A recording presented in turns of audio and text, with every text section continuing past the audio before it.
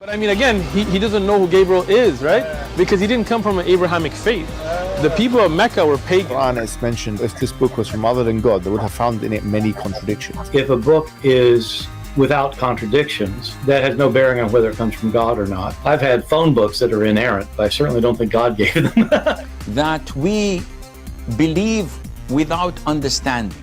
The brother asked a very important question, that most of the scholars say that listening to music, watching movies, and most of the television programs, they're haram. So how can we have fun? Let me tell you, brother, at the outset, that having fun is permitted in Islam as long as the fun is halal fun. That the standard narrative has holes in it. The Prophet tells us because Satan or the devil sleeps over our nostrils. Those who oversleep and not pray Fajr on time, Satan urinates in their ears. I really do think Jesus was crucified and that he really was dead and buried. He thought that he was a son of God in the sense that he was specially chosen by God. I think Jesus really did think he was going to be the Messiah, the future king of Israel. I mean, that is, after all, why they crucified him.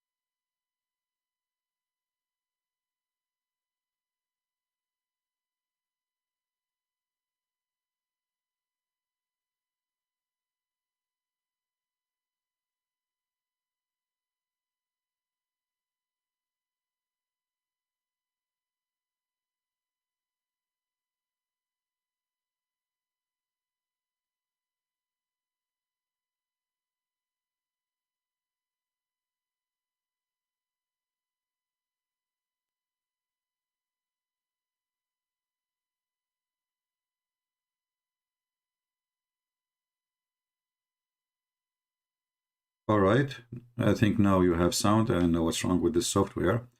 The software we use for broadcasting. So as long as you don't have a sound, let us start all over. Bingo.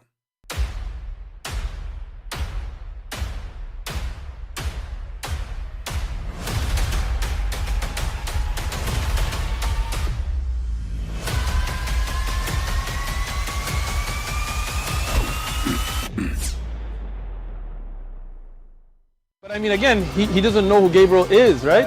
Because he didn't come from an Abrahamic faith. The people of Mecca were pagan. Quran is mentioned, if this book was from other than God, they would have found in it many contradictions. If this book is made by other than God, you will find many contradictions. And then we find not only one, not only two, not only three, not only four, not only five, not only 10, not only 11. Shall I continue until tomorrow? I mean, this is the most comedy book ever. The sun set in muddy water, spring water, and he found where the sitting place of the sun, and the sperm come from the ribs of the women, and this is why I don't like women no more. Since women, they have breast testicles, they are scary and they are male. And they lie to us and they say they are females, which is not true. And Allah knows best. Allah. All right, let us see now. Let us check it out if the sound is coming good. Yeah, I think the software broadcasting is not working good no more. But this is the only one is available. Otherwise, we have to subscribe to our company, something like that. So anyway, it's okay, no problem. I think we lost internet because we were talking about women. They have testicles, they don't have a breast. This is what happened to you when you talk about something bigger than you. I mean, they are big, those breast testicles, according to Allah, to the point they generate sperm. So I want to warn all men, based on the logic of the Quran, which is very logical, and which is proven to be scientifically accurate. Women, they have breast testicles. And this is really amazing to find out. I mean, all of us, we think they look like they're not, you know. But then, like, if you study them carefully, brother, you will find that they have something other than being breast. You know, and if you explain the Quran up to your own, the Muslim, they will say, this guy, he cannot explain the Quran. And not only that, they will say to a person who is an Arab, you do not know Arabic, you know, okay. And you do not know Hebrew. Do you know Hebrew? I know this is coming. You do not know Arabic, you do not know Hebrew. Huh? And Elijah is mean God with us. So when we go and we show them what their scholars, they say, and then they say, well, those scholars, brother, they are human. They are what? They are human. Ooh. You know what? Never come to my mind for a second that those scholars are human. Always I thought they are not. I mean, the last scholar I saw, I thought he's a turtle.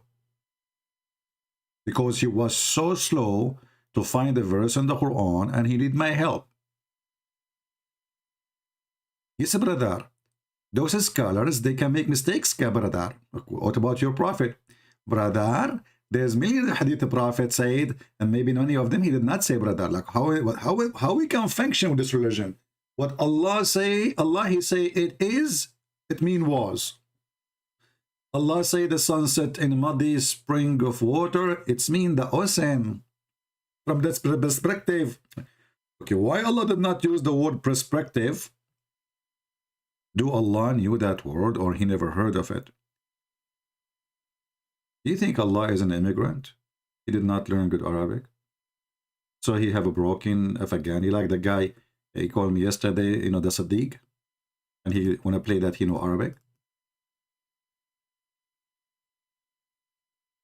You go to Saudi Arabia, you work there for 2 years, taking care of the chicken of the Saudi guy, and then you come to me and you say when you're an Arab and you speak Arabic.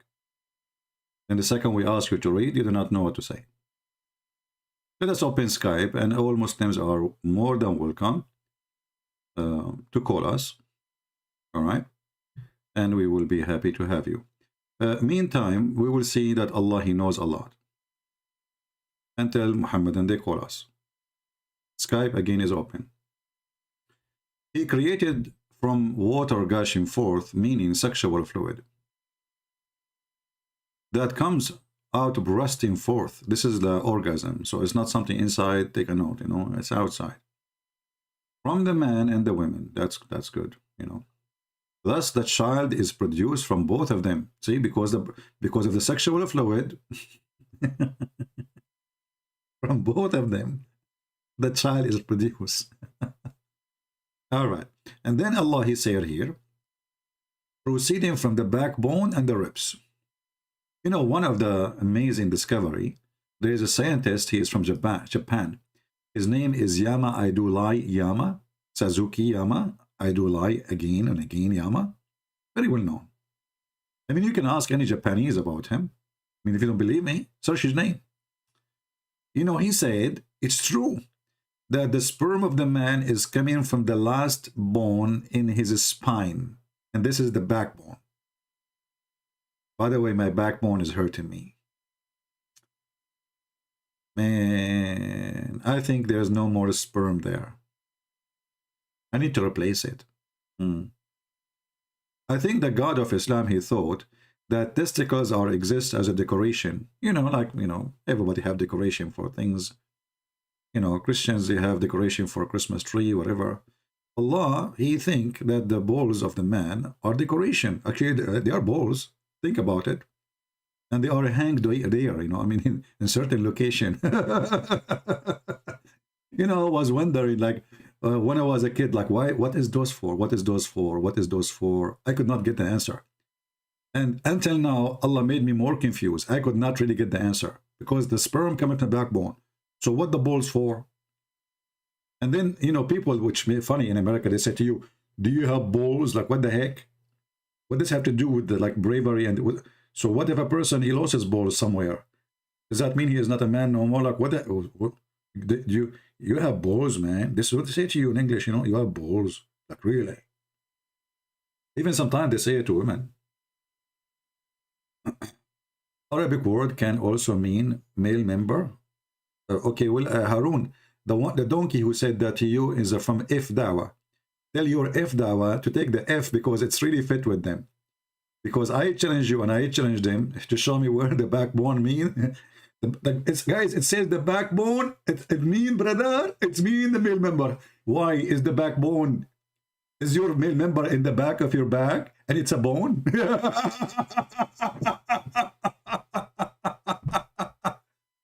You know, when the Muhammadan, they try to fix it, when they try to fix it, they make it really horrible. Look, Harun, look at this genius.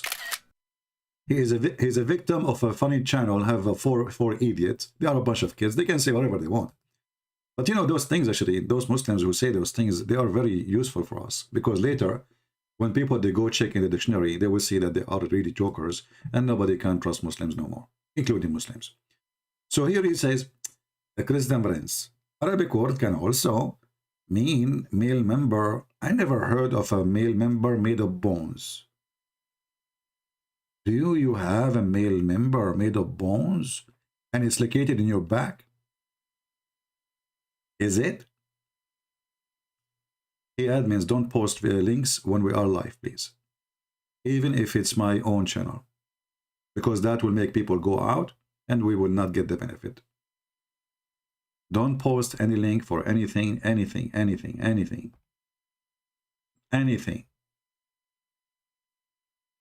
Unless a link I'm showing reference and I post it myself. So this is how shallow they are, and this is how desperate they are, and this is how they cannot defend their God they are. It's a duct tape cult. However, I'm here waiting. You can bring your duct tape with you, and I have no problem. Any Muhammadan would like to call us?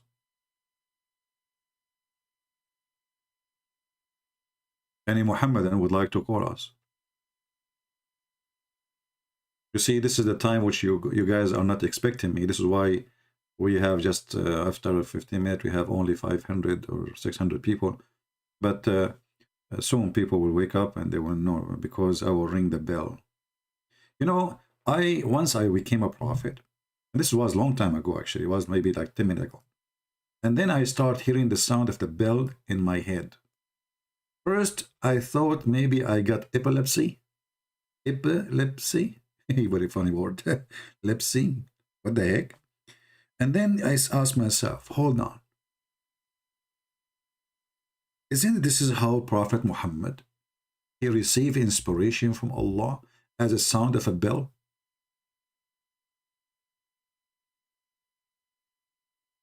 It turned to be, I became a prophet without knowing. Because I heard the sound of a bell too. But what is driving me really, I don't want to say nuts, because this will connect you to the balls again, and they want to go back from zero. I mean, our friend there, Harun, he explained already. Backbone, mean male member. Like, hello, it's in the back, it's bone, so obviously this is the male member. Muslim, they don't have male member in the front, it's in the back, and it's bones. Why you get, what's wrong with you? We don't want to go there again, because he refuted us already. So, the Prophet, sometime the inspiration of Allah come to him in a sound of a bell. Jingle bells, jingle all the way. That's deep. That's so deep. And what is killing me, how he received a single of a bell, and then he got an Arabic Quran. I mean, you see, if you receive Quran as a sound of a bell, then you should give Quran as a sound of a bell. How he was able to transform the sound of the bell into Arabic. And the Muslim, they say this is amazing Arabic. This is what they say, I don't know. This is what they say.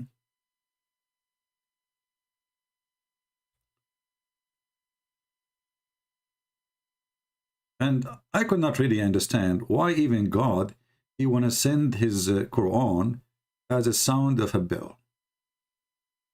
I'm not really sure. I mean, sometimes you think about it, and sometimes you give up thinking about, give up, you know. But I don't find a reason. Yeah. This is the second verse, the third verse, fourth verse, 5, 6, 7. Thank you. This is Al-Fatiha, brother. We just receive Al-Fatiha, and the one who delivered to us is Angel Jibreel, and he don't talk normally, he use bells. When Prophet Muhammad, he received the chapter of the cow. The reason it is harsh, because he was at school at that time. He heard the bell of the school classroom, and everybody heard it, but nobody understood that this is a message from Allah. Even when Prophet Muhammad, he went to do tourism in Europe.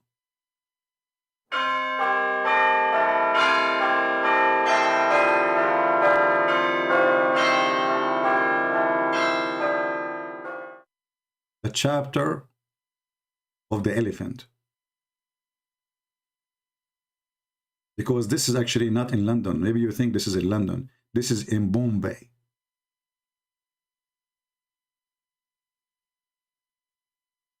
I mean, the Muslims, they don't find anything wrong here, but they find the Bible is corrupt, brother. Ah, okay. And Jesus cannot be God. Ah, that's deep. And how God can be a man? Oh, wow, that's so. God cannot be a man, you know. He cannot. But God can send an idiot to be a prophet. God can make you kiss a black stone in the shape of a vagina. God, he have a leg and he go inside his leg. Is he inside his leg or outside the leg? This is a good question. I mean, no, he did not go to Bombay. Anyone he says to you, the prophet, he went to Bombay. He didn't, you know, Muhammad, he went to Bombay, not Bombay. He was attracted to the name, Bombay. Boom, boom, boom, boom. What's wrong with you? Didn't you get it? Why the prophet will leave Bombay and he go to Mumbai? Did you lose your mind? There's a point of attraction there, brother. Yeah, Islam is peace anyway. Do we have any Muhammadan who would like to call us? Anyone? Even if you are from Bombay, you are welcome, no problem. You can bomb the bay, you can bomb whatever, I don't want, you know, just bring your home. You know, you know, I know that Muslims, it might be difficult for them to call because the title is very, very harsh, and they knew that they are no match for this title. So I decided to search in the internet, you know, the internet. So I searched in the internet, or let me search for the internet. Okay. How we know that Allah is God? How we know? Here we go. Okay. Oh, I found even something better. Who is Allah? That's a good question. Who wanna make a lot of versions by calling us and tell us who's Allah? Because I believe not a single Muslim knows who's Allah. And the funny is, who is Allah? Understanding God in Islam. And then you start reading. I don't know even if this is a lecture. Is that made by a Muslim? I don't think this is made by a Muslim. Just hold on. Let us find something made by Muslims.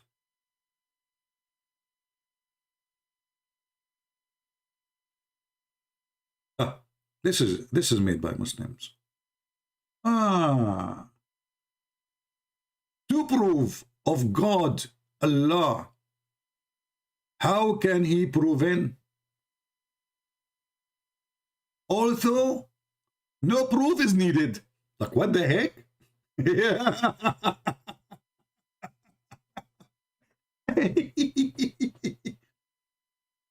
How we can feel gas from the gas station, although there is no need for gas. Look, what the heck is that? Two proofs of God Allah. How can he be proven? And then although no proof is needed. That's deep. By Umar Key in, I think Omar Khan, something like this, Key in.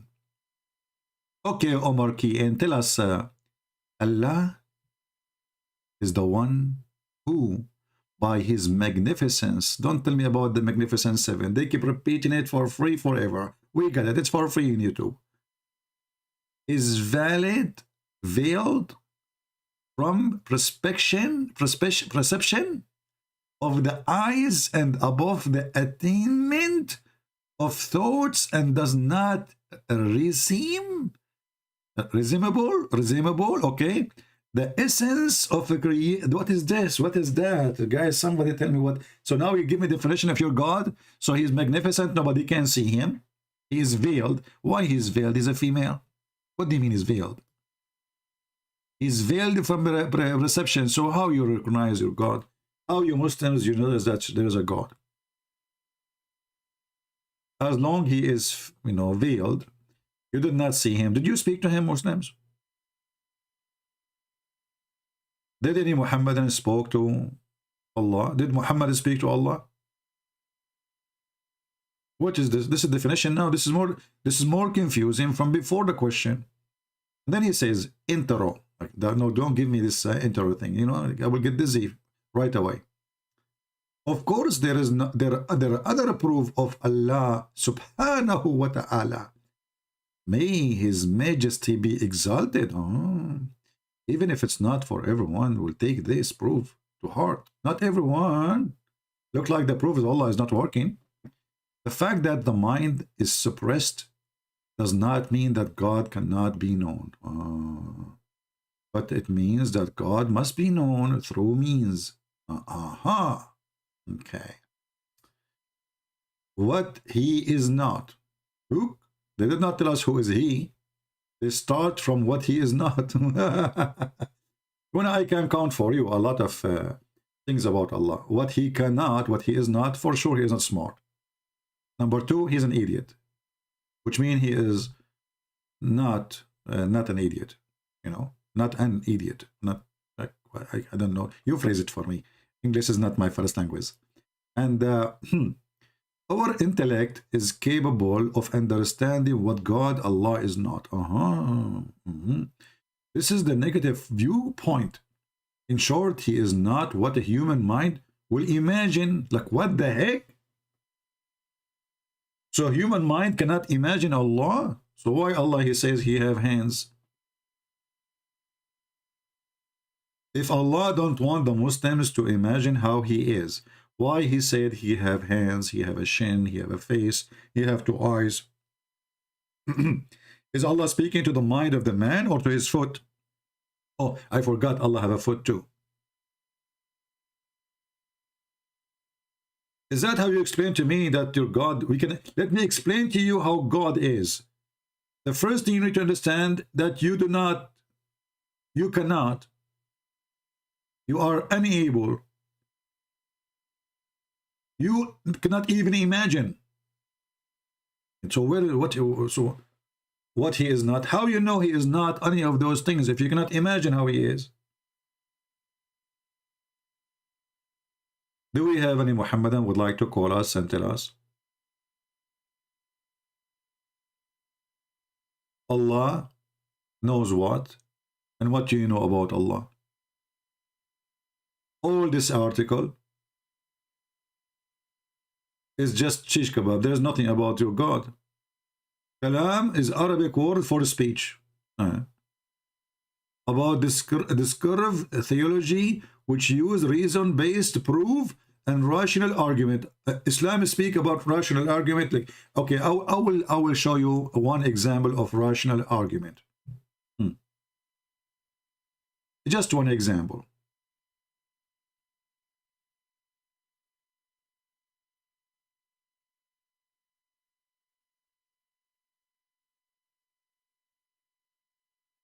Allah, He decide everything will happen in this earth. Allah, He sent verses to Muhammad. It's called Quran. And one of those verses, or some of them, it's called breastfeeding for adult. And Allah is all-wise, so He decided to get rid of those verses.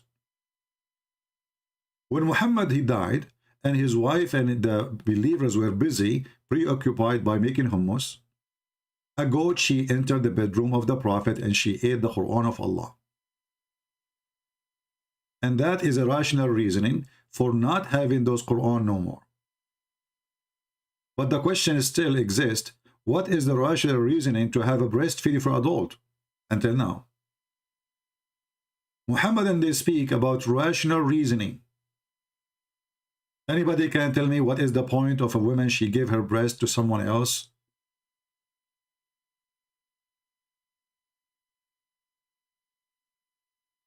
Any Muhammadan, he believe in rational reasoning? What is that will do? A woman, she have a man in her house, and he is not her son.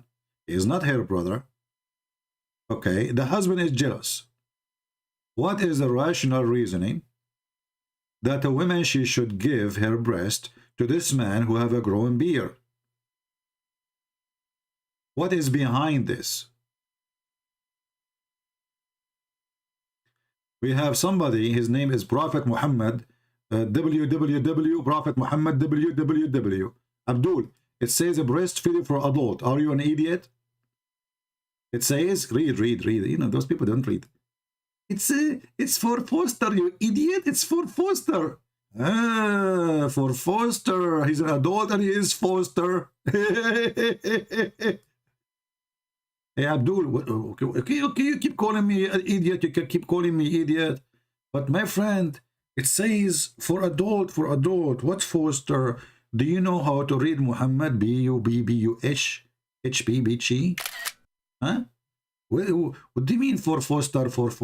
I got you for Foster, but as you see, it says there for adult. Do you Muslims keep suckling under the age of being adult? Ah, you are the guy I heard about him in the news. His wife, she divorced him because she entered the bedroom and she found her husband suckling the breast of his mother. Are you? So what do you mean, Foster? It says a breast feeding for adult.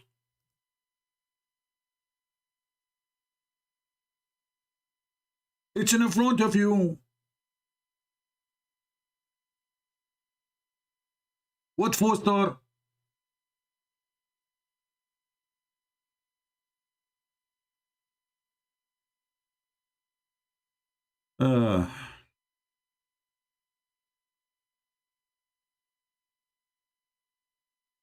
Do we have any Abdul? And by the way, don't take me wrong. I'm not against this practice. I think this is kind of a hippie life, you know. It's like Sadhguru, you know, in his meditation time. Relax. You women there, give your nipple to this guy there. Are you hungry? Did this woman give you her breast and you receive her nipples? Are you hungry? Vegetarian. We need to learn how to be vegetarian. Is milk is okay?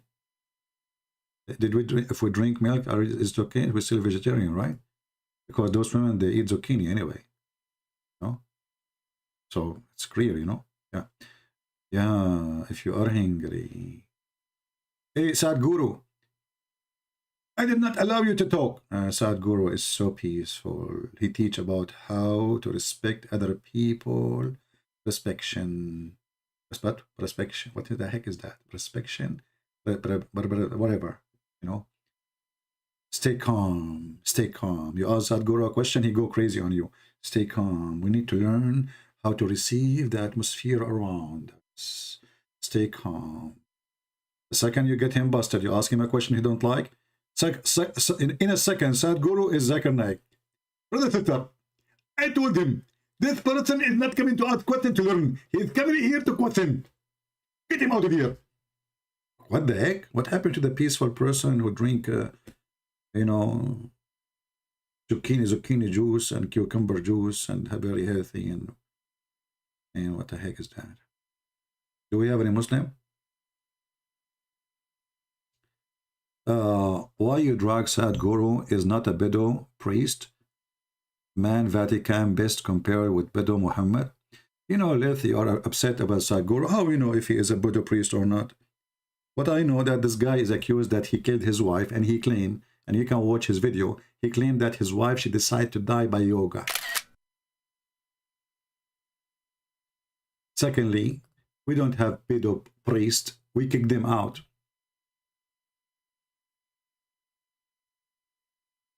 We don't. And then when they go to heaven, they will not go to heaven. They will go to hell.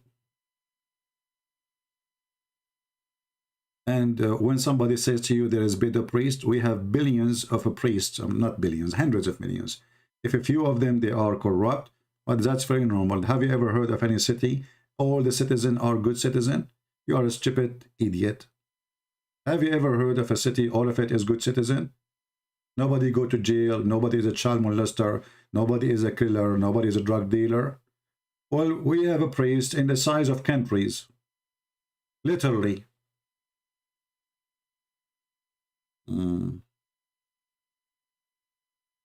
we have any Abdul would like to call us? Anyone?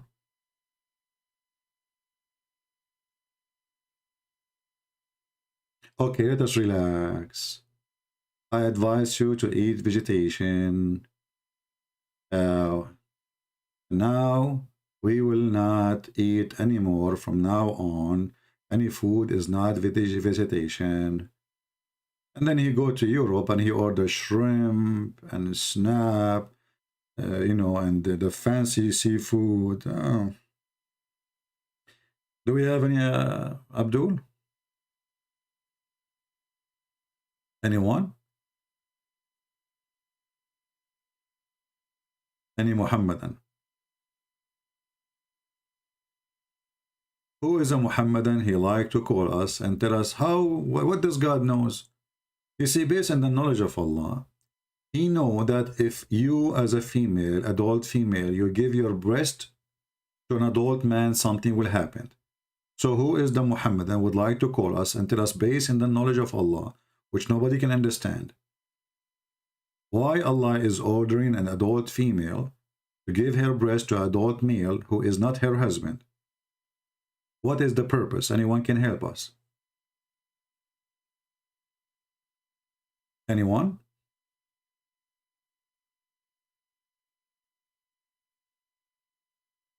Anyone?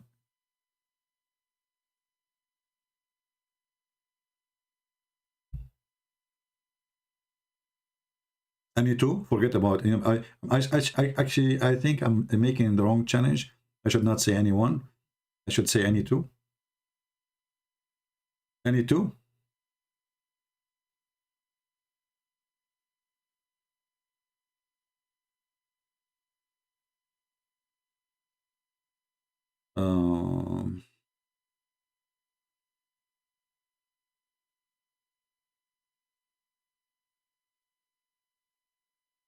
Okay.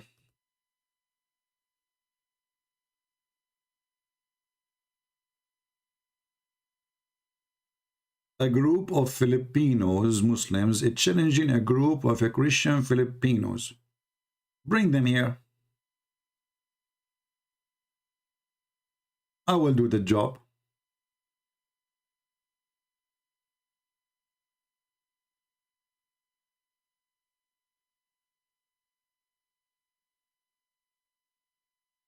Anyone?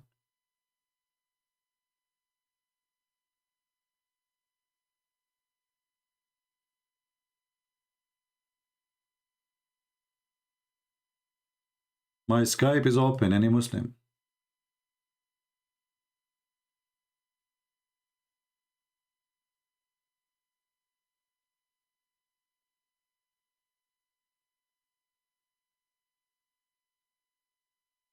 Nobody? Okay, hold on. Let me. I'm going to go to the street and grab him. Find a Muslim. Hold on.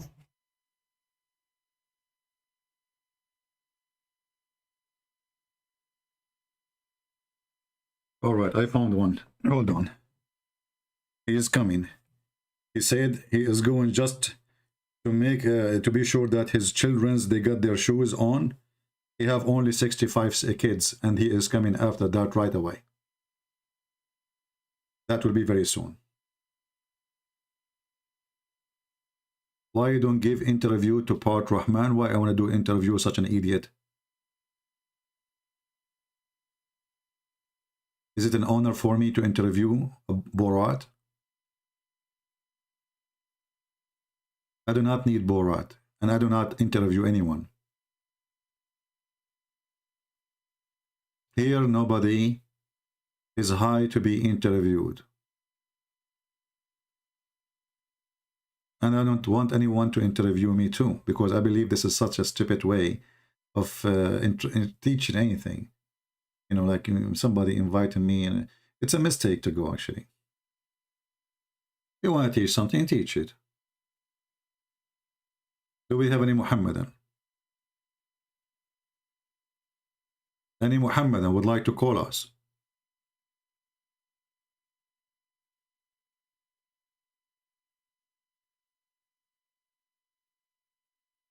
Anyone?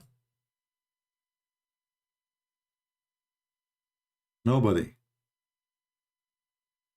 Where is those Muslims who they are knowledgeable and they have religion and their God is amazing, and there's like 1,000 million video in YouTube about the miracle of the Quran, and you could just call me, tell me anything you want about him, because we are trying to find who is this Allah. Anyone?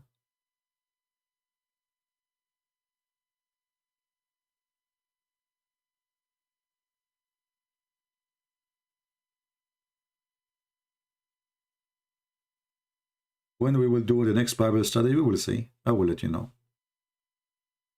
I don't do Bible study unless I feel like I am ready for it, because this is the Bible, it's not the Quran. Quran is a joke, you know. Anytime you can talk about it. If you remember, once I was debating two Muslim sheikh, you know, Dr. Nabil Baikli and the Imam of the mosque in Tennessee, something like that, Malik Sar. You know, I don't know if you heard the water running. People, they thought I'm in the bathroom, but honestly, I was not. I was washing dishes. At that time, I was using like a Bluetooth thing. You know, the Bluetooth, you know, it's a Bluetooth you put in your mouth, you know. Yeah. So I was washing dishes and debating two sheikhs. And they have no idea what's going on. They could not answer anything. Why I could not answer your comment last time? Why you don't give it to me right now, Hikmah? And why you don't call me, Hikmah, as long as you have a comment to say? You are a Muslim, call me. What's wrong? So you are good in text, but your mouth is blocked. What happened? Are you doing breastfeed for adult? Only your fingers are not busy? Your lips is busy with breastfeeding for adult? Hmm? Can I talk to you in private? No, you cannot talk to me in private. You can talk to Muhammad in private. He charges you. Private consultation. I never heard of a prophet. You have to pay him in order to talk to him in private. I mean, what kind of a prophet this prophet is? Even Joe Biden did not do it. You know the thing. So, Hikmah, are you going to stop do breastfeeding for adult and call me? Why did not answer my comment last time? I have 1,000 people here, 2,000 people. How am I going to even see your comment? Do you think always I'm looking at the comment section? No, it's boring. I'm looking at the comment section. What is your comment? So now when we wait for your comment, the comment doesn't come. You are like the wife of the prophet. She never have orgasm. And yet her husband, he can do boom boom for 13 women in 15 minutes. And this is explained why nobody have orgasm. They married a rabbit. Any Muhammadan?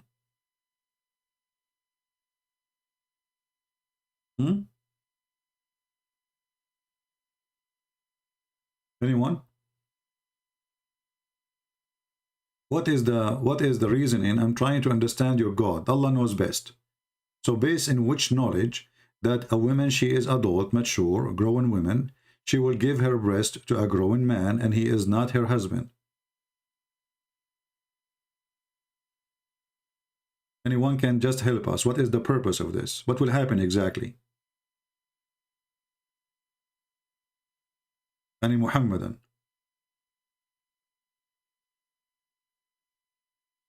Alfonso, behave yourself, otherwise we will block you. Any Muhammadan?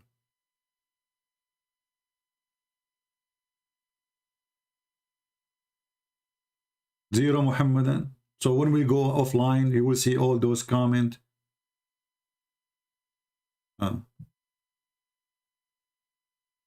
Matthew 26:39. Okay, Hikmah, why you don't call me and I will explain to you Matthew 26:39. Is that a good deal? What do you think? Do you like to call me? I'm giving you an opportunity. Don't you want to talk about Matthew 26:39? Why you don't call me?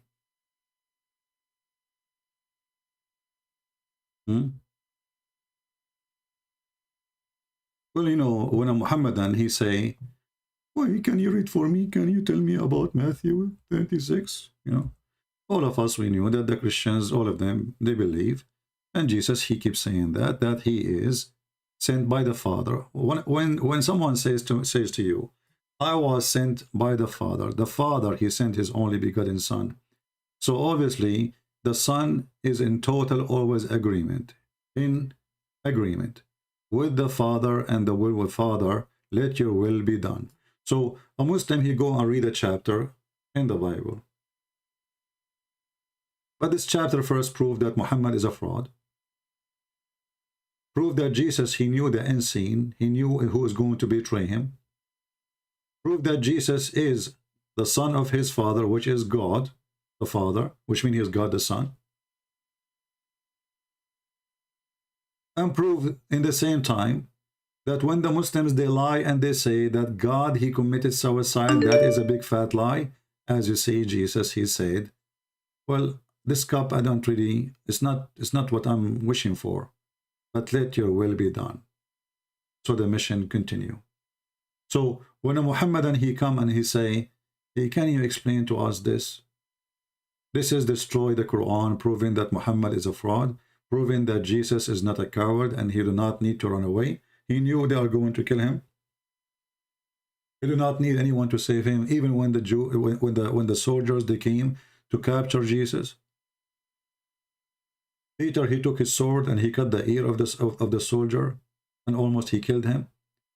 And Jesus forbid him from doing that, and he put back the ear of the man, doing even a miracle for the one who is coming to arrest him.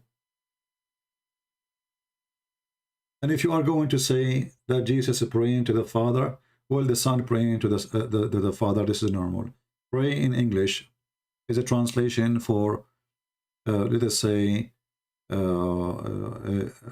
moment of communication with God the Father. So God the Son speak for God the Father, and God the Father glorify the Son, the same as the Son glorify the Father. And here you see that Jesus, he is glorified even by the Father. Why? Because he is just not like a man like you and me. Only God can be glorified. So when God the Father glorified God the Son, Jesus, for he is God in earth. So each time a Muslim, he try to say a statement or to make a statement, he try always to ignore that Jesus keeps saying, my Father, my Father, my Father, and that destroy all the teaching of Muhammad and all the fabrication of Muhammad. And Muhammad is nothing but a thief who tried to manipulate and fabricate things. In the same time, here you will see that the Muslim, they will say, if Jesus is God, well, and he is the Son of God, then his Father will save him. Well, according to Islam, Allah, he saved Jesus. So is that a proof that Jesus is Son of God? This is your logic. So, you know, Muhammadan, they are desperate. Amazing chapter, proving to us who is Jesus is, proving to us that Jesus is Lord.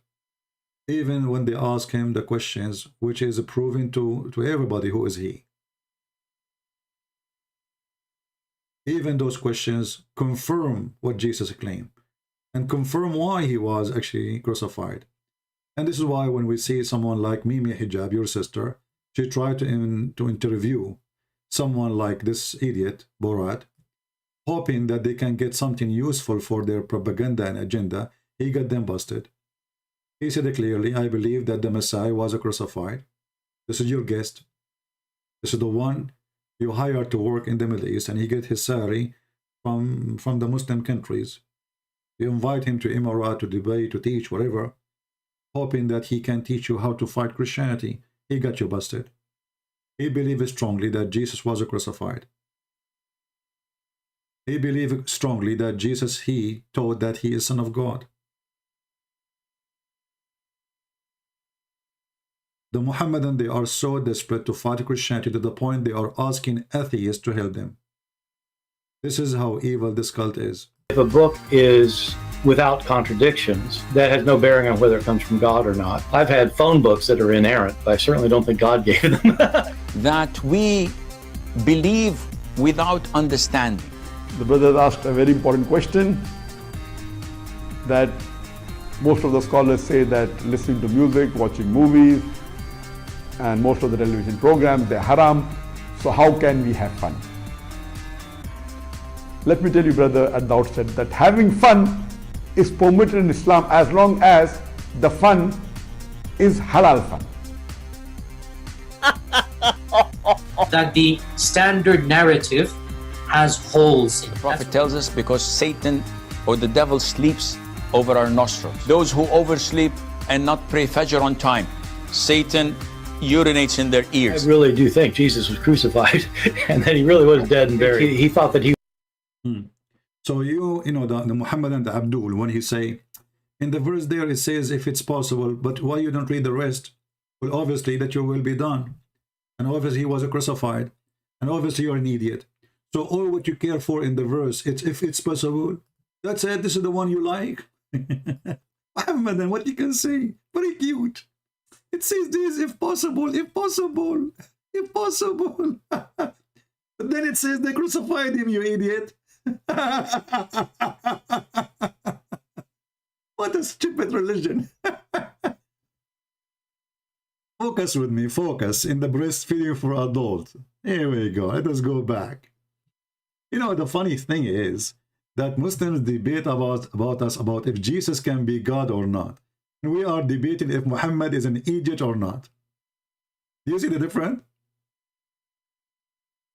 And obviously those who follow Muhammad are idiot too, because the whole chapter saying that Jesus was crucified, and then you say it's possible.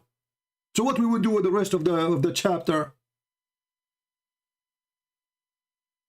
This is what you thought. If possible, it says there if possible. Do you see it? It says if possible.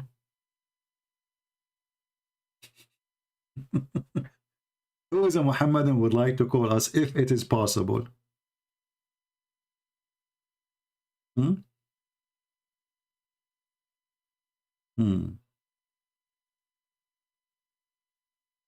Let us see.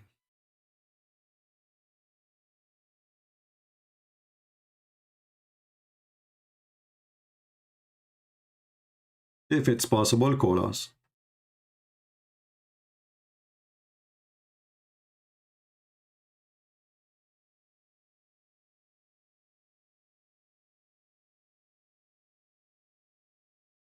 We're trying to call.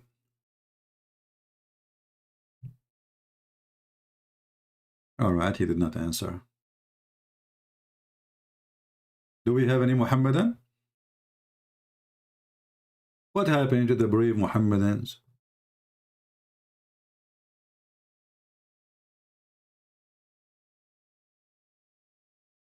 Anyone? What is the logic of Allah that, oh, your wife, she will give her breast to a stranger? How that can be godly? How that can be from the one God you worship? He is one God, but he supports two nipples. Method of socialism. Is that a new form of socialism?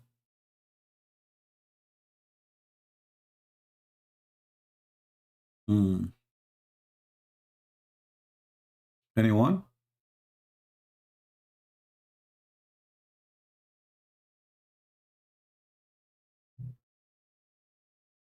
I will call this guy one more time. If he did not answer, I will block him.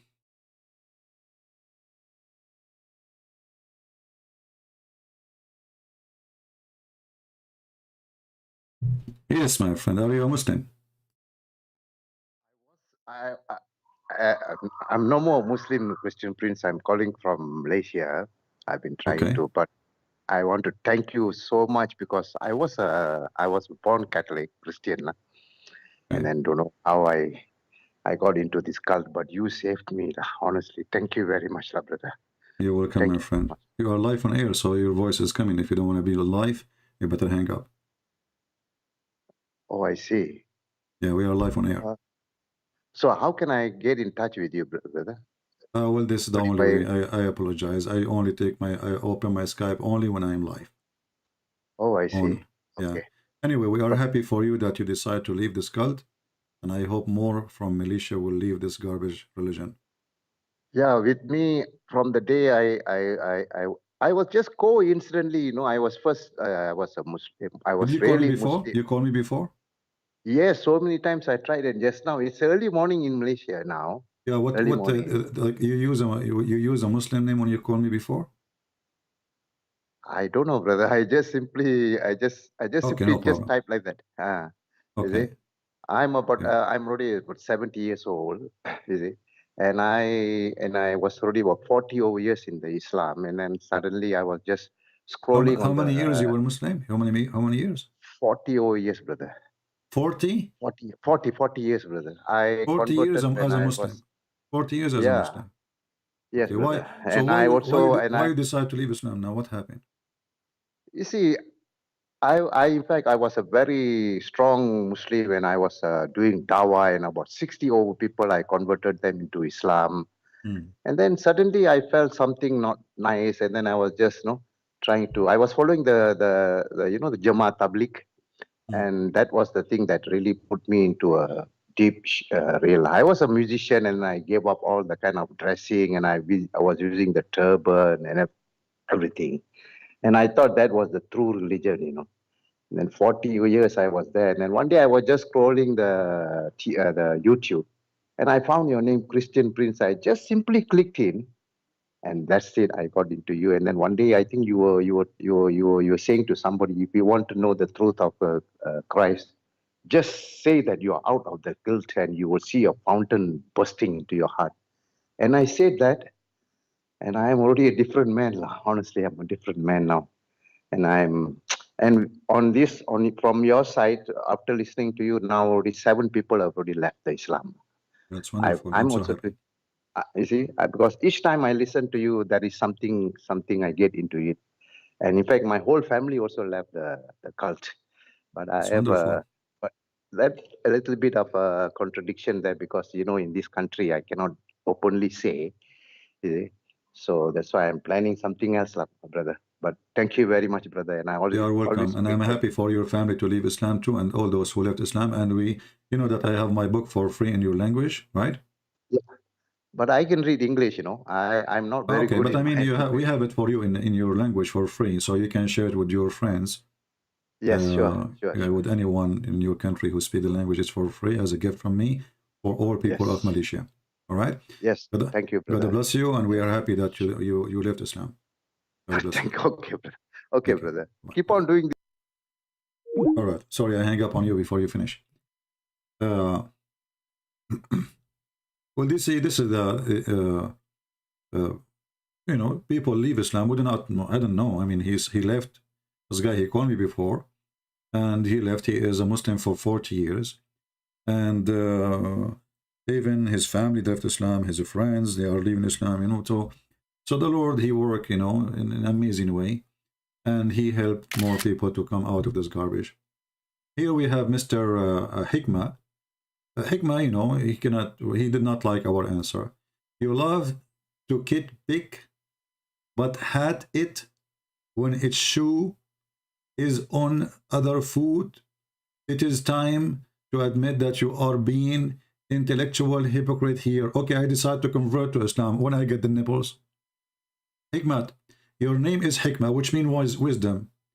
I decide now, after you shot me with this text, which I cannot understand, to convert to Islam, and I want the nipples now.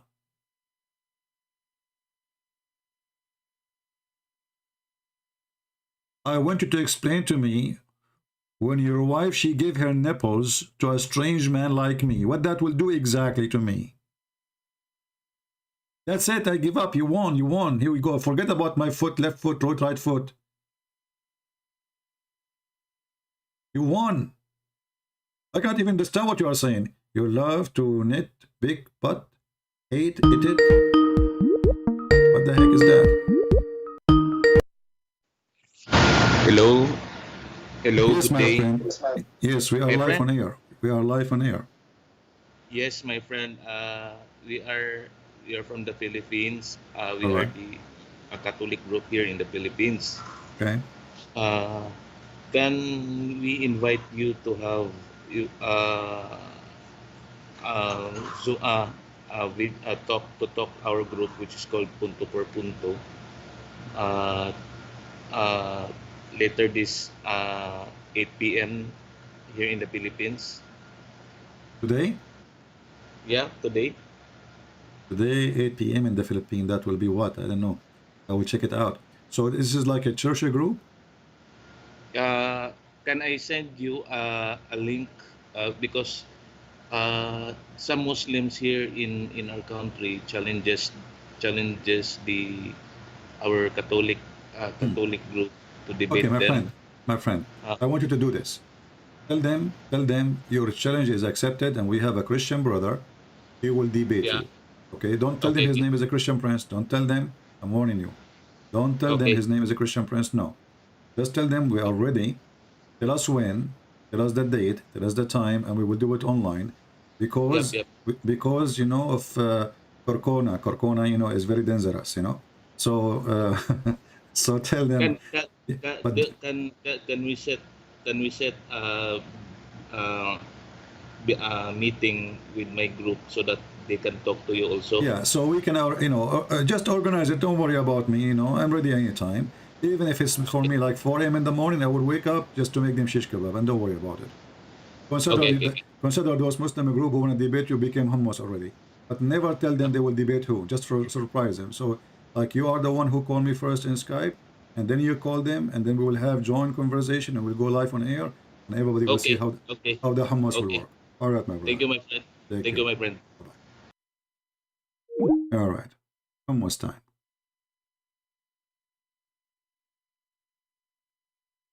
Do we have any Muhammadan? Anyone?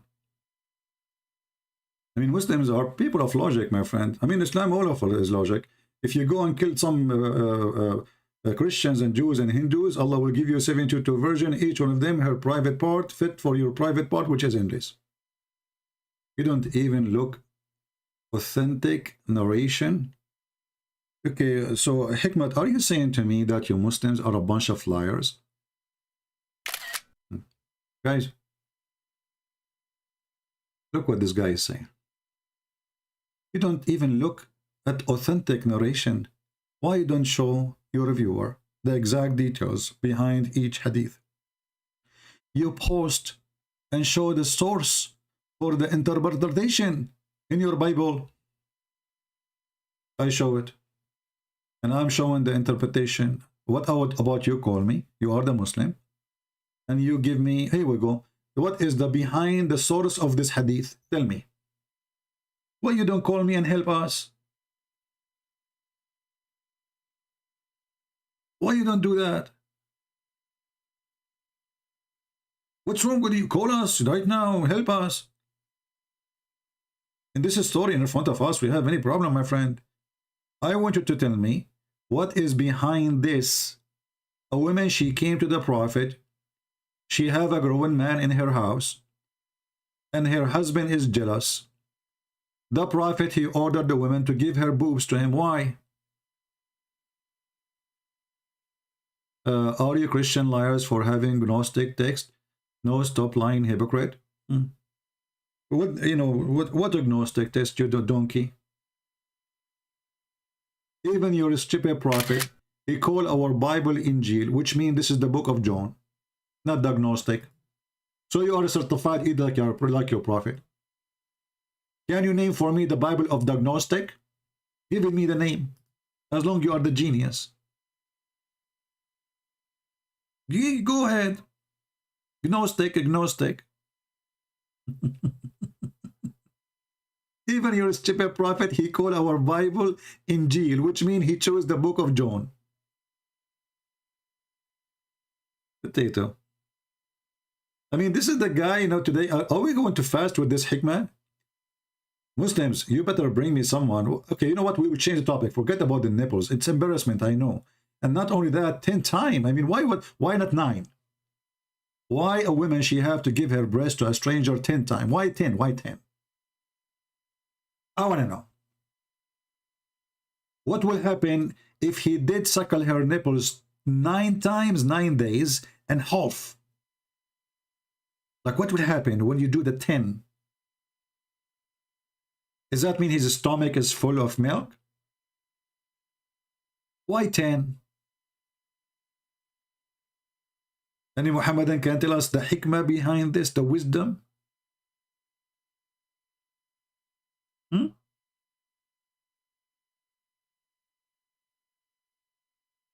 Anyone?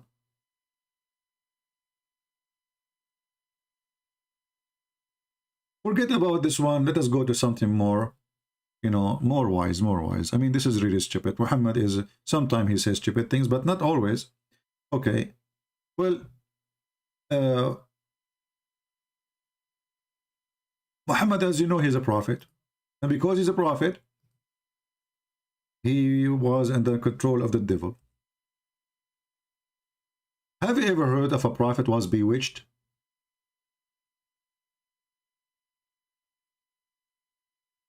Where was Allah when Muhammad was bewitched? Is it true that it took Allah 12 months to take off 12 knots, which a Jewish guy he put for Muhammad and he was controlling him? I mean, do you see how fast Allah is? It took him 12 months to take the 12 knot of voodoo. So what happened, brother? You know, I'm very good in art, all right? I mean, all of you, you know that. You cannot deny it. I mean, you can deny it, but you will pay for that. So there is a Jewish guy. His name is Lubayd ibn al-Asam. He decided to make knots for Muhammad. Knot number 1, knot number 2, knot number 3, knot number 4, knot number 5, knot number 6, knot number 7, knot number 9, number 10, number 11, number 12, Al-Takbir. And now, after this guy, he did 12 knots for Muhammad. Muhammad went knot. Because this is how you make somebody go knot. You make 12 knot for him. So this man, you know, he did the 12 knot for Muhammad. And Muhammad went not. He was bewitched. And he imagined himself doing things. In fact, he did not. As an example, once Muhammad, he went in the middle of the night. Actually, it wasn't, to be honest with you, it was like 2 a.m. in the morning. He went to do, you know, to pee like everybody, you know. He came back, he lay down next to Aisha, and then he said to Aisha, like, you know, because now he is under the control of the knots, you know. He said to Aisha, Aisha, do you usually, when we open the door of the bathroom, the light come by itself?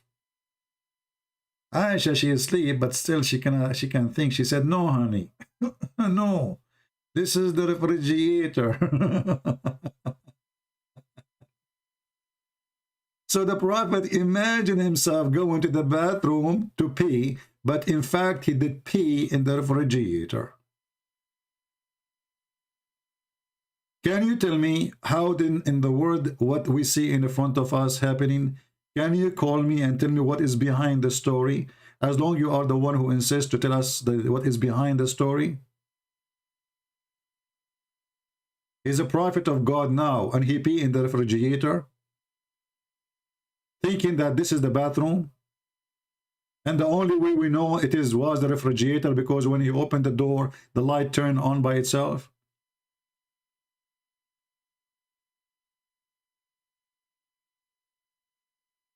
And Allah, he wait all this time, and the prophet is under the black magic.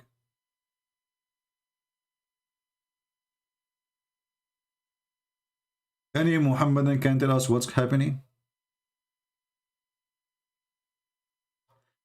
You are a Christian, told me, make slave, sex a slave out of your version of your enemy. Well, I challenge you to show me where in the Bible it says you make sex a slave of your enemy. In the same time, I can show you right now your prophet raping women, making them sex slaves immediately. Actually, there is a video in what is it's called the other channel for those Christians from England.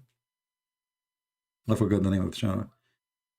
Four Muslims talking about Allah giving permission to work as a pimp.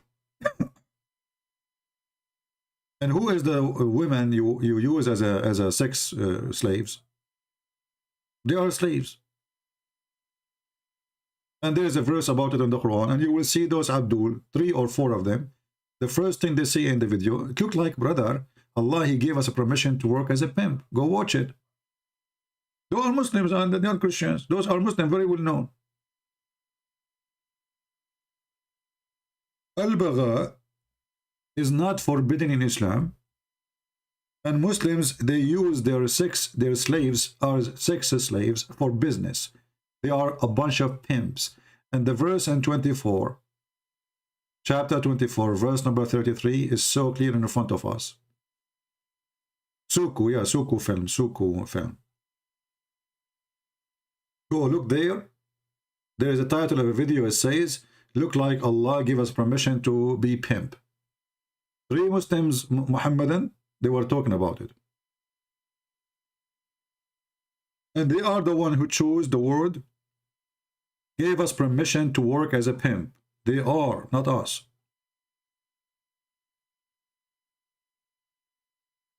All of this, Muslims, you know what this drama is about. Why nobody want to call us and tell us what is Allah is about? What's wrong with this religion?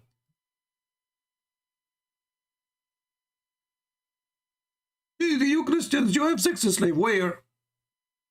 How many slave Jesus he owned? And where in the Bible it says you can have sex slave? And where in the Bible it says you can be a pimp? This is in your religion, as you see.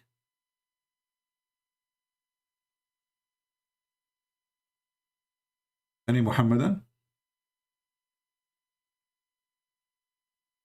Why they are scared? What's happened?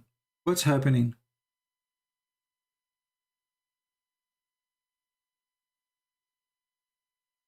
Where is the proud Muhammadan who they knew Islam and they can explain Islam to us?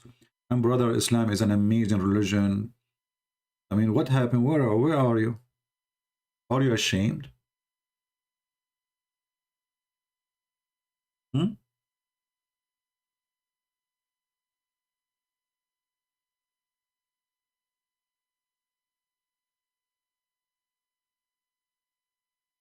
Any Muhammadan?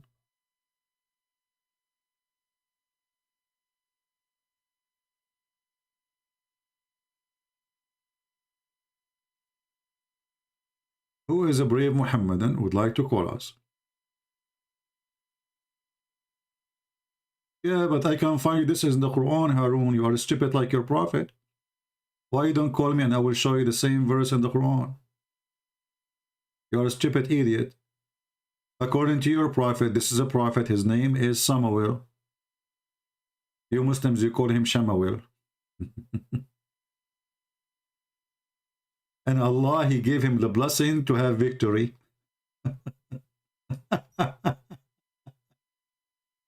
Oh. My friend Hikmah, listen Hikmah. The Quran, my brother, is the book of moral, brother. Let us talk about only the Quran, because there is no morality in other books. Let us be honest here. This is why in the book of morality, It says any woman, she want to give her vagina to the Prophet as a privilege for him. This is teaching us the top morality. This is from God, brother. God, he went to his office. He started thinking, how many women Muhammad he can if? So he started counting. He says, okay, Prophet, indeed we have made lawful for you your wives, but already he's effing them 2 centuries ago. And okay, and then the daughter of your, and those who Allah gave you from the spoil of war, or sex slave. Any woman you capture in war, you F her.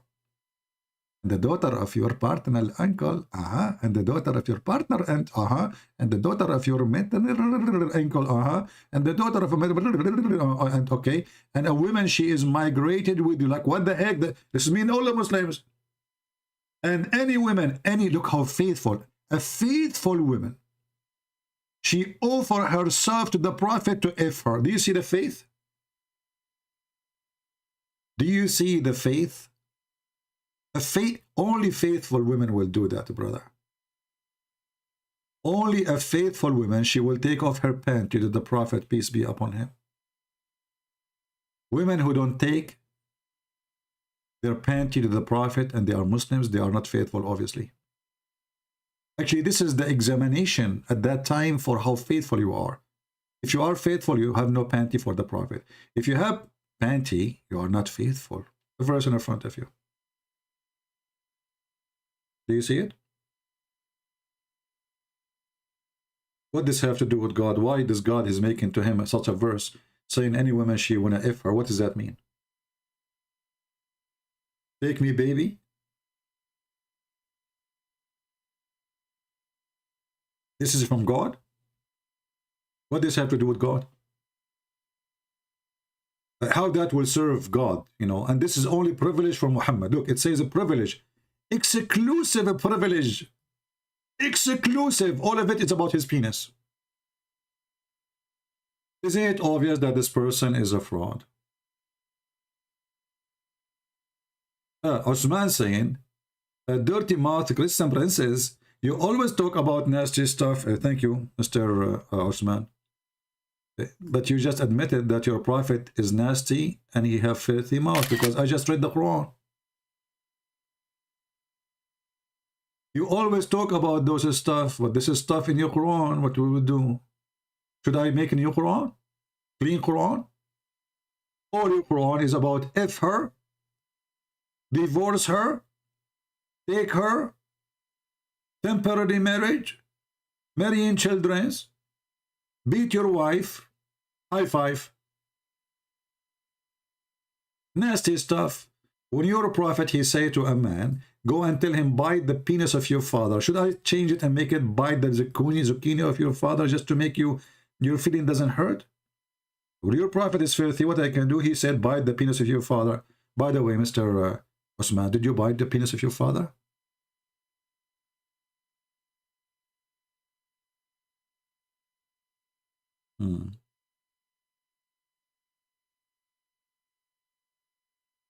Any Muhammadan? Who can tell us why Muhammad have a special privilege about his penis? Why it says there, this is only privilege for Muhammad? Why? Why not all Muslims, they can have the same like the Prophet? Isn't he a Muslim like the rest? Why his privilege is about his private part and his money and his pocket? What is the purpose from this?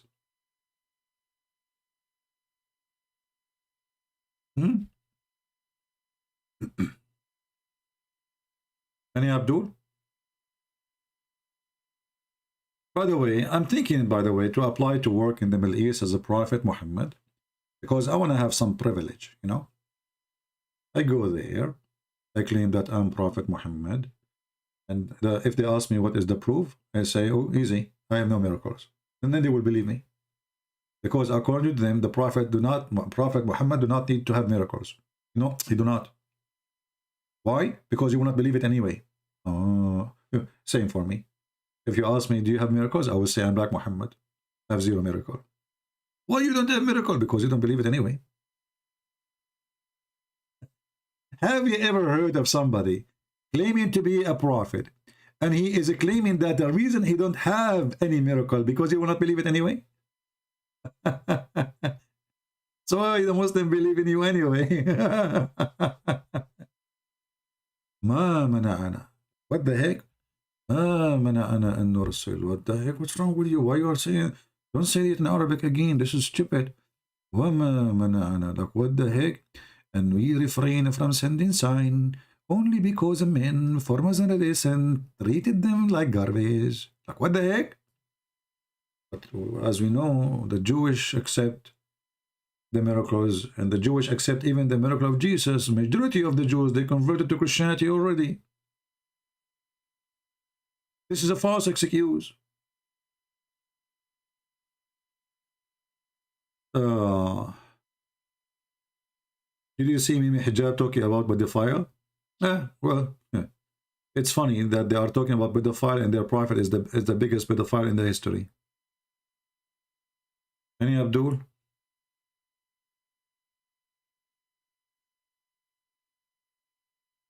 Any Muhammadan?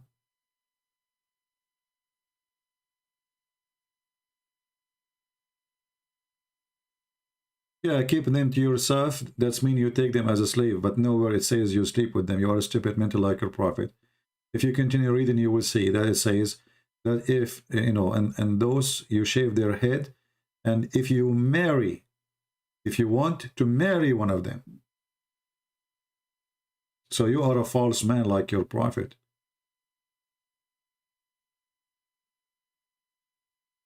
Do we have any Abdul? Okay, let's have a challenge here.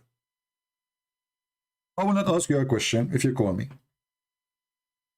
I will give you the opportunity to prove to me Allah is God in any way you wish.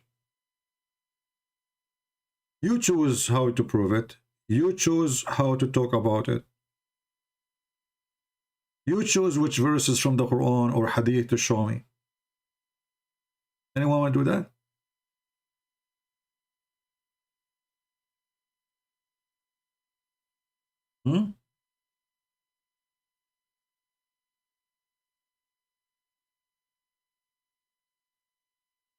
Anyone? It's a challenge. An open challenge. Look, you know, look how weak this cult is. Not a single Muslim, he is confident that if he really call us, he will be able to prove to us anything about his God. What is the proof that Allah is God? There's no proof. All the evidence lead us that Muhammad is the only one who fabricate his Quran, and the name of Allah exists from previous belief from pagan religions. As an example, the Muslims, they say that Muhammad is a son of a man. His name is Abdullah. But Abdullah will go to hell. How he is? Why he will go to hell? He is a slave of Allah. They will say to you, he's a pagan. He's what? He's pagan. So how he is pagan, then his name is a slave of Allah. Because the pagans are the ones who worship Allah. Very simple.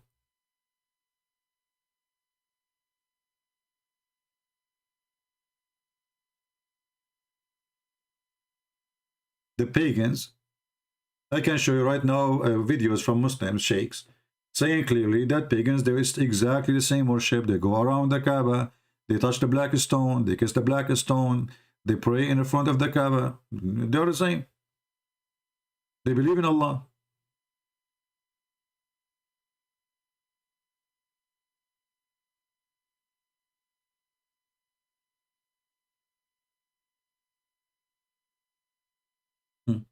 The only one would like to call us in this situation is Ultimate Fort. Only Ultimate Fort.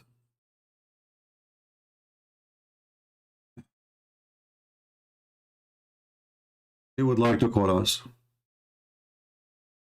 Yes, is that Ultimate Fort? Who is this? This is Allahu Akbar? Assalamu alaikum. Wa alaikum assalam. So you say, you call me coward. Why you call me coward? Because Muhammad is the best. Muhammad is the best. Tell me how Muhammad is the best. Go ahead, I'm listening. He is very peaceful. He is very peaceful. Good religion. Are you a Muslim for real or you are trolling us? Allahu Akbar. Are you a Muslim for real or you are trolling? I am Muslim. I am Say the Shahada. I am just joking. I am trying to get your attention. Okay.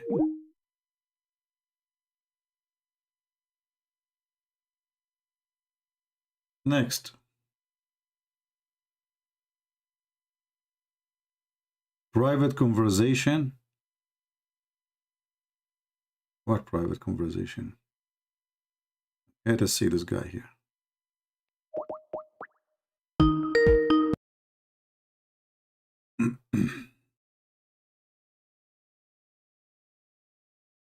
Let us see if we can get any Muhammadan.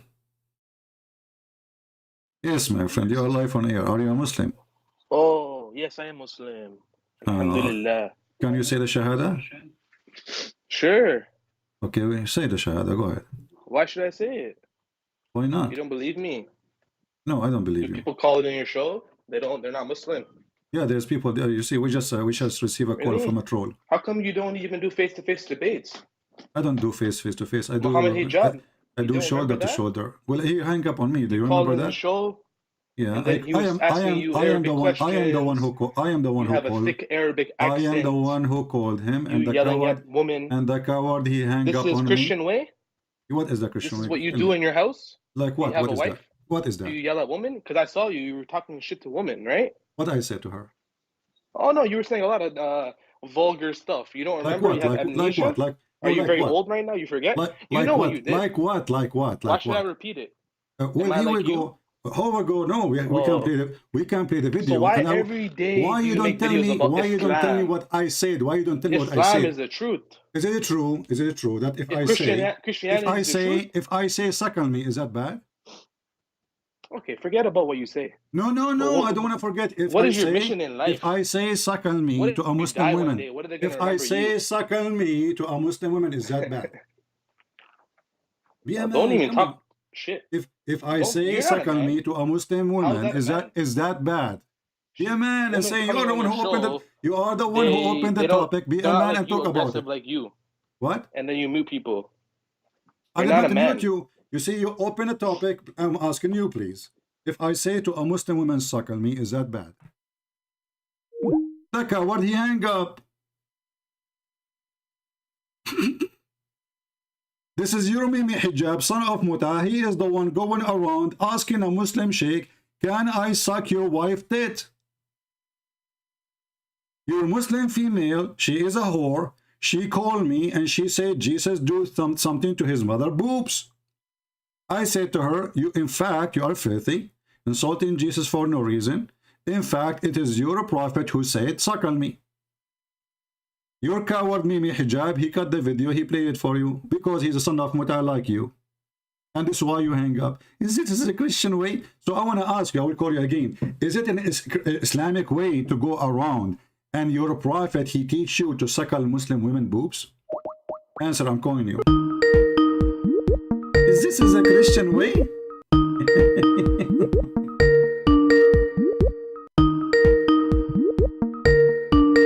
Answer, potato, answer.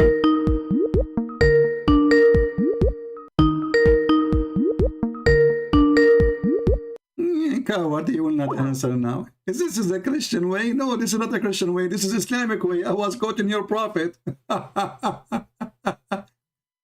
And maybe Hijab, as you see, he go around and he harass Muslim women, and he don't want to believe that his prophet saying that. But this, as you see, it's in front of you on the screen. And the sheikh, he was saying, well, this is what the prophet said. So the filthy Mimi Hijab, he go to the sheikh. He's a sheikh, imagine. And here you see a Muslim, he said to Mimi Hijab, what kind of mannerism are these? Shame on you, Muhammad. Muhammad Hijab. Muhammad Hijab, he says, what's wrong with it? He believe it's halal. So do you see the hypocrisy of this garbage religion? If I quote what their prophet says, Christian brings sexual harassment to Muslim women. And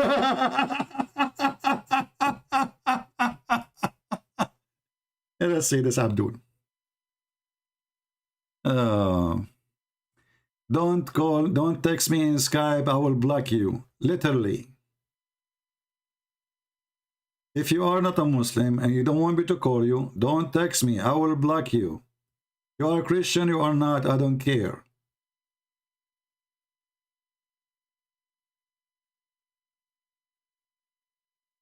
Do we have any brave Muslim? Why it's wrong to believe? He believe in it, why it's wrong? He believe in it. You see the coward, and he make a video. This Christian Prince, this is how Christian people talk. You're finished, boy. And you know, I'm so finished to the point, I don't know what to do. I mean, I go live in YouTube right away. I have 1,000, 2,000, whatever thousands, and people listening. Do you see how finished I am? Why? Because I'm quoting their prophet. And look how they try to put you down. They try to put you down. They try to frame you.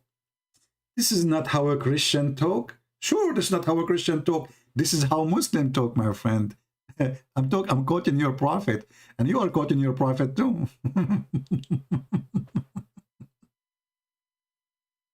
Do we have any brave Muhammadan? Anyone? Accept my invitation, Abu Malik. Where is your invitation? That is the private chat. I don't do private chat. I see somebody, his name is Azar. There is no need. I can call you if you want. Here we go. No,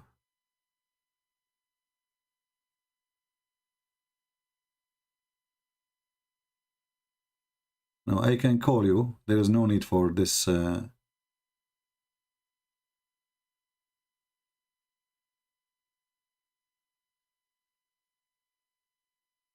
If you want, you know, send me a text, and I will call you.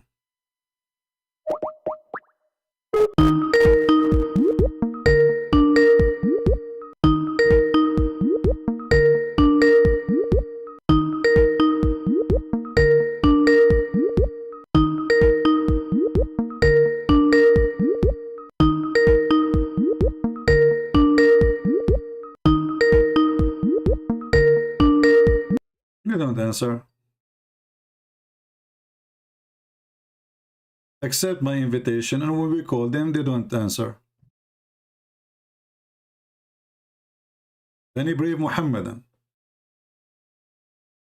Religion of tits suckling. Only in Islam.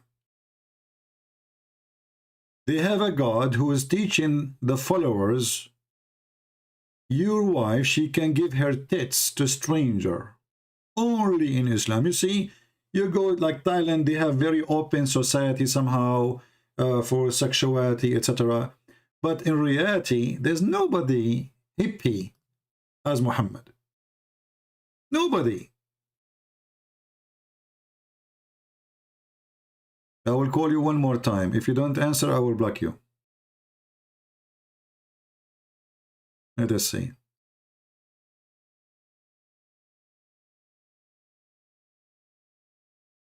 Do we have any Muslim who would like to call us? Anyone?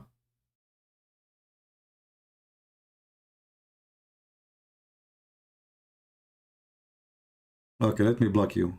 You obviously are a kid.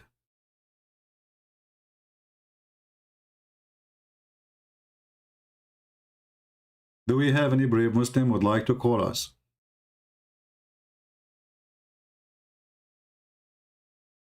What make Islam even a religion?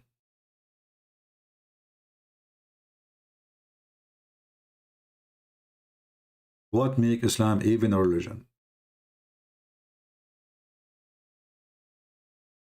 The Rak saying, well, this is a hadith was a special exception for Salim. The Raks, in front of everybody here, if you can show me where your prophet, he said, this is a special exception. And as you see, you stupid, it says this is a verse in the Quran.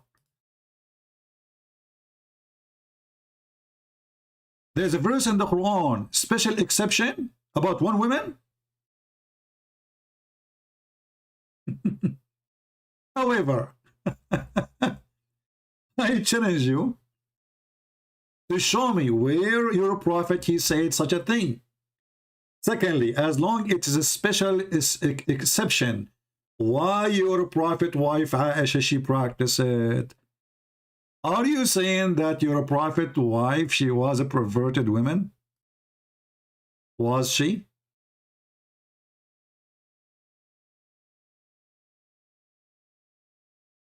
When Aisha she practiced it, was she a perverted woman? Because you just said this was only for one person. Aisha she ordered her sisters that nobody will enter upon her unless they do, her sister and her nieces, unless they do breastfeeding for him 10 times in 10 different days. So how this was for one person and Aisha she ordered it?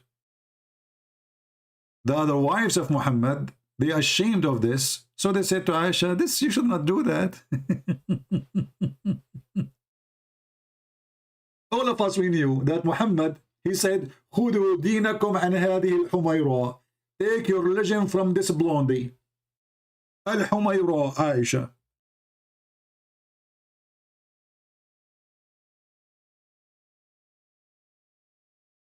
And Aisha, she practiced obviously what she learned from her prophet.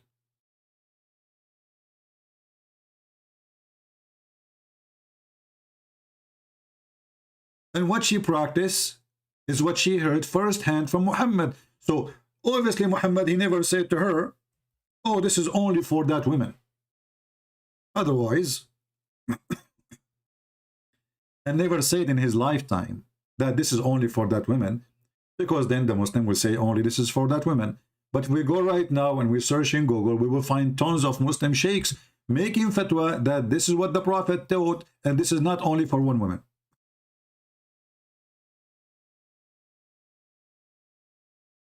Yahya related to me from Malik, from Abdul Rahman, from etc., that the wife of the Prophet Aisha, may Allah please him, grant him peace, admitted those whom her sister and her daughter of her brother had nursed. Do you see it?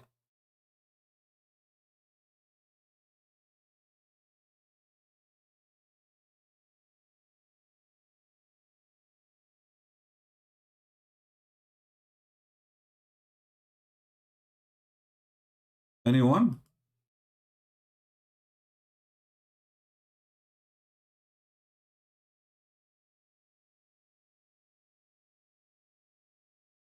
Any Muhammadan?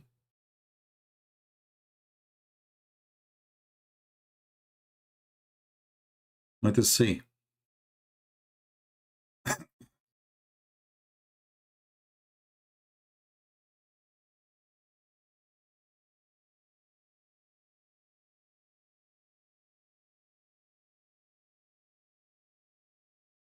We are calling Abduls.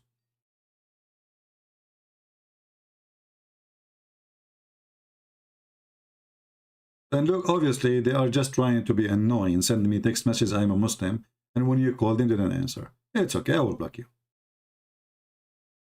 Even I blocked my speaker, so nobody will be bothered by calling.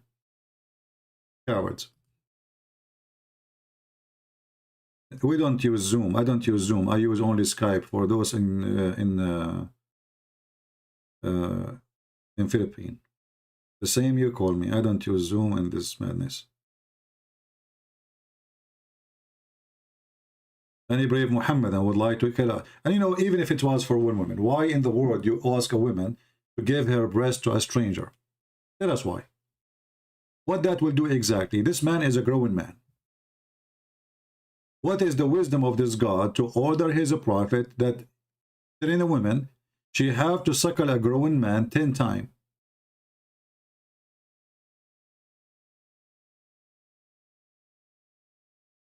Any Muhammadan can tell us what that would do exactly. After this woman, she gave her breast to a stranger What exactly is going to happen?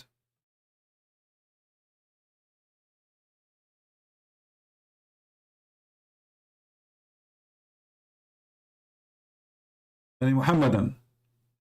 Hello? Hello? Hello? Your voice is cutting, my friend. Are you a Muslim? Yes, I am a Muslim. All right. What do you like to say to us? Go ahead. We are talking about how we can prove that Allah is God and Allah. I mean, the Muslim, they say Allah knows best, etc. But we find that Allah do not know anything. What do you think? Honestly, I've been following your videos like almost like half a year. How many years? Like almost half a year, like 6 months or so. All right. And I'm still like struggling, to be honest. Like your videos to me are, they sound very convincing. All right. And I'm thinking on still like on the eve of giving up this religion, but I'm still not quite sure whether what Okay, to do next. let us me and you together work together then to see what is making you still holding your horses from leaving Islam. What is the reason? What do you think? If there is something you like to discuss about it, make you think still Islam is a religion to follow? Well, the first reason is that this religion is very manipulative, very manipulative. But this is not a good thing. The word It is not a manipulating. good thing. Yeah. Yes, it is not a good thing. But the problem is that, like, you kind of experience it, you know? Sometimes if you do some mistakes or wrongdoings, you get the punch, you know? You get the punch. I don't know how that works, my friend. Muslims, they do everything wrong in their countries and nobody is being punished for anything. Morocco, as an example, prostitution is number one business in the country. Same in Tunisia, same as even if you go in Europe, what punishment? Corruption is the lifestyle in all Middle East. Judges are corrupt, police is corrupt, the king is corrupt, the princess is corrupt, the sheikh is corrupt, even the grocery store is corrupt. You go to buy from the butcher, you think you are buying beef, you end up you eat donkeys. So what I think this is you imagine if something wrong happened. I understand. Yeah, you understand imagine that that there's a God is punishing you. His name is Allah. But in fact, if Allah really true God and he will punish those who do wrong, he should not teach them wrong anyway. He is the one who teach them wrong. Well, honestly, like it's been like almost 2 years. I stopped practicing, but I still like do shahada, like try to hold on to. But whenever I stop practicing, like doing the fasting and praying salah, suddenly my whole life went upside down. My whole life. But first of all, do you fasting? What fasting? What I know, Muslims didn't fast. Since when? Like during Ramadan, I mean. Like, Ramadan is not fasting. In Ramadan, you eat more. In Ramadan, you spend the night eating, watching TV, and then when the day comes, you sleep. But still, there are some struggles, you know. What a like struggle! You sleep all day, you wake up afternoon to eat again, and people well, get fat. like and people get fat, not, and heart attack increase in the month of Ramadan according to all scientific studies. Why? Because people they are eating more than normal, not less. And people actually this is why the price and for the food in Ramadan go crazy. Is that correct? Yeah, I can understand that part. I can understand. You know why? How you can understand that part? How you can understand it? It's just a typical human factor. No. You see, no, my friend. If people are fasting, price should go down. If everybody now stop buying gas, the price for gas will be 10 cents. Nobody will take it because nobody buying it. So when we buy more, the price go up, and this is what happened in Ramadan. In Ramadan, the food price doesn't go down; it goes 3-4 times more. Why? Because people are eating more. So how in the world we call it fasting? Well, honestly, I don't quite get much into such, broad understanding of all things. But to me, is what was important is my own spiritual, way. I don't care like all what's going on with all other Muslims. My friend, there is no spirituality in Islam. First of all, when you say spiritual, is your God himself is a spirit? I didn't understand you. What do you mean? When you say spiritual thing, in order to Yeah, feel yeah. in order to feel a spirituality, you have to have a Yeah. spirit God. Is your God is a spirit? Well, Because I don't know. spiritual, it is you connected to the Spirit of God. The Spirit of God come to you, make you feel something new, something very unique. But you Muslims don't believe that Honestly, God is God. God is not a spirit in Islam. So how you can have you practice ritual? You are mixing between ritual you practice, like the but you know, when Hindus. I first They do I meditation, started, they do yoga, etc. But this is nothing to do with God. I understand, but you know, to be honest, like I started practicing 15 years ago when I was like 20. And honestly, when I first started praying Salah and all that thing, I really felt the spiritual connection. I really felt it. I had How you so, feel? Yeah, I want you to teach me. I want to learn your spiritual I connection. felt as if I No, no, felt the no. presence Okay, of God no problem. wherever I I believe you. I'm not saying you are lying, my friend. I'm saying you are, when you pray Al-Fatiha, correct? Yes. Okay. You are repeating words you did not even say, correct? What do you mean? Like, Is that your prayer or the prayer or the prayer Allah He said? actually, this is the prayer that Allah taught us to pray. Exactly. So you are not praying to Allah. So what the point of saying to Allah what He said to you? So Allah He said to me, Bismillah ar-Rahman ar-Rahim, Alhamdulillahi Rabbil Alameen, Ar-Rahman ar-Rahim, blah, blah, blah, blah, Malik yawmiddin. But this is not what that's what He said.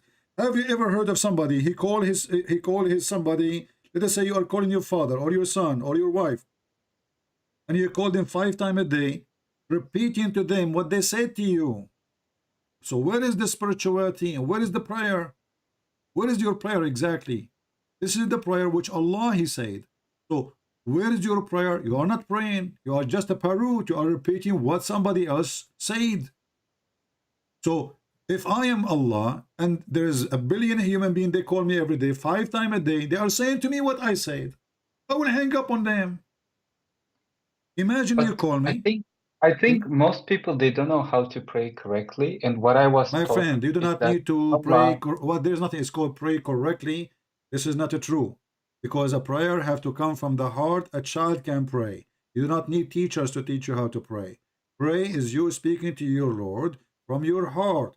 Whatever you say, God can understand you, because God is not a stupid. Maybe you can say you can be stupid, no problem. But even the stupid one, God, He can receive him, because no one better than God to receive the stupid one, because he is simple, he is naive, he is not educated, he is not he don't know, he say whatever he want. But God, He can still understand this person, because He made him. Who knows the well, manual? I understand, honestly, before Islam, actually, I always felt this, this close relation to God, I used to ask from God anything I like, and most of the time it was fulfilled. And I can understand your point. But to be frank, Fatiha, I mean, as a prayer, is actually a good prayer. The meaning is No, it's really good. not. It's not. Let me tell you how stupid it is. Who is the one Why who's do you talking? say? Oh, okay, who is the one who's talking there in the Fatiha? Well, actually, us, we're supposed to be No, no, no. saying It's that. not. It's not you. No, it's not you. It's Allah. It's Allah. Yes, Allah, it's a Okay. prayer So that Allah taught. how Allah He say in the name of Allah? Did you ask yourself that? How Allah He say in the name of Allah? If He is the one who's talking, obviously this is something made by Muhammad trying to copy the Christian prayer in the name of Allah. So who was talking? Allah.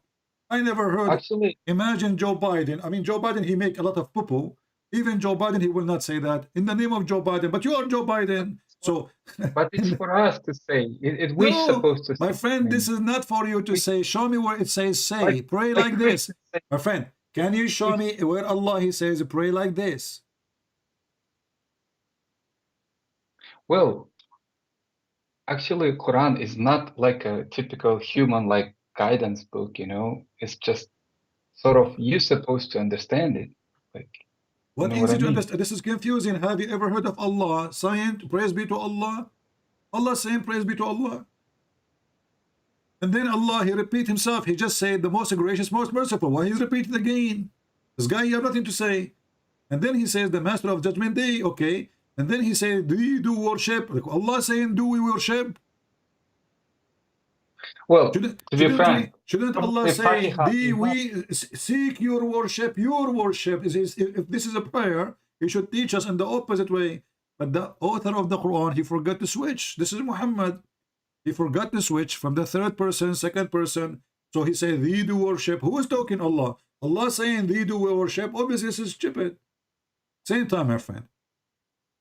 What is the point of this prayer if you are repeating it and you don't even speak the language, in a language you don't understand?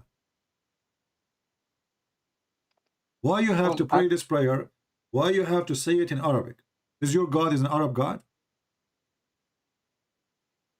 Well, he's actually God of all of us. No, he's an So how he is God of all of us. So why you have to pray to him in Arabic? probably because he decided to choose that specific language. I don't So know. okay, Like, why he chose a specific language? well, as far as I know, because Prophet Muhammad, he was like sent to Arab people, and if he would Okay, speak no some other problem. So language, Muhammad was not sent to you. The Quran, chapter 14, verse number 4 says, we send not a messenger except to teach in the language of his own people, in order to make things clear for them. Do you agree with that? yes, agree. Okay, so Muhammad cannot be a messenger for you, and Quran can't be a book for you, because the Quran says, in order, we never sent, and he sent that to Muhammad. We never sent, which means even in Muhammad himself is included. We never send a messenger to teach except in the language of his people. So if Allah want to send a messenger, this God, to you, I don't know, maybe you are from India, he will send you. In India, there's like 400 languages. So if Allah want to send a messenger, as a Muslim messenger, he should send 400 messengers speaking 400 languages, and each one of them, not only he knew the language, he have to be from the people. And the verse in front of you expose Muhammad. He cannot be a messenger for the Indian. He can't be a messenger for Indonesian. The Quran make it clear, because if you don't make it in your language, it's not going to be clear to them. Who's talking? Allah. Read the verse for us. Go ahead. Chapter. I just gave you the verse and the chapter number. Chapter 14, verse number 4. What do you think? We sent not a messenger except to teach in the language of his own people in order to make things clear to them. Now Allah leaves straying those whom he pleases and guides whom he pleases, and he is exalted in power, full of wisdom. What do you think? Well, it's very straightforward. It's very clear, right? Usually It's the very clear. Quran is very confusing, but this verse is very clear. So Yes. so we cannot make it more clear than this. You cannot understand the book unless it is in your language. Very simple. Okay. But the problem is, let's say I'm from, let's say, Turkic origin, okay? Okay. And the problem is that we don't have any book. Like we had our own prophet, but we don't know where is his teaching. Let's say we live Islam, but what else we should hold on to? Well, you in know? Christianity, you do not need specific book in a specific language. Translation is But fine. still, In God, and my friend, even God do not need a translator. You can pray to God in your own language, and you say to him whatever you want. You believe in him. You believe in his teaching. You believe in the one he sent to save you, and you are fine. You pray in Turkish. What's wrong with that? Do you think God don't know Turkish? Do you think God do not know Hindu languages? Do you think God he don't understand somebody from Thailand or Philippines what he is saying? What kind of God this God is? If God do not know those languages of the whole earth, then this God obviously have nothing to do with us, and he does not exist. well, that could be an option. It could be an But option, but in you see, or even the Muslims in the other day we showed them that in the book of Al-Bidayah and Al-Nihaya, Ibn Kathir, he mentioned how the disciple of Jesus ordered them to go and teach and preach the whole world in different locations, east, west, north, etc., Africa, Asia. And then they said to him, but we don't speak those languages. He said, don't worry, go to sleep. When they woke up in the morning, they found each one of them is speaking different language. So if God can teach them language without teaching them, which means they woke up with it, speaking in tongues, speaking languages, why the God of Islam, he cannot do the same? And why Allah want to send only a message in Arabic, and this message in Arabic for all mankind? And Arabic language is the most difficult language, stupid language ever. You will see a person who study Arabic all his life, and he have a PhD in Arabic. You ask him to make a letter, he will make maybe 80 mistakes out of 100 words. And he is a specialist in Arabic. So why this God he choose? Why this God? And not only that, by the way, there's a person, his name is Al-Farahidi. He is the one who corrected the Quran. And he is the one who changed a lot of things in the Quran, because the Quran does not make sense. Go search his name. You will see that the Quran we have today is based on a fix of this man who is not even, they say he's not an Arab. And even the one who add dots and wolf, he himself is a Persian. So how in the world this Quran is a book of God when it needed a lot of repair and a lot of fix? Let us go back to zero.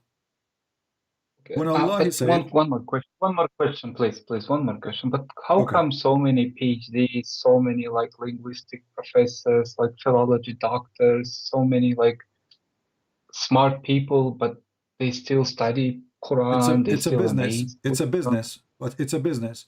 You see, the Arab in the time of Muhammad, they listen to Muhammad, right? And they speak Arabic, right? Yes. Okay. Yes. Did they make fun of Muhammad Quran? Yes. Okay. So if it's amazing, those do not need PhD. Those are the Arab who speak the pure desert Arabic, whatever it is. They laugh at it. Each time he says something to them, he says, okay, well, we can't even understand what you are saying. What are you talking about? And then they keep saying to him, this is nothing but the fairy tales of the previous generation. We heard them before. And not only that, they said, if we want to make Quran like this, we can make Quran like this. Chapter 8, verse number 31, as an example, it says, when our sign rehearsed to them, they say, we heard this before. If we wished, we could say words like these. This is nothing but the tales of the ancient. And, you know, we can prove in 2 seconds that this is nothing but the fairy tales of the ancient. As an example, I have a story for you. I don't know if you heard the story of my grandfather who died standing holding a stick. Did you hear me talking about it? No, I don't remember. No. Okay, well, I have my grandfather. He used to be a king, you know, and he died. But it happened when he died, he was holding, his stick. The staff. The king, they hold the staff. So. And he had my grandmother. She was not the only wife for him. This guy, he was a womanizer. He married tons of women. So anyway, all the wives, including my grandmother, she go to the bedroom. She talked to him, honey, you want to eat? He don't answer. Okay. Second day, third day, etc. He don't answer. You want to go to the bathroom? He don't even move. But nobody noticed that he's dead for almost 12 months. And then, brother, the termite ate his stick, and then he fell down. And this is how my grandmother, she noticed that her husband is dead a year ago. What do you think about, do we need the PhD to believe this story? No, obviously this story is true story, right? Like, did it really happen? Did it really happen? Oh yeah, it happened. I swear by the Quran it happened. But it sounds very silly. But how come? Oh, you hurt my feeling now. Honestly, you did hurt my feeling. I wasn't expecting this from you. I mean, we're talking about my great grandfather. This may give me a bit issue. This is really an embarrassment for me online. I'm talking about my grandfather who died, because he was corona, and then what happened? And you said to me, this is silly. This is not. I thought you are a nice guy, but anyway, it's okay. I will forgive you. No, it's not about death of your grandfather. It's about like noticing after 1 year. It's like, so what? It's normal. My grandfather. She go to the room. She respect that he's making maybe meditation. Maybe he used to watch Sadhguru. Like he go like don't move. Say it. So this guy, he was holding his stick. He don't move. He don't eat, because my grandfather, he used to fast for a year and sometime more. So they don't notice. They go, they come, they go, they come, they go, they come. And he was the king, the ministers, Al-Khomeini come to him, George Bush called him, and nobody answered, because, he was meditating, holding the stick. So, and then took a year. And then when the termite, they ate the stick, he fell down and noticed. You don't believe in termite, my friend? I believe in termites. Okay, this is called the power of the termite story. But honestly, I know what you mean. Actually, it's about Solomon's story. But Now you know because I but put it in the screen. You all can see it. yeah, but Okay. at those times, at the times of Prophet, no, well, Muhammad, right? At the times of Muhammad, this story would sound to Sahabas very inspiring, very like So, mythical, and not only but is it mythical. a true story or is it a silly story, as you said to me in the beginning, before you know it's about Suleiman? It sounds to me as a mythical story, obviously. It's a silly But story. It's a stupid story. So, what do you mean? I just showed you that the Arab, they said to him, this is fairy tale stories. They are making fun of the stupid Quran. And they have the right to do so. I mean, look at this. The guy is a king and he died holding a stick and nobody noticed. And then the wives, the kings, I mean, the ministers, the soldiers, the general, he's a king. He have a kingdom. Nobody noticed that he is dead for almost 1 year. And nobody noticed until the termite, they ate the stick. And then he fell down. How this can be from God?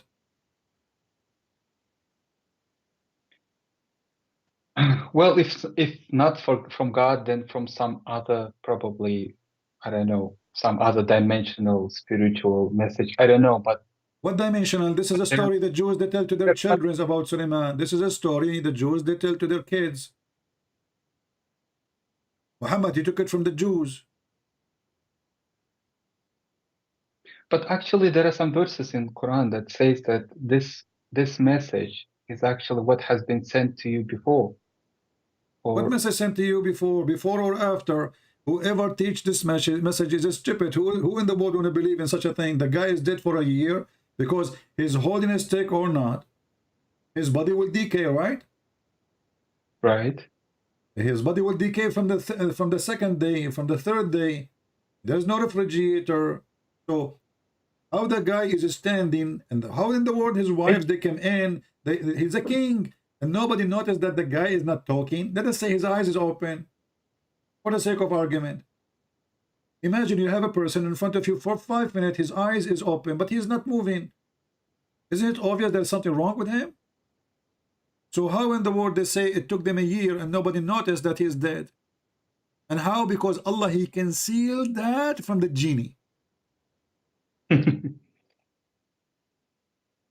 glad that you are laughing. Did you decide to leave Islam, my friend? Well, still, like, I don't want to just leave Islam. I just want something like a replacement, you know? I've been No like, problem. I will give you the staff of Solomon. My grandfather, I have connection. I'm an Arab, you know. We have a lot of staffs. I can give you a staff. You can have connection. What connect? My friend, listen to me carefully. You know, it's not just holding a piece of wood and say, okay, I'm holding something. This is stupid. So if in your heart you know that this is stupid, then it's stupid of you not to leave what is stupid. Regardless, you are going to go where? You want to be an atheist, you want to be a Christian, you want to be a Hindu. You can be a Hindu, by the way. A Hindu is good, you know. You can eat carrot. You can eat carrot the rest of your life. And I can introduce you to Sadhguru. Huh?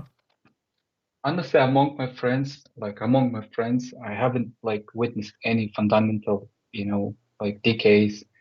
And most of them, they're very decent, well-educated, well-mannered people. They practice as well, and they don't. You are your friends They and they are don't. Muslims and they are Muslims? Yeah, they're Muslims. They don't cheat on their wives. They don't drink alcohol. They How you don't know? do bad. Okay, hold on. Because I know. Hold on. No, you do not know. No, you do not know. The Muslims are taught to conceal their sin. And if you conceal it, Allah bless you. If you don't conceal it, Allah will punish you. Don't you know that? Well, it's like that. Like if you show your sin, that person who witnessed your sinning is gonna be a witness against you during the judgment. No, this is not about showing your sin. It's about, you know, concealing your sin, which means you do sin and you hide it, which means you don't tell, you don't confess your sin. So if you announce your sin, Allah will punish you. And what kind of religion is religion? So all of them, they claim that they are decent. And let me ask you, are you saying to me that your friends are better than Muhammad? Muhammad himself, he go to his own son wife when the husband was away, out of the house, and he flirt with the wife. And you are telling me my friends are decent, they don't do that. Well, Muhammad, he did it. Are you saying that they are better than Muhammad? Honestly, the thing that actually been discovering to us, actually, most of my friends, they don't know about that. Even I never did, and I never heard about that. But we show the Whatever we reference. heard, But we show the reference, we prove it. Even You the know, most Muslim, they people, say, this they is in the don't books of quite the take Muslim, written by take it. Muslims about Muhammad life. They say, Muhammad, he went to his own son Zayd when the husband was away. And then Allah, he sent the wind, left the curtain, and he saw her mutafaddila, which means almost wearing nothing, or naked. And then he said to her, Subhanallah mu'allif al-qulub. So a man, he is a prophet of God, flirting with the married women. She is married to his own son. And you are telling me that my friends are decent friends. They don't do cheat in their wives. Are they better than Muhammad? Probably because better than Muhammad that you're actually explaining to us. Okay, Because that's they mean if they are better than Muhammad, that's not because of Islam, because Islam, even Muhammad, he is the worst. So if they are practicing, obviously they aren't practicing Islam. Secondly, Muslim men, they can have up to 4. So what does cheating mean? I can marry now, and then I leave my wife, I go have a dinner with the women, dating her. So I'm thinking to marry her. According to Islam, this is halal, there's no cheating. So I can sleep with the first one, the second one, the fourth one, until 4. And there is no cheating. So what do you mean cheating? All of this is cheating in reality. When you marry a woman and then you go sleep with the second woman, this is the first cheating. The third woman, this is the third cheating. The fourth woman, this is the fourth cheating. But what you call them wives. But in reality, is nothing but a cheating. What Muhammad he did, he made a cheating lawful. But Jewish prophets, they also had many wives, right? Solomon did have God condemned them. You can go and read the Old Testament about the stories of Solomon or anyone. You will see God said, don't multiply your wives. So they are condemned. And even God, he says to David as an example, the women you took from her husband, you know, God will punish you and will take from you the women you have, and even your son will be taken for you. And his son died.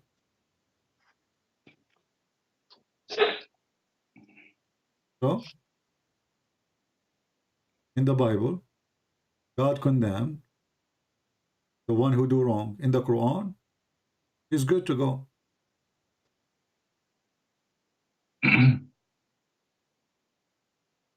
What is it?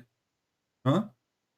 I'm saying, in the Quran, your God, he praised the one who cheat. And not only that, Allah, he says to him, why you hide what you have in your heart for this woman? She's married. What do you mean what you don't hide? Allah should say the opposite. Shame on you.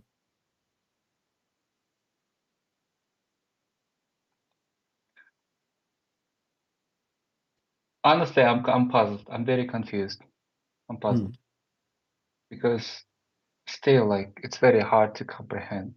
This religion went so spread out so fast. Who cares? It's spread out by the sword. Still, like, it needs some spirit, some What is courage, spirit? some Atheism faith, is strong faith. atheism is a spreading without any spirit. It's atheism. But it requires strong faith, you know, in Well, order to atheists die. they have no faith in anything. They don't believe anything. It's fast growing too. What does have to do with the spirit and what? But still, My friend. Obviously, my friend, obviously, you are confused and you don't want to admit that this is a stupid religion, even though we are showing you how stupid it is. A God, let us say, all the world became Muslims. What does have to do, my friend? Listen. I'm trying to put you in the place so you can understand your situation. Don't be stupid. Yeah. If the whole world became Muslims, the whole world, there's 99.9999999 are Muslims. That is not a reason to become a Muslim. The question is the 9999999.9 smart to understand that this is stupid religion or not? When a God, he says that the sperm coming from the ribs of the women, he's a stupid. How many people believe in it? Who care? When a God says the earth is a flat, he's a stupid. When a God, he says that he will give you endless penis, he's a stupid. When a God, he says a man, he died, he was standing holding a stick, he's a stupid. When God, he says that there's a genie, have sex with your wife, he's a stupid. When this God, he claimed that there is a water, it's a spring of water where the sun set, this is a stupid. When he claimed there's a little midget, they are called Gog and Magog, and there are trillions of people, but we cannot find them. And there is a guy, he built a wall, so they cannot come to us, and we cannot find neither those people, neither the wall. He is a stupid. So who care how many people believe in the stupid? So what you are saying to me, because there's many people believe in the stupid Allah, I decide to be stupid too, because I cannot leave the majority stupid, because I like the majority stupid people, and I like to be stupid with the stupid. I don't feel like I don't want to feel lonely, because now you will feel lonely if everybody is stupid, and you decide not to be stupid. You will feel lonely. It's not good to be lonely. I will join the stupid club. Is that what you are saying to me? Well, sort of. Okay, well, good for you. Do you Well, have to pay yeah. any? Do you have to pay But any membership for honestly, the? Do you have to pay any membership for the stupid club? well, sometimes maybe in terms of zakat or Yeah, you have to sadaqah. pay. You have to pay. No, you have to put down. You have to put down your head 5 times to the stupidity. High price, my friend. High Well, price. Yeah. yeah, Then there are still a lot of misconceptions, misunderstandings, honestly. I'm still having this cognitive dissonance, honestly. what misunderstanding? Islam is the most. Islam. There's nothing called as understanding at all in Islam. You know what is the point? If I believe in God and I don't commit sin, this God will destroy me. Have you ever heard of a stupid God like this? Listen carefully. If you do sin, God should Yeah. destroy you, right? The one who do sin, correct? Mm-hmm. Okay. But if you don't do sin, should God destroy you? I guess so. Why? If you Either don't way, we're commit, destroyed. Either huh? way, we're doomed. Either way, we're doomed.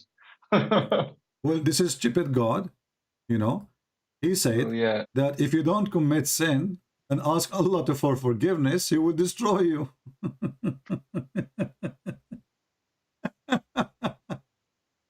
I Oh never boy. heard, I never heard, I never Why it heard is so? of a stupid religion like this. That this God, He wants you to commit sin and He wants you to beg for forgiveness. You see, the second Muhammad, he said that. Obviously, this man Muhammad is possessed. He had mental illness. Because this is destroy, you know, he tried to copy from the Jews Do the you, do story. you Or think listen, he was possessed by demons or sort of? Do you think it my was a friend, demon? I know, I believe that he's possessed by Facebook. I'm not sure. He's possessed. He's stupid. I mean, he's donkey. Who care? Oh, he's possessed. He's possessed. But when you say that to your people, that there is a group of people, they are people of Noah. They refuse to obey God. And then God, he sent message to Noah. And then Noah told them, my people, listen to me. If you don't listen to me, God will punish you. Repent. They refuse. Then God, he sent the flood. This is a story from the Bible. Then how you come with this? Because according to the Bible, God destroys nations who reject God, not the opposite. Here Muhammad is coming with something new. If you don't commit sin, Allah will sweep you out of existence. So sin is a requirement for this God to be good. The good person for Allah is not the one who is decent, is the one who commits sin. All what Allah he wants. People And begging. repent. No, And repent. it's not up to you. It's in front of you. The hate in front of you. Don't tell me the band. Muhammad, he said, you can see it on the screen, right? Yes, I can see it. Can you read it? By him in whose hand is my life, if you were not to commit sin, Allah would sweep you out of existence and he would replace you by those people who would commit sin and seek forgiveness from Allah, and he would have pardoned them. What do you So, understand from this? Let us study the mentality of this God. Forget about Muhammad now. Why this God, he is so upset that I did not commit sin? What is the problem exactly? well, I was taught, by Shuyukh once, and he told me that God has like 99 names, Who cares? and all his 99 names should work, like he's a forgiver, so there has to be someone who would ask for forgiveness in order to. Guys, So, his name, guys, Allah, he believe if you don't use it, you lose it. sort of, yes. This is Sort of. stupid. His name is forgiven. Like all his Hold politics on. Do you see like- how stupid this sheikh who told you this explanation? He's stupid more than Allah. Because How Allah will forgive, and his name is forgiven, if he is not already forgiven? So can't he forgive them for not committing sin? Because obviously Allah will punish you for not committing sin. So Allah now is angry. Forgive them. Well, yeah. Well, Who is the donkey here? So if Allah want to forgive anyway, obviously Allah can forgive. Here we go. He's going to destroy them. Allah forgive us. Did not commit sin. Sorry. You know, what the heck? So he can forgive them because they did not commit sin. Who is stopping him? But obviously he don't forgive. He is not forgiven at all, because, you know, when he should not forgive, he is forgiven. And when they should go forgive, he is not forgiven. What? This is a mental God. This is stupid. This God, he is using battery made in China. What's wrong with this God? So now this God, he didn't, oh man, you did not commit sin. Allah is waiting. He created those men. He sent them this earth. 1 year, 2 years. Like, what the heck? What's wrong with those people? They are decent. Nobody fornicate. Nobody steal. Nobody commit adultery. Nobody is killing. What the heck? I made a mistake by creating them. I want people who they are really do action gangs, you know.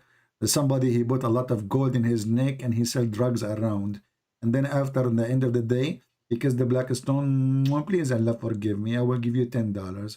And then Allah forgive him. So Allah, now he practicing forgiveness because his name is forgiving.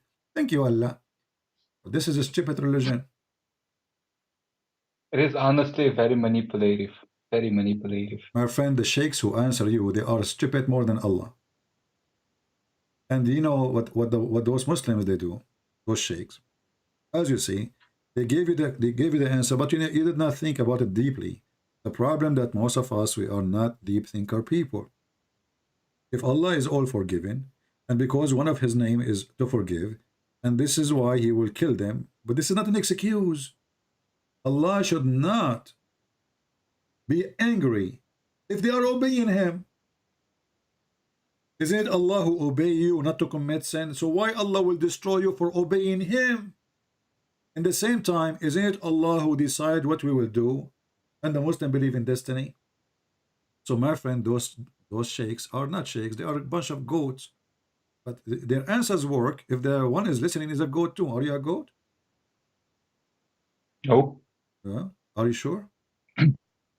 Well, I guess so. Well, when I woke up last time and I looked me myself in the mirror, I think I was still human.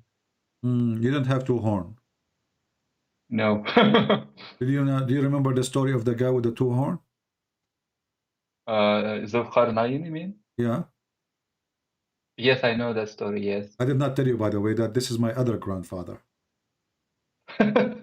Yeah, and you know, he went, this is a true story, by the way. My grandmother, she tell me because he used to tell her all his secrets, you know, but those between us, you know. So, Zulqarnain, he is my grandfather, and he, you know, he liked to take hashish, you know, hashish. So, you know, one day, Zulqarnain, my grandfather, he converted to Islam. And then he come to my people, which is his people, which is my people, because his people is my people, and we are one people, you know. So the people, which is my people, his people, he come to them and told them, you know, people, you need to convert to Islam. My grandmother, she was a pagan. She hit him in his head with the hammer. You know, our women from my other side of the family, they are very strong. So she hit him in the head, and then there is one horn came in his head. He died. Allah resurrected him. My grandmother, she got angry. She hit him again in the second time, and he got in a second horn. And now this is why they call him the man with the two horns. What do you think about the story? That they hit him with the hammer and he got two horns because of that. I don't know. It sounds to me very stupid. You are hurting my feeling again, my friend. Very unrealistic. Well, this is what your sheikh says. How come it's stupid? I thought they are decent and they knew what they are saying. This is what your sheikh said. The guy, he got two horns because each time he come to them and he would convert them to Islam, they hit him in the hammer in his head. He got the first horn. Allah resurrected him. He come again, and they hit him again with the hammer. By the way, the hammer was a sledgehammer from Home Depot. So it's big hammer. You know, that's why, like, if you try to hit yourself with a normal hammer, horn will not come. I'm just telling you. You have to use like big hammer. You know, this is a true story. but don't do that experience at home. Okay, disclaimer. So, Okay. so with this, how in the world is still as a Muslim all of this until now, and you are telling me you are not living Islam yet? Okay, let's say I left Islam, but still, like, what forces actually Well, tell me first. I made left Islam, and then we will see what what you will do. forces no, Let what me. forces made my life go upside down? What Okay, forces made my your life is already upside down. You are living like a goat right now. You know, you've been, you know, already you put your head down and your ass is up. You are telling me my life is upside down? No. If you leave Islam, you will stand up as a man again. You are born down to who?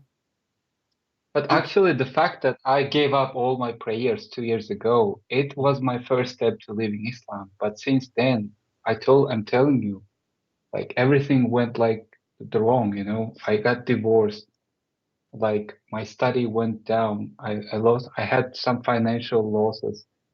My friend, Like people who never left Islam, they will get divorced too?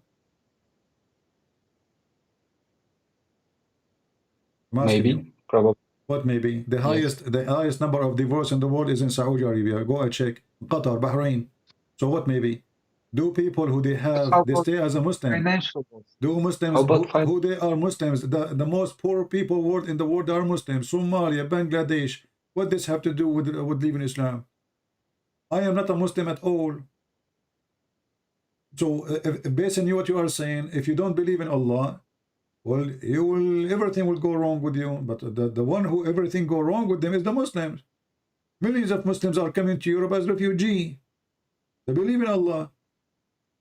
When Allah came with Taliban, the Muslim maybe they believed in the wrong way. Maybe they when Allah came with the Taliban in Afghanistan, people they hang in the wheels of the airplane. They die. They want to leave. They don't want Allah. There's hundreds of thousands they fled through the borders. We saw them, and until now they are in the borders. People dying in the snow. Nobody wants Allah. So what do you mean? So my friend, Taliban right now are begging for help. They are begging. They are coming to Europe. Says, please, we will accept a human right. Please, we will let women go to school. Please, just give us assistance. What Allah? What is Allah? What does have to do with Allah? So you are a I can say you are a superstition person, and you are trying to make or try to understand things happen to you, which is not a good things happening. Based in I left Allah, and but you did not leave Islam yet. You did not. well, I left kind of Islam. I left it kind of like, but if I wanna go, let's say, to Christianity, I feel myself as if I'm gonna go through that again. You know what I mean? My friend, anyway, Because my friend, you see, I'm not going to waste your time and my time. A human being who is superstition, he will never have religion or have a belief. Why? Because he measure always anything happen to him based in what he think in his head. So if a fart happened, if you farted, you say, oh, maybe because I did that wrong. Oh, maybe because of etc. You know, you better believe in the God. His name is Mr. Voodoo then. So if you are either you are being rational, smart, adult, mature, or you want to think as a kid. There's a guy, he started translating my book. A week after he called me, he says, my cat died. Do you think this is have to do with the translating your book? He said, do you think the God of Islam, he killed your cat, but he did not kill me? I am the one who made the book. So if a human being is a silly, stupid, he have little brain, he is weak. Anyway, the wind can take him wherever. So the wind will take you as long you don't have a strong stand as a man, deep thinking, wise, and smart. Then the wind will take you. Whoever fart, the fart will flow with you. Anyway, my friend, thank you for calling. Think carefully and think again. Take care.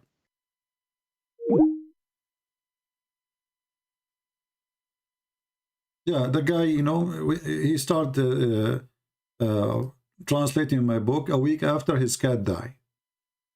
He texts me, says, BCP, my cat died. Do you think because I'm translating your book? I said, for sure. I mean, this God, he could not kill a Christian prince, so he decided to kill your cat. I told him, potato, I am the one who made the book. not the cat. So this God could not punish the one who made the book. He is punishing the cat who eat mice. Meow. He said, oh, you are right. You know what? Okay, I will continue I said, no, I don't want your translation, because next week you will call me. You will say, I lost some hair. Right? Don't. I do not need the stupidity around me. His cat died. Let us blame the Jews. What we can do with people, you know? Some people, they have a brain of a cat. Meow. Meow, meow. Okay, this guy is a Muslim.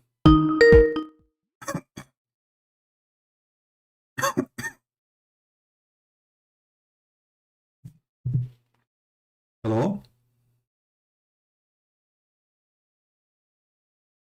You are a Muslim, my friend? Yes. What is the proof that you are a Muslim? How am I supposed to prove it? Can you say the Shahada as an example? طيب. أشهد أن لا إله إلا الله وأشهد أن محمد رسول الله. What does that mean? I bear witness that there is no God but Allah and that Muhammad is his messenger. How you can witness for something you did not see? Well, are you talking about like seeing physically? What the word witness mean? Oh, it just means that you're like witnessing that there's no other. So you're dropping polytheism. But you did not witness anything. How you can witness for something you did not witness? You know the word witness. If somebody is present in a place, in an occasion. No. No? Okay. No, witness there is not being used as in seeing physically. It's being used. Oh. Who is the first it's one? It's being used as in. Huh? Did Allah say Shahada too? Did Allah convert to Islam? No, that's impossible. Well, read for me chapter 3, verse number 118 then.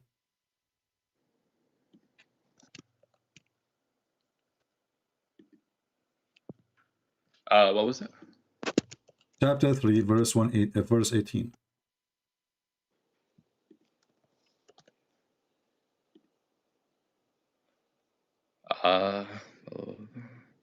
La ilaha illa huwa al-aziz. You speak Arabic. You speak Arabic. That's even better. Okay, read for us. Read and translate. Go ahead. Yeah, I know you're talking. شهد الله أن لا إله إلا هو والملائكة وأولو العلم قائما بالقسط لا إله إلا هو العزيز الحكيم. Correct? صح. Yeah. Okay. So what kind of God he witnessed? He says Shahada. You said to me this is impossible. Yeah. Okay. So first of all, do you know? Tell me what the Quran is. My friend, a second ago I asked you, do you think Allah takes Shahada? You said this is impossible. This is related to your question. I'm responding to your question. No problem. You can tell me. Why you said impossible, and now you are saying it's okay? No, I never said it's okay. I said it's impossible for God to convert to a religion, because. No. I said, did your okay? So did your prophet say Shahada? Your God say Shahada? Yeah, my prophet did say the Shahada. No, my God. Did your God say Shahada? No. He in front of you, he said Shahid Allah an la ilaha illahu. No, so let me explain. The Quran has two modes. It has kalam nafsi and it has kalam lafz. Okay. So kalam nafsi means the words, like the uncreated words. Now, kalam nafsi is uncreated because it's not inside the physical world. But lafz, do you know what lafz means? Because you're Arab, right? No, I don't. Teach me. Go ahead. Okay, lafz means sound. So let me teach you how to say it. Lafz. Sah, yeah, lafz. Okay. So it means sound. Okay. Okay. So that part, the sound, when it's inside the creation, that means it's created. So the sound part is created. So it's the reason that was revealed was for Muslims to say for the Shahada. My friend, hold on. Who care if it is coming from inside Allah or from outside Allah? Why Allah is witnessing, saying Shahid Allahu an la ilaha illa. He's not saying that. He is saying that. Who is the one who said Shahid? Who is the one who said Shahid Allah? like when it's being recited, it's us. We're supposed to say it. No. Who is the one who said it that first time? The first time? There's no time Yeah. with God. He's timeless. What are you talking about? What do you mean? The Quran is exist before. What do you mean? So, okay, who is the first person who said this? Shahid Allahu an la ilaha. Who is the one who's talking here? So the Prophet, because he was reciting it to the Sahaba. Who is the first one who told the Prophet? Gabriel, because Gabriel reveals it. And where Gabriel he learned it? God. Okay, so Allah is the first one who said this. No, because when Gabriel gets things revealed to him, it's not like an anthropomorphic action of God speaking words, because God doesn't speak words. It's God sharing his knowledge to Gabriel. So when God shares his knowledge, Gabriel reveals it to the Prophet, and then the Prophet recites it. That's how it works. So you don't understand. So they make it clear. They are saying that Allah don't talk. Theology. Allah don't talk. Allah don't talk. No, he doesn't talk. So how those words in front of us been given to Jibreel? Because he shares his knowledge to Gabriel, and then Gabriel shares that to the Prophet. What is the reference for that? Can you share with me? That's just basic Ash'ari Aqidah. If you want, I can link you. No, I know what the Ash'ari. I know very well the Ash'ari. Yeah. So then why are you like misrepresenting? No, I'm not misrepresenting. I'm asking you. Can you give me the reference? You are. Because if you are an Ash'ari, then you are your sect based on reference on the in the proofs, right? What is the proof of your words that Allah never spoke? One sec. Because I was just reading this from Al-Ghazali the other day. Okay. So you know what Kalam Nafsi is, right? I'm listening. Do you know what Kalam Nafsi is or no? I'm listening. I'm asking you a question. Do you know what it is or no? Because your word mean nothing. Kalam Nafsi. There's nothing is called Kalam Nafsi. This is funny. Yes, there is. Yes, there is. I'll show you right now. Okay, show me. Yes, there is. Okay. So go on Google and type ash'aris.com. I do not need to Google. I know the Ash'ari, but give me the reference. Give me the proof. This is the reference. The website has it. It has Kalam Nafsi. Give me the reference. Give me the reference. How I'm giving you the website. You can go to the website. Don't give me a website. You are an Ash'ari. I am listening. Give me the reference. Tell me where you got.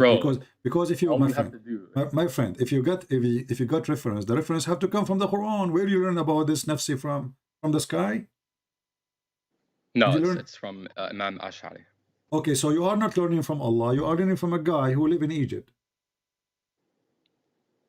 Well, like there's no problem with taking from human beings as long as they're on the. So it is not Allah who said to you what you are saying. It is somebody. He's decide this, and then you follow what this guy is saying.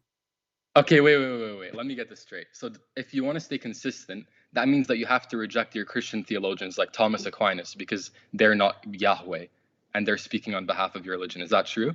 Do you reject Thomas Aquinas? Who is Thomas Aquinas? Who is this guy? Thomas Aquinas was like one of the most famous Christian philosophers, and he what he have to do talked about what he have to do with because you're saying that I'm not supposed to be listening to Imam Ash'ari. I don't follow Thomas Aquinas. I don't follow anyone. I follow Jesus. If Jesus says so, I follow Jesus. If Jesus did not say so, I do not follow him. So you are saying to me, you are following a sheikh, but you are not following Allah. No, I follow both. Because the sheikh as long you follow Allah, show me where Allah he said what this sheikh said, because this sheikh he have to bring it from Allah. Otherwise, then you are saying that the sheikh was inspired by Allah and he is a prophet like Muhammad. He received revelation. No, that's not how it works. So where does sheikh get his religion from? He doesn't. His religion is Islam, and he gets all of this philosophy. Okay, based in your religion. Al-Razi, according to the Sunni, he is a kafir, and this kafir Razi is known. Like there's a group of Muslims. They say that the Quran is created. Are you one of them? Mu'tazili. Yeah, no. So I already explained that there's two modes. Kalam Nafsi is uncreated. Kalam Lafz is created. Okay, Kalam Nafsi is any created. Kalam Lafz is a created. Explain to the people here so they can learn from you. So Kalam Nafsi means the So that means kalam Allah بس مش مخلوق. يعني it's outside of khalq. So it's like God's like knowledge, for example. But kalam lafz is, for example, if I recite Fatiha right now, then that's the sound, that's the created sound waves that is within the creation, which means that it is makhluk. So in that sense, yes, it's created. Do Allah make but noise? In the other sense, Do Allah make noise? Does Allah make noise? No. Yeah. He's a mute God. Your God is a mute. Yeah, he doesn't have created sounds. That's polytheism. Okay, Does your so God have sounds? I wanna ask you then, when did Allah spoke to Moses in the Quran? Yes, in the kalam nafsi sense, yes. Okay, but did Allah spoke to him by voice or not? With created words, no. So how Moses received the sound? Who's talking? That I already explained this before. Knowledge, right? No, how he received the sound. The sound came to him. There's a sound, right? There's a sound came to Moses. Okay, read the verse. Okay, when Moses he came to the holy part of the valley from the tree, Allah he said to him that take your shoes, I am your God, Moses. Okay, let us open the verse. Oh yeah, but where's the part where it says that Allah made a sound to him? Well, he spoke. Didn't he speak? Allah? Yeah. I already told you like 10 times. He doesn't have created sounds. That's polytheism. If you believe that, you're a polytheist. I mean, you already are a polytheist. Okay, read for me this verse then. Go ahead. This is a chapter 28, verse number 30. You read it. Show me where it says that. Yallah. Chapter 28, verse number 30. Okay, read it. I'm waiting. My English is not good. You read it. Go on. 28:30.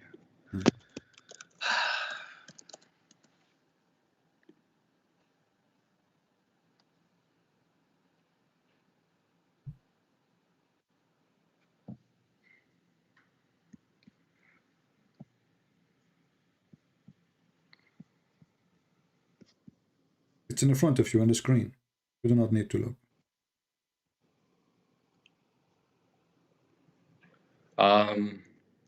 Where does it say salt? It doesn't even say. My friend, read it and tell me. It. Read it and tell me what happened. Go ahead. Yeah, I read the English, but the Arabic doesn't say salt. Okay, what it says in the Arabic?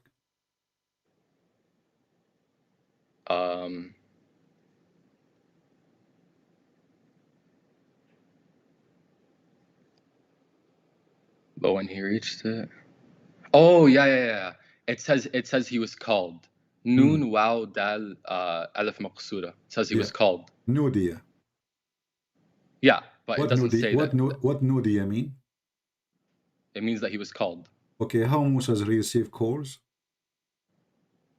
So by that, call can be used in many different ways. It doesn't have to be physical. He have a cell phone at that time. WhatsApp. He receive a message in WhatsApp. Bruh, this literally just shows that you don't understand Islamic theology at all. It's you trying to avoid that Allah. I'm not avoiding anything. Okay, does it say so he was called?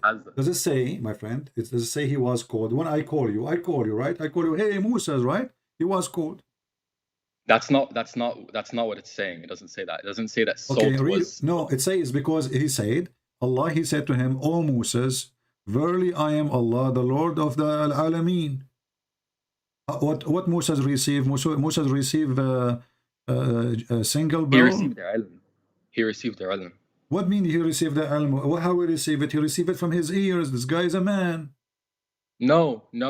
Okay, do you believe that God can share knowledge without making sound? Yes or no? Answer. Your God, he cannot. So answer the question. Do you believe that God can share knowledge without making sound? God yes cannot. Or no? Your God cannot. I can answer the prove question. Yes. I can prove it because if your God can share knowledge as you claim, then he should share knowledge with Jibreel the same way you are saying. But he did not. According to the Muslims, Allah, he told the pen to write, and then the pen he write in the tablet, and then then Jibreel, just listen. So if Allah can share knowledge, he do not need even Jibreel. He shared it with Muhammad right away. So you are just fabricating your own religion now. And here it says that Allah called Moses, and now you are saying, oh, he did not call him, he shared knowledge. No, I didn't say that. Stop lying. 1 sec. Answer so what he did? So what he did to him? How he called him? Okay, and one sec. You dodged everything. Let me ask my question. Do you believe that God can share his knowledge Not without your God. making sound? Not your God. No, answer the question. Do you believe that God can share knowledge without making sound? Not your God. Just say yes or no. Come on. Where's Not the your answer? God. I just said. I just answered. The answer is yes. But that's not an answer. The answer is yes, but not your God. And obviously your God here did not share knowledge because simply he called him. So did he call him? Did he call him? And Moses he hear him? Okay, what do you understand when it says nauda? Nudiya. Yani like make tafsir on the word. Yalla. Okay. Give me your meaning of the word. Okay. Listen. You are saying that you are an Ash'ari, correct? Yeah. So shall we go to the Ash'ari interpretation? Yeah. Go ahead. Okay. What is the best interpretation you have for the Ash'ari? Like what's the best Ash'ari mufassir? Yeah, the one you like, you know. I want to go by your here we do customer service, you know. So what is the best do you want a traditional one or one that lives today? My friend, just give me the one, you know, he's the best. You mentioned Al-Razi, right? No, I didn't say Razi. I said Al-Ghazali. Al-Ghazali, okay. So let us go to Al-Ghazali. Okay, let us go to Al-Ghazali then. Hold on. Okay. Okay, 28, 30. And we will go to Al-Ghazali.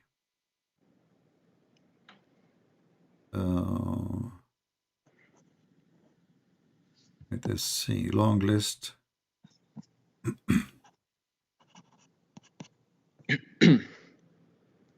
And I want you to show where Al-Ghazali says that this means that Salt was revealed from Allah. We will see whatever he's saying, we will put in the screen and I will make you read it yourself. Okay. I know you have a history of lying about things. I've seen all the videos from Farid. You have to prove it. You and Fifi, both of you are liars. And this is why he don't dare to call me. Yeah, I mean, even though he invited you to debate him in real life. He never invited me. He's a coward.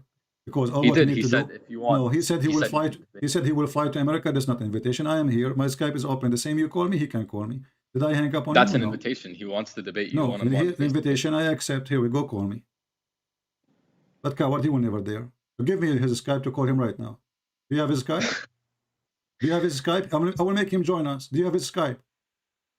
Bro. Don't tell me, bro. So he's a potato. Actually, you are a man more than him. So don't mention somebody. He's a kid. You know, real men, they do not need to do all this drama. Nah, just call. Okay, hold on. Let's finish this yours. And then you can, by the way, if you want, you can tell me a lie I said. He told you it's a lie. And I will get you busted and I will get you busted. Okay, first of all. No. Hold on. Hold on. Don't give me this garbage. You know? So here we go. This is Al-Ghazali. I will open it for you. No, what I was going to say is that I'm young, I'm a kid, and Farid is a man. Okay. He is not a man. No. You know, yes, he is. This is why you are a man more than them, because they don't dare to call me. If they are men, they will call me. They will give me, okay, I will hang up on you. I want you to go right now. Say, please give me your Skype so he can call you. Can you do that? I don't even have contact with Farid. So don't mention his name then until you get him. Tell him I am a kid. This guy, Christian Prince, he spanked me. And he wants you to expose him, please. And I do not know what to do. Can we find one Muslim man? Can we find one Muslim man? He can stand up for this guy and call him. Okay. Huh? Where's Al-Ghazali's tafsir? Where is it? So now you want to go back to Al-Ghazali. Okay. Bro, why is this guy calling me a Karen? I'm literally Arab. What the hell? What? Your subscribers are so weird. Well, the weird is the one who claimed that he can answer me, and he watched videos of kids who they cannot dare to call me, and then he named them and he says, oh, you know, they expose you. But the one who can expose me, simply he just can get me busted. He can call me and says, okay, this guy, he said this. Now let us open Al-Ghazali. Hold on. Yeah. Yeah, so I'm going to make it clear again. I want you to show me where he says that salt is revealed from God. That's it. Well, actually, even the kid you mentioned his name will laugh at you. I want you to go to him and say to him that this is not about salt, and he will say to you, you are a kafir. So you are stupid. You are asking a Muslim Sunni. You are asking a Muslim Sunni who make fun of the Ash'ari, and he believe they are kuffar, to expose me. He expose you, that you are stupid, not me. No. You are the one who says that you know, do you want me to show you the fatwa of the people, the Sunni, they say that the one who say the word of Allah is created, they are kuffar? Do you want to show you right now? I don't say that. I don't say it. No. There's a difference. No. Even the authorities say that the sound is created. The authorities don't say the sound is uncreated. They don't say that. The Muslim Sunni, they don't say anything of this. They don't say that the sound, what sound is created. You are making fun of yourself. What sound? Who is the one who is making sound? You are saying Allah never spoke. Correct? No, yeah, I'm saying he doesn't have created sounds. No, and this is another question. This is another question. Did Allah ever speak? It depends what you mean by speak. He will go this. Just get lost. Depend in what you say by speak. Even speak depend. Even speak depend in what you mean by speak. Depend. Allah did not make noise, brother. Just a kid. Stupid kid. Depend what you mean. What do you mean by noise? And why you don't debate this guy and this guy? I'm here. Bunch of kids, all of you. So Allah, he called Moses, he did not make noise. So Moses, he heard what? Fart? He shared knowledge. But here it says he was cold.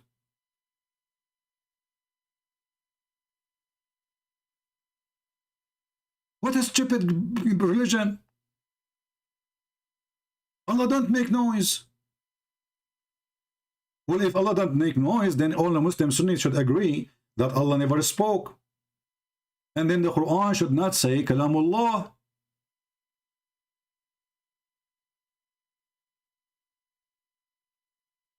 When Allah, he created Adam, did he share knowledge with Adam?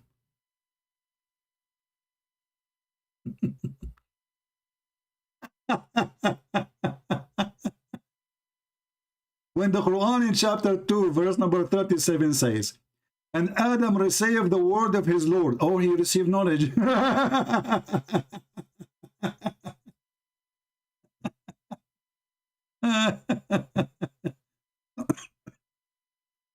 When Allah, he says, and we said, get down all of you from this place.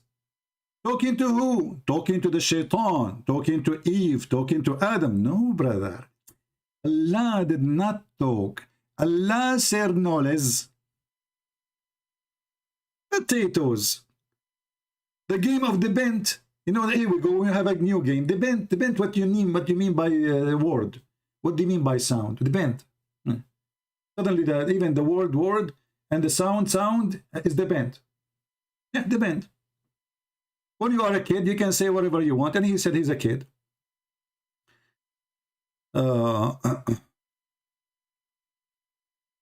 We said, get down, all of you. I mean, how clear this is more than this? We said, قلنا.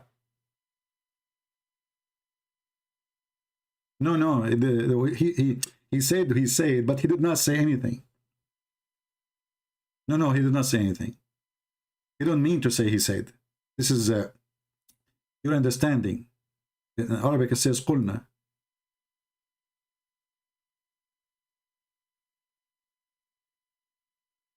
And by the way, Tafsir al-Ghazali is one of the most funny tafsir ever. Especially if we go and read some tafsir about the verses in the Quran about how the baby is created.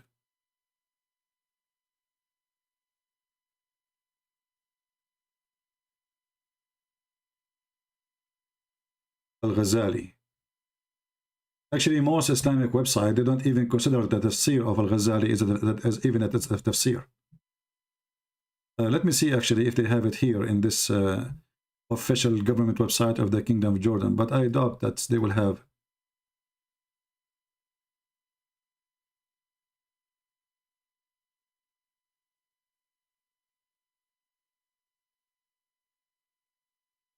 Al-Ghazali.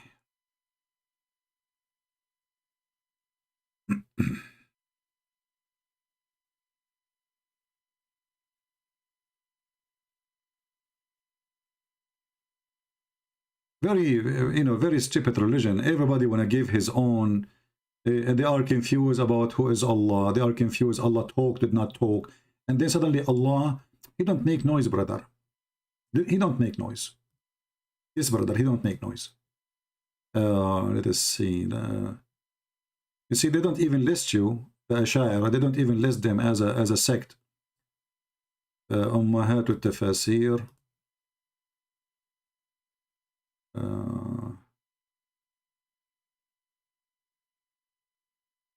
أهل الصوفية، أهل الشيعة، الأباضية، تفاسير حديثة، تفاسير مختصرة.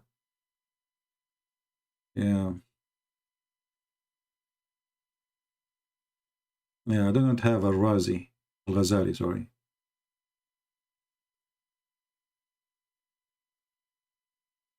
Looks like they don't count him. But this is how this religion is so stupid. How in the world then those people, they can understand their God if their God even don't talk? According to them, Allah never talk. Allah share knowledge only. So why Allah have a mouth? Why Allah, what is the purpose of Allah having mouth?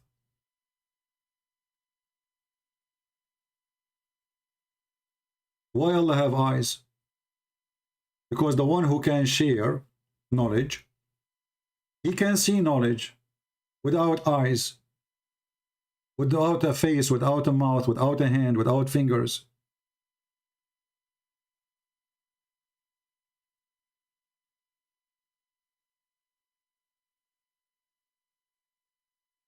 Anyway, do we have any Muhammadan?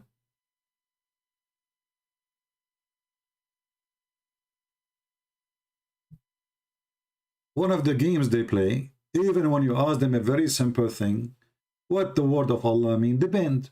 Allah said, what does that mean? Depend. What depend?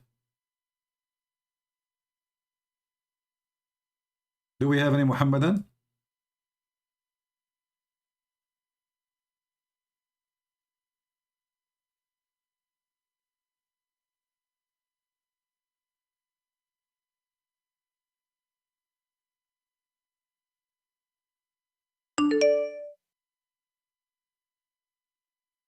Let's see here.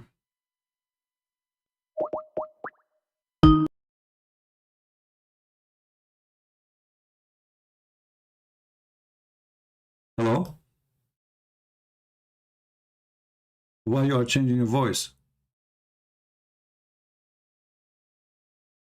No, nobody can hear your filthy word, son of Muta.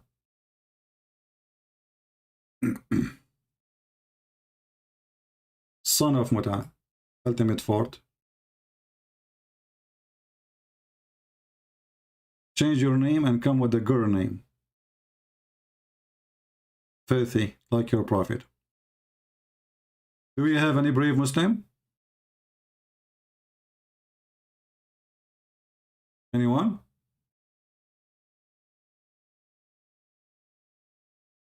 Who is a Muslim he agree that Allah don't make noise? Allah is a mute God. He share knowledge only. Who is a Muslim Sunni would like to call me and explain to me what's wrong with this religion?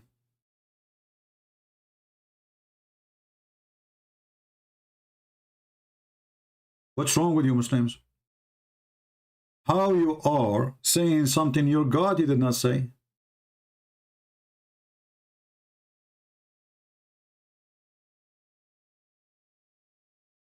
If I go right now, I can find tons of Muslim videos saying that the Ash'ari, this guy, his sect, they are kuffar.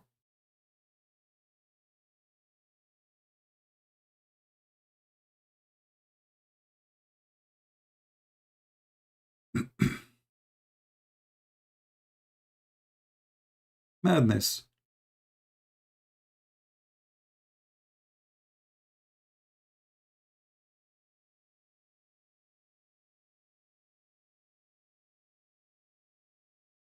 What is the opinion of the scholars about the Ash'ari and the claim that they are from the people of Sunnah. They are saying, no, they are not. They are considered the same as Al-Jahmiyyah, Al-Mu'tazila, and etc. Stay away from them and be careful from them. And they do not deserve the title of Sunni. So the guy you told me he can debate me, but he don't dare to call me, he will call you are a kafir.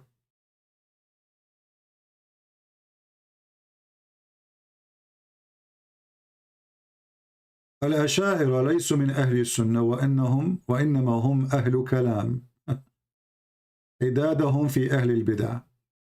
The people who they are called Ash'ari, following the name of Al-Ash'ari, their teacher, they are not to be considered from the Muslim Sunni sect, which means they are not Muslims. They are not Muslim Sunni. They are from the people of Kalam, which means talk. You know, like fiction, stupid talk.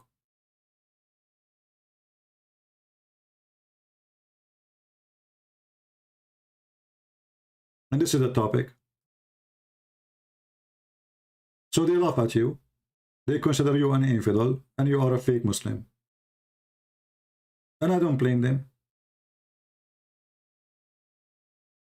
Everything you said to me is fiction, is stupid, doesn't make sense, and have no proof of whatever. Allah, He spoke. Where you say, where you got the idea that Allah don't make noise? So how Allah He says, Allah He said? وَإِذَا قَالَ اللَّهُ يَا Isa. And Allah, when He spoke and He said to Isa, you know Allah don't talk, He share knowledge. So Allah He says, قال, He share knowledge.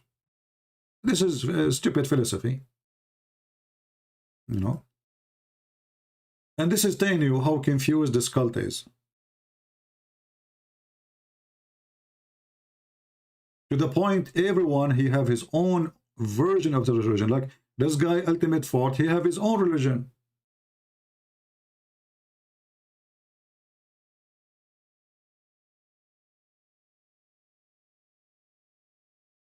But he cannot clean the wall behind him, and look, live in a stable.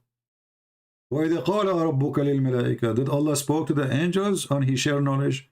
The Quran says, Allah He said, He spoke, قَالَ. So where you come with this, He share knowledge? Potatoes, when you say to them, where do you get this from? They have no answer. They give you their own fictions.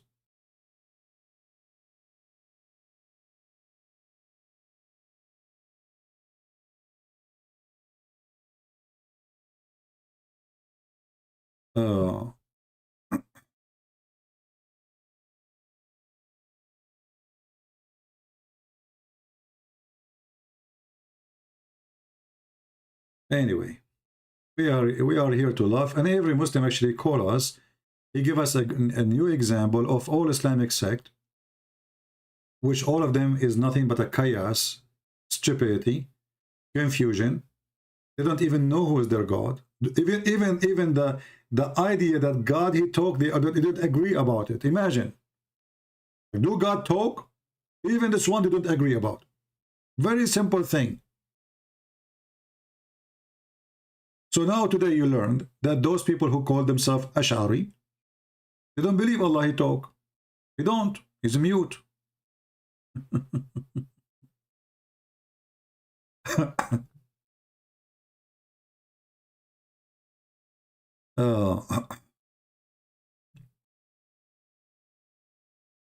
When Allah He said to Isa, obviously He did not talk to Isa.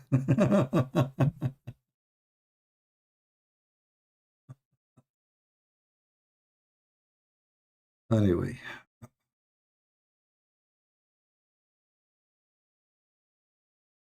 how your interpretations compare to those scholars? I don't use my interpretation, Potato. I don't use my own interpretation, and the Bible do not need interpretation.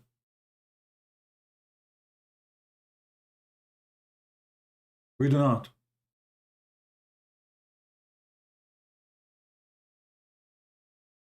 When the Christians exist in the time of John and Luke, what was interpretation? What is the interpretation they have? We don't have any. The Bible alone is enough.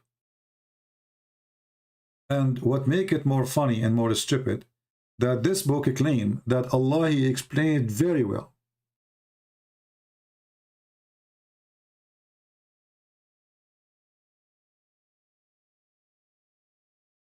Allah, He explained it very well. So after Allah, He explained the Quran very well. The Muslims are very confused very well. And this is after Allah explained the Quran very well.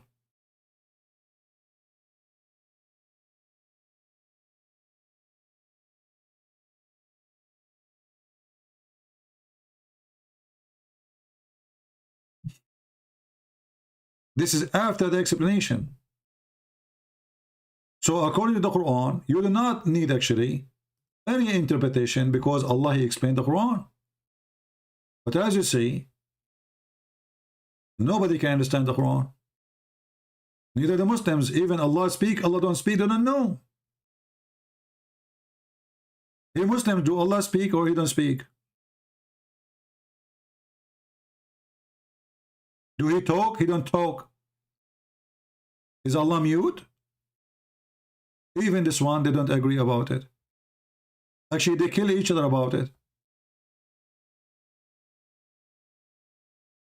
So Allah, He said, I explained the Quran very well to you, and then we have a billion explanation. None of them agree with the other one. And when we show them explanation of a scholar from their own sect, they say we don't accept it.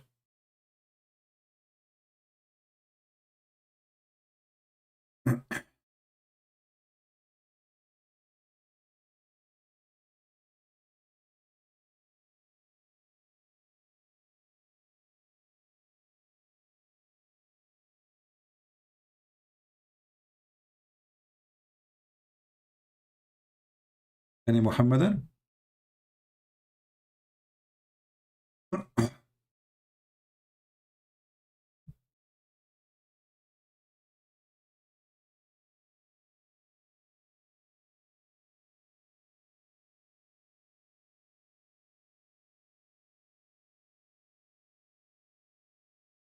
Let us see here.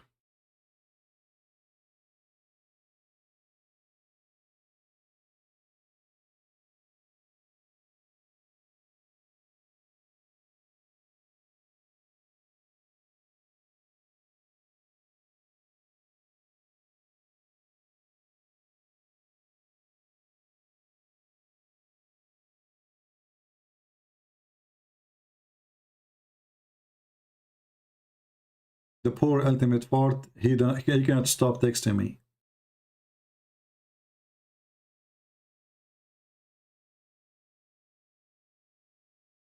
You can't resist the temptation.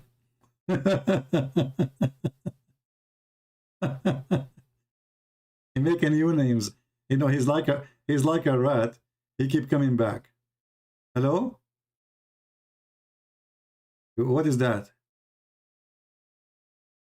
Hello?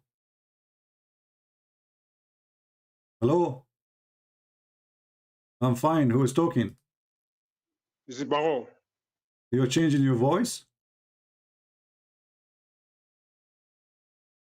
Well, I don't hear you. What, your voice is bad. You know, I do not know your voice. Oh, okay. So who are you? Go ahead. You are live on air. Wa alaikum assalam. You don't speak Arabic, so go speak English. Keep running, motherfucker. That's ultimate truth. Run. Hang up now. Say Yes, again. I got you now. Say again. Now Say, people got to prove that say, you've been say, running. say again. Say again. Come on, debate me. No, I say said again. you are. Say again. You, Say again. you said, Say again. There you Say go, again. right? Say again what you said in the beginning. okay, I be saying it. Say again. Say I again. said, are a son of a bitch. How about that? Okay. Iran. Let me ask you. Are you talking about Safwan and Aisha when they saw her having sex with Safwan and Muhammad? He changed the number of witnesses from 3 to 4. You gonna hang up again? You are a son of Muta, aren't you? Are you talking about Aisha, who she been witnessed by 3 witnesses that she was having sex? Are you worried about the polygamy? Is it true that the Muslim accused the Prophet wife that she had sex with Safwan? Yes or no?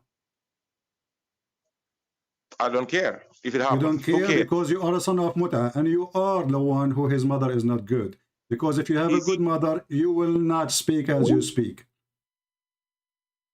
Obviously, your mother is a whore. I'm not calling you to call your mother, but obviously your mother, she was the good woman. I got you. Is it true that your prophet wife, she been accused by 3 Muslims that she's having sex? Ultimate fault, be my witness, says I don't care. He don't care. Why he shall care anyway? Who care?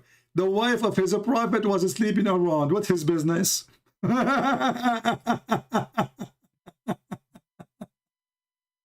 don't care. And supposedly he got me.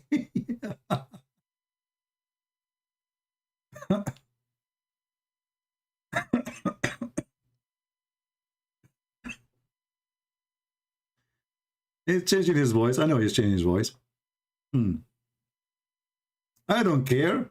What's the problem with that? This is what you just said to me. You don't care. Make a new name and call back again. And let everybody hear how the Muslims are so angry and really don't care if their prophet wife was a whore or she was a decent woman. Everybody now will make this copy, the sound of you calling me, and they will make short videos and they will post it around. Ultimate fart. Don't care if his prophet wives, and he admit his prophet wife, she was having an affair, sleeping around. And not only that, we have hadith by the Muslim Sunni, and he claimed to be a Sunni, but he is obviously a very special kind of Sunni. He's a donkey style. Aisha, she used to decorate slaves so she can hunt young men from Quraysh.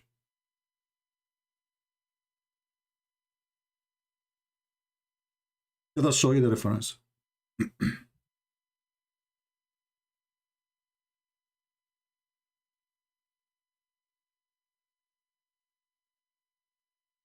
Obviously, Aisha, she was an official whore. And the funny is, the Shia, they attack the Muslim Sunni with this. But it is not a Shia hadith. This is a Sunni hadith.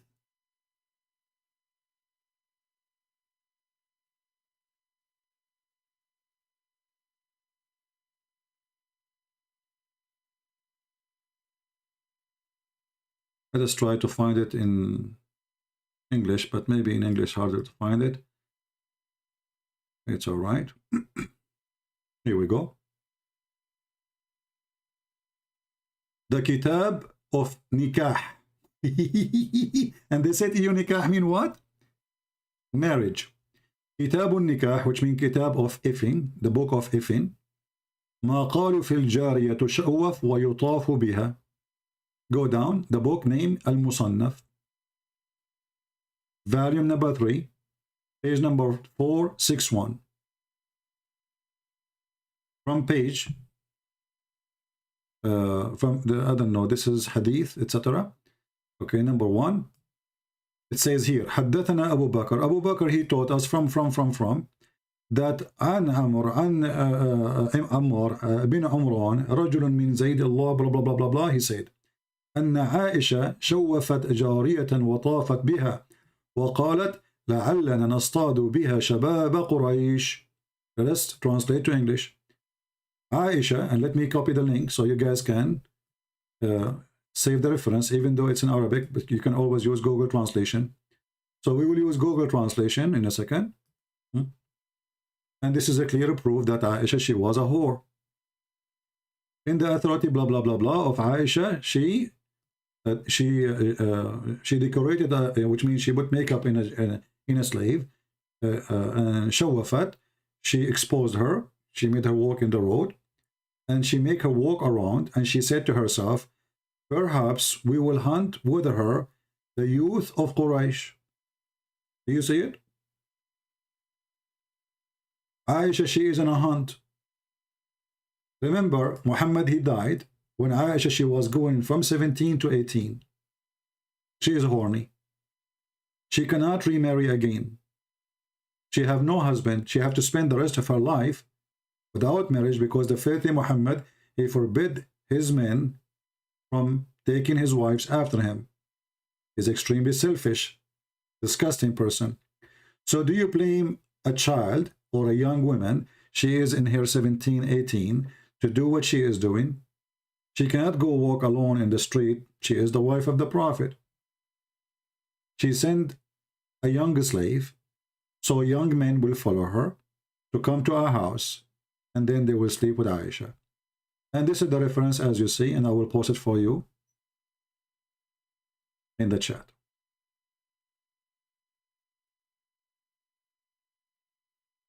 And did your prophet wife, she sleep around? I don't care. We got it. You don't care. And this is the reference. I mean, do you see how much scandal this cult has? Do you see how much stupid scandal this cult full of it? Garbage.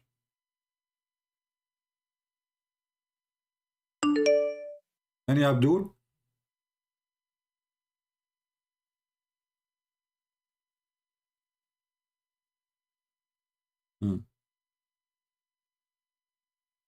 Okay, let's see who's this guy. He claimed to be Abbas.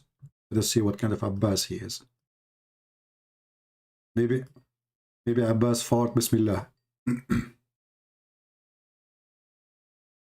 alaikum assalam. Who is with me? What? Who is talking to me? Yeah, it's me. That's Abbas. So I'm gonna present myself. Abbas, I'm welcome, Abbas Abbas. Betty. Yeah, Abbas Betty. So. All right, Abbas Barry, what do you want to say to us, my friend? We are live on air and we are questioning if Allah is God. What do you think? Okay, no, alhamdulillah, no problem. So what do you think? I'm just like, yeah, it's fine, it's fine. Fine what? What I'm thinking about what? What do you know, we are asking the Muslims how they believe that Allah is God. If there is any proof that Allah is God? Yeah, I just want to ask you a question. I thought you are going to answer my questions. What? I thought you are a Muslim and you can help us. Look like you do not know too. Yeah, I'm Muslim. Yeah, of course I'm Muslim. So do you know why Allah is God? Why is God? Why Allah is God? Yeah. Yeah, because he's Allah is Him who created the people, it's Him who created the world. You gotta believe in Him because. How you know that Allah created the world and He created the people? Where do you get this from? Because I get that from the Quran. But the Quran have no witnesses. I mean, in Islam, if a woman she cheat in her husband, you need 4 witnesses, right? Yeah. Okay. Do Muhammad have 4 witnesses for the Quran?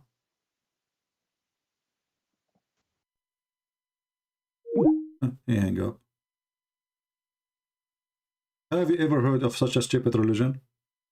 We need 4 witnesses. If a woman cheat in her husband and they have to see his penis getting in and out. But we do not need a single witness for a person claiming that he's, he received a book from his God. You need 2 witnesses if you borrow $10. But they don't have 1 witness for Muhammad receiving Quran. How in the world this will work?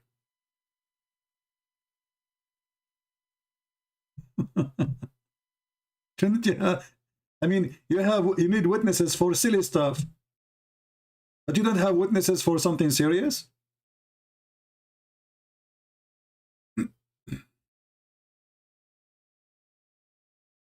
Madness. No witnesses.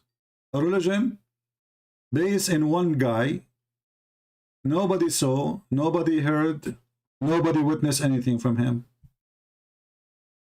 How would that work? Yes, my friend, you are live on air. Who is with me? My name is Muhammad. Muhammad, welcome, Muhammad. How are you doing, my friend? I'm doing well, thank you. So you said to me in the chat, in Skype, you want to talk to me about Tawheed? Yes. Okay, what Tawheed mean? For me, one of the I believe that one of the strongest things in Islam is the concepts of Tawheed, you know, because it's what we're taught since we were children. Yeah, but there's no Tawheed in the Quran. Can you find the word Tawheed in the Quran? No, sorry. I don't mean.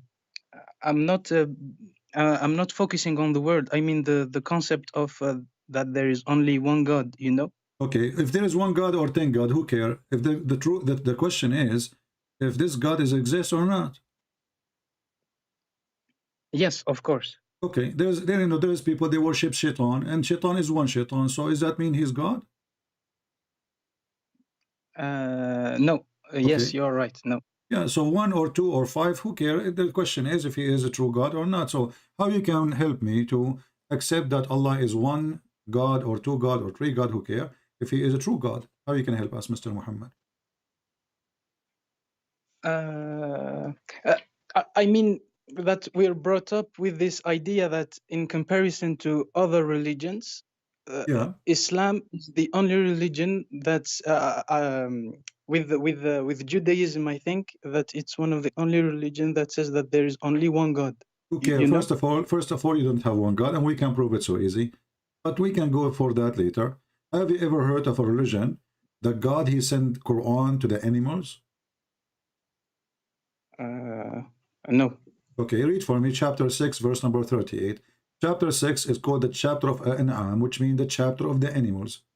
There's not an animal that lives on earth, nor being that flees with wings, but a form of community, and nothing we have omitted of the book from the book.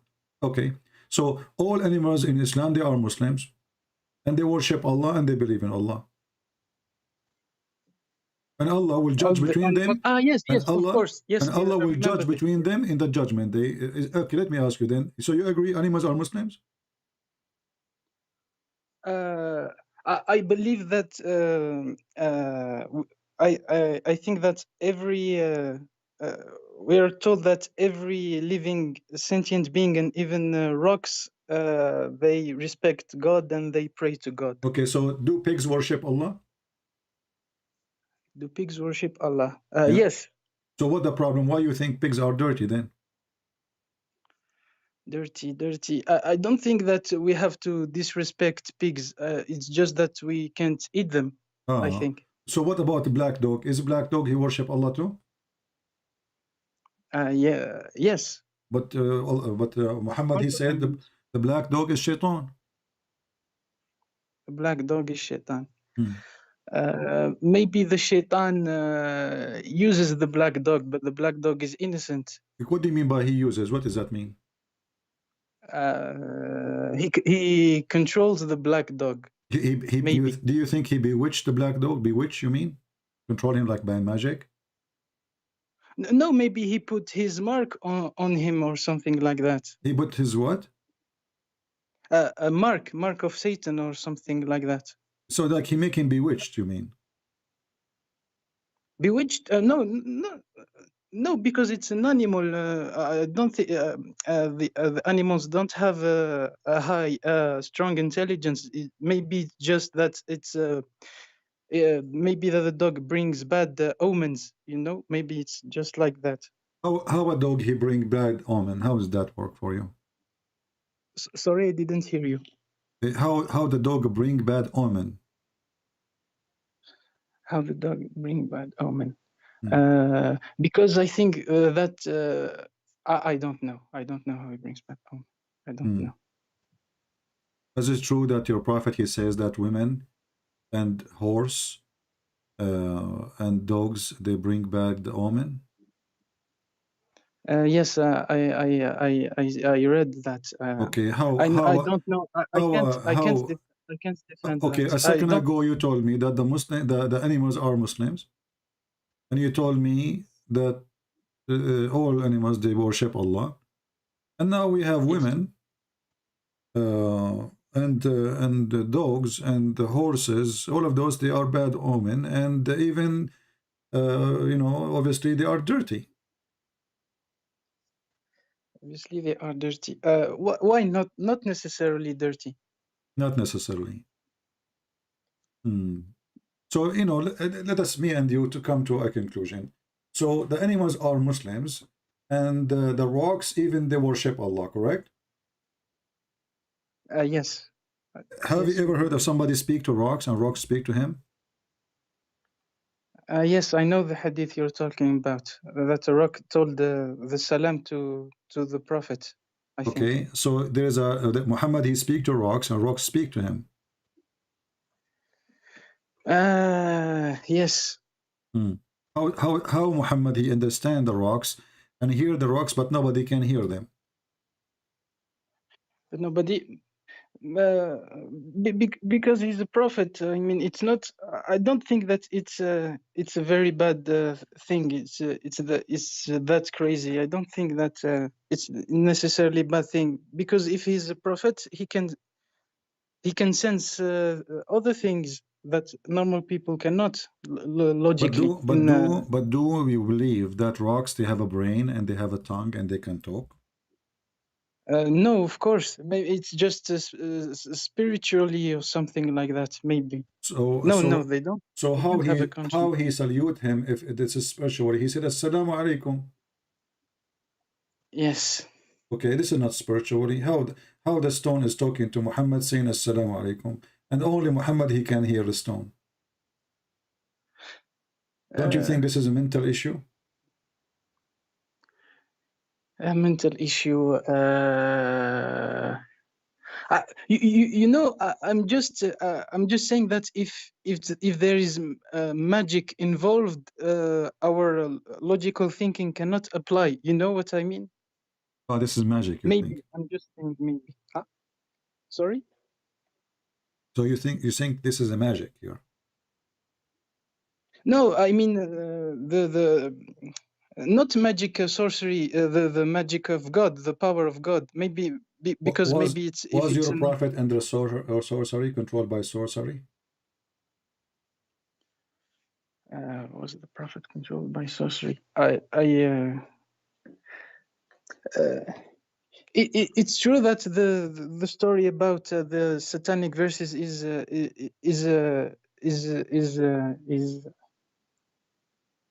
it's true that it's not it shouldn't have happened, but maybe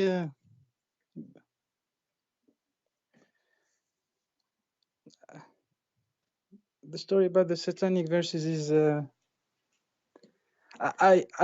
I sincerely believe that God shouldn't have let that happen, even if he had a plan, because he should have because he would know that the people would doubt the prophet if something like that would happen. It does not benefit the people. You know what I mean? So what do you think? Do you think that this is when Muhammad he spoke to, as you said, I agree with you. When Muhammad he spoke satanic verses, that make him a prophet of Satan, correct? A prophet of Satan. Yeah, if I speak, if I say to you, yes, what Satan says to me, claiming it's from God, well, obviously that made me satanic messenger. Obviously, yes, but only temporarily, because it was Doesn't the plan matter. of God. But no, hold on. You see what the plan of God? Why God want to do that? I mean, this is stupid. So Allah, he will make Satan speak Quran, put it in the mouth of Muhammad. Muhammad did not notice. Muslim did not notice. The kuffar did not notice. All of them, they worship the pagan, the three daughters of Allah. Muhammad, he go to house a day or two or three after, and Jibreel come to him, and he said to him, what you did, this is satanic verses. So, if, first of all here, you notice that Muhammad, he claimed nobody can make Quran like the Quran, correct? Nobody. Yes. Okay, so how Muhammad himself received Quran from Shaitan, and he did not recognize that this is not Quran? If nobody can make Quran like Allah. But you know, maybe it's just that the prophet he's just a way to give message. Maybe we should not judge him harshly. You know what I mean? Our friend, we Because are not judging him what's harshly. important is We God. are not judging So harshly. We are asking question. If I am a messenger from God, and then God did not, he claimed that nobody can make Quran like my Quran, then Muhammad received Quran, not the Quran, and that he think it is the Quran, and then he said that Quran, which is not a Quran. So this is a contradiction for the Quran, because if nobody can make Quran like the Quran of Allah, and then Muhammad received Quran from Shaitan, and neither Muhammad, neither the believers, neither the kuffar, they notice that this is not from Allah. That means the Shaitan can make Quran too. And now Muhammad, he yes, come with a solution saying, well, don't worry. Allah, he said, Allah will take all the Quran coming from Shaitan and he will delete, correct? yes, How we know that yes. this is not from Shaitan too? How do we know that this is not from Shaitan too? Yeah. But why would it be from Shaitan? It's Well, if to make you feel comfortable, because now you are worried that Shaitan is putting words in the mouth of Muhammad and we do not notice. Maybe this verse itself is from Shaitan, so he will tell you, don't worry about what Muhammad received from Shaitan, because whatever he received, we will take it away. but we should assume that it's really God that corrected it, because let's say that apart from that error, all of the rest of the Quran is from God, so we should believe it logically, I think. You know, I like it when you say logically. What the word logically mean? I'm sorry, I don't mean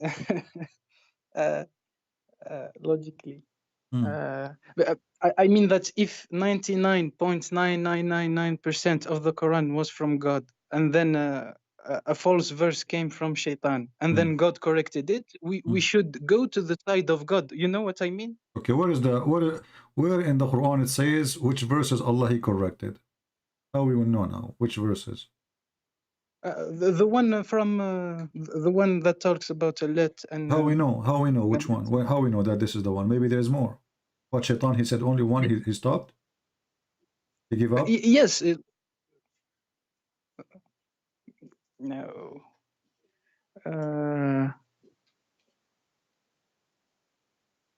I thought that this was the only situation where there was a satanic verse. But you know, you see, if Allah want to take a verse which is sent by Shaitan, why Allah did not stop the verse before it come to mouth of Muhammad? If you don't want, yes, I agree with you 100%. But I think that there was a plan from God, maybe, you know. But I don't know what the plan is. Okay, I will go with you. So Allah, he have a plan. Is it true that Allah is the one who sent Shaitan to deceive the Prophet?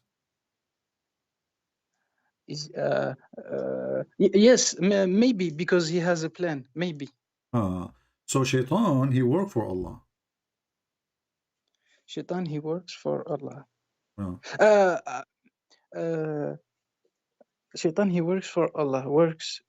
No, he can be ordered from Allah. Okay, so this is make him work for Allah because he receive order from the boss, not from someone you don't obey, correct? No, I think that everything except Allah works for Allah because He created everything, and maybe it's just. So Allah don't work for Allah. So Allah don't work for Allah. Yeah. I don't. Sorry, I don't understand. I will leave this question for later. Give me 5 minutes, and so we can understand.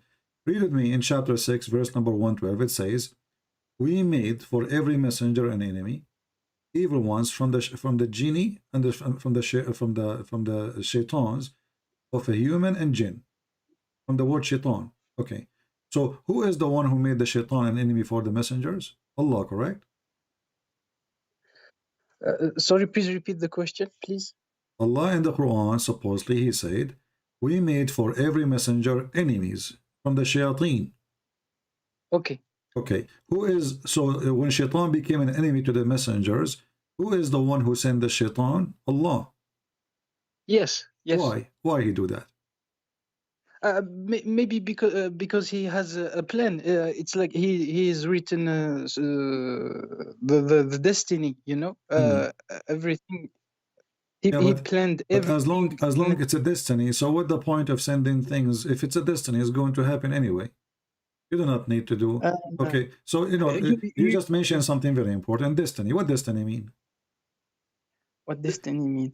I understand that the concept in Christianity and in Islam of destiny is not the same. Okay, but I'm saying now, is it destiny for Shaitan to be Shaitan? Is it destiny for Shaitan to be Shaitan? Yes. Yes, Okay, I think so so. Shaitan is a good guy then. Shaitan is a good guy. No, you know what I think? I think that God knows the future. It doesn't. No, read with me. Chapter 7, verse number 16. Iblis, he said, because you have sent me astray, because you deceived me, surely I will set against them, the human, and I will, and I will deceive them too. So the first one who was deceived is Shaitan. Who the one deceived him? Allah. This is Quran, chapter 7, verse 16.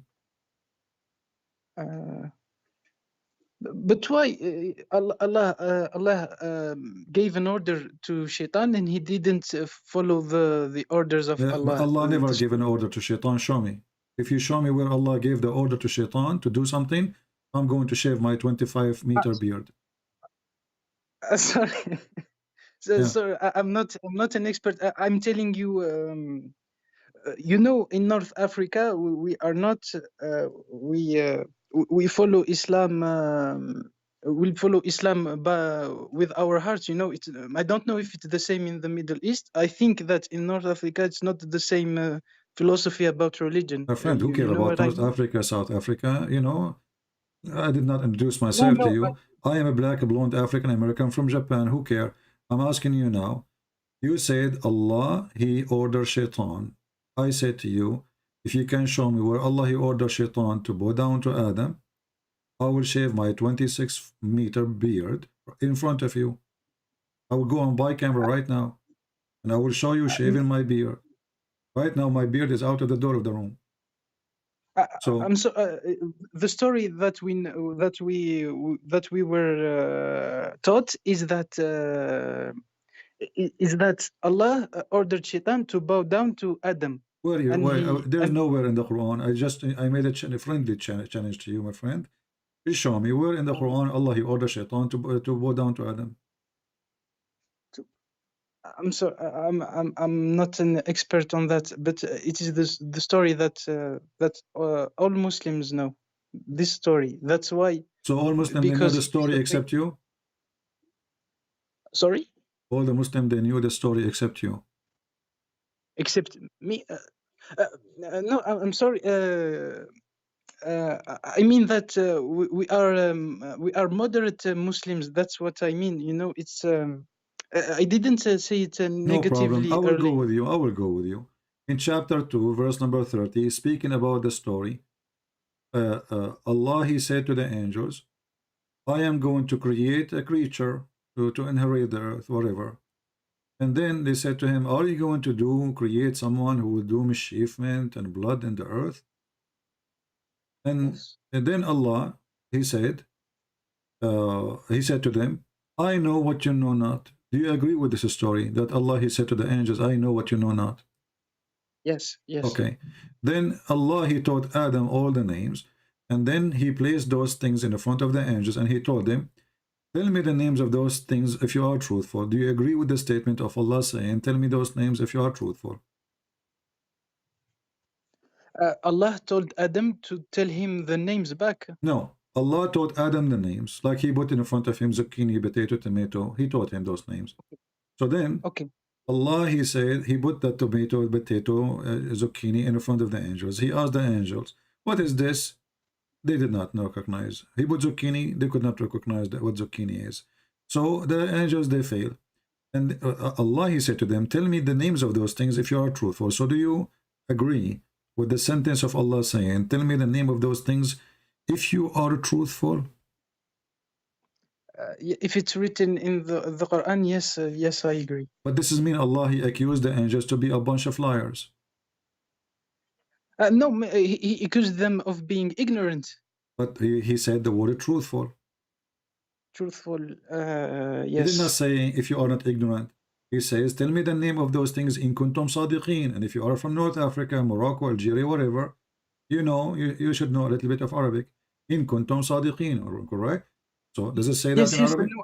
Okay, here we go. أنبئوني بأسماء هؤلاء إن كنتم صادقين. So in kuntum sadiqeen, tell me the names of those things. They are, you know, so if you are truthful, that's mean Allah, he accused his angels to be not a truthful, correct? Because he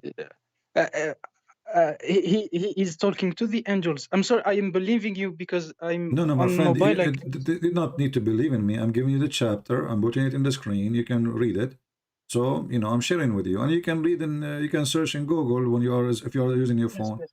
So chapter 2, my friend, chapter 2, verse number 31. Allah, he says, tell me the name of those things if you are truthful. So in your religion, the angels of Allah, they are a bunch of liars. Maybe not in general, just in that case. No, he spoke to all of them. Not there's no exception. He said to the angels. Yes. No, I don't mean all the. I mean not all the time. They don't speak the truth. Maybe So for that. the angels of Allah, sometimes they lie, sometimes they tell the truth in Islam. Sometimes they are liars, sometimes they are not. No. Maybe because they want to. They don't want Allah to create something that will do But this is bad not things. this is not our topic. Allah is saying to them, tell me the name of those things if you are truthful. So they are not truthful. They failed. They could not tell. The quiz Allah is giving, the exam Allah is giving is, if you know those things, that means you are truthful. So whatever they said, it was a lie, according to Allah, correct? Yes. But that's mean you Muslims, you receive your Quran from a bunch of liars. Who is the one who brought the Quran to Muhammad? A liar. It's Jibril. But he's a liar. He's a liar. Maybe not always. Maybe it was in the don't mean in the moment when he created Adam. You know, because they didn't So when Allah created Adam, Jibril was a liar, and then Jibril maybe he repent. He went to the Hajj. He kissed the black stone. He became a good Muslim. I understand. I understand what you mean. I wanted to tell you that the main thing that we Muslim keep us believing in Islam, and it's the fact that there is only one God. You know, there is only one God. My friend, who care? Your God, Allah himself and his team, they are a bunch of ignorant, because look what happened. The angels, they are the one who said that Adam will do mischievement, correct? Yes. Okay, so why Allah is upset from Shaitan for not bowing down? Shaitan is not an angel. Yes, he was a jinn. So I ordered the cat to say meow, and then because the dog, he did not say meow, I get upset from the dog. But the dog is not a cat. So when Allah, he is talking to the angels, and the angels is the one who disobey Allah or questioning Allah, and Allah get upset from the angels. So why he is upset from Shaitan? If Allah, he said to the angels, bow down to Adam, and then Shaitan, who is a genie, did not bow down. So why is upset from Shaitan? He did not even order him. No, I see. That's why you told me earlier that there is that he did not order Shaitan. Exactly. Okay. Shaitan is a victim of your God. Your God is mental. You know, Shaitan, he did not do anything. He had nothing wrong to. He had nothing to do with this fight. Allah is arguing with the angels. The angels is the one who accused Adam. Allah is, you know, is punishing the angels for doing wrong. So why he is upset from Shaitan? And he did not order Shaitan to bow down. I understand. It would have worked if the Shaitan was an angel. Yeah, if Shaitan was an angel, according to Christianity, Shaitan, he was an angel. Here, no. Shaitan was one of the genie. So he's from different kind. He's not even from the same kind. So he argued with angels. He fought with angels. Angels is the one disobey him, or the angels who is the one accused Adam of doing wrong. So why he's upset from Shaitan, and why he did not even order Shaitan to bow down. So the story is stupid. Same time, my friend. I understand what you mean. I understand perfectly. But maybe he ordered all the people, not the people, all the beings that were present there. That will work if he did not say we said to the angels. You see it says, and when we said to the angels, he did not say to all. If he say everybody bow down to Adam, I say okay, whoever there. But he said, the Quran says, we say to the angels, prostrate yourself before Adam. Secondly, you Muslims, you claim that Allah is against you to prostrate to anyone except him, but turn to be that the first one who commits shirk and teach shirk is Allah. He is associating the bowing down with the man from the beginning of the time. So if you as a Muslim, you say it's wrong to bow down to a king, we should bow down only to Allah. Well, Allah himself, he is ordering even the angels to bow down to Adam. And not only that, Adam later, he was kicked out from heaven just a few 2 meters after, 2 verses after, Adam was kicked out from heaven. So angels were right and they were not wrong, and Allah was wrong. So Adam, this mischievement, he was kicked out. His children, this mischievement, they were kicked out. All of them, they are a bunch of sinner, and they were kicked out. So why the angels are wrong and they are not truthful? Allah is stupid, because if Allah, he knew the future, as you said to me when you called me, then he should know what angels would, what Adam will do. But Allah, he accused the angels. Yes, he knows. No, he did not, because the proof of that, the angels, they say he will do mischievement. Allah, he said to them, I know what you know not. And then he told the names. Yes, he didn't tell them that he will not do. It's like he told them that he said plan. no. He said he will not do by saying what? When they said that to him, he says, I know what you know not. And then he continue, and now he want to tell them that they do not know. He want to tell them, he want to show them that they do not know the future. What he did, he told the names, and now he asked them, tell me the names of those things. But this is stupid to prove that he's God. But here he's trying supposedly to prove that they do not know the unseen, because they are talking about the unseen, which is the future of Adam. So tell me the names of those things. They said, well, Allah, we do not know except what you taught us. And he said to them, if you are truthful. Yes, there is no relation between the first one and the second one. No, That's there is what a you're relation. saying. No, there is a relationship. The relationship is the angels accuse Adam. Allah don't agree with them that Adam will do that. This is why he says to them, I know what you know not. And then he told them, I will tell, okay, I told the names. Well, if you are truthful about Adam, you see what it says if you are truthful? You see what it says? Okay. If you are truthful, we'll go back to who? Yeah, we'll go back about Adam, correct? Yes. Okay. If you are truthful about Adam, it will be Exactly. bad. We do. Wonderful, my brother.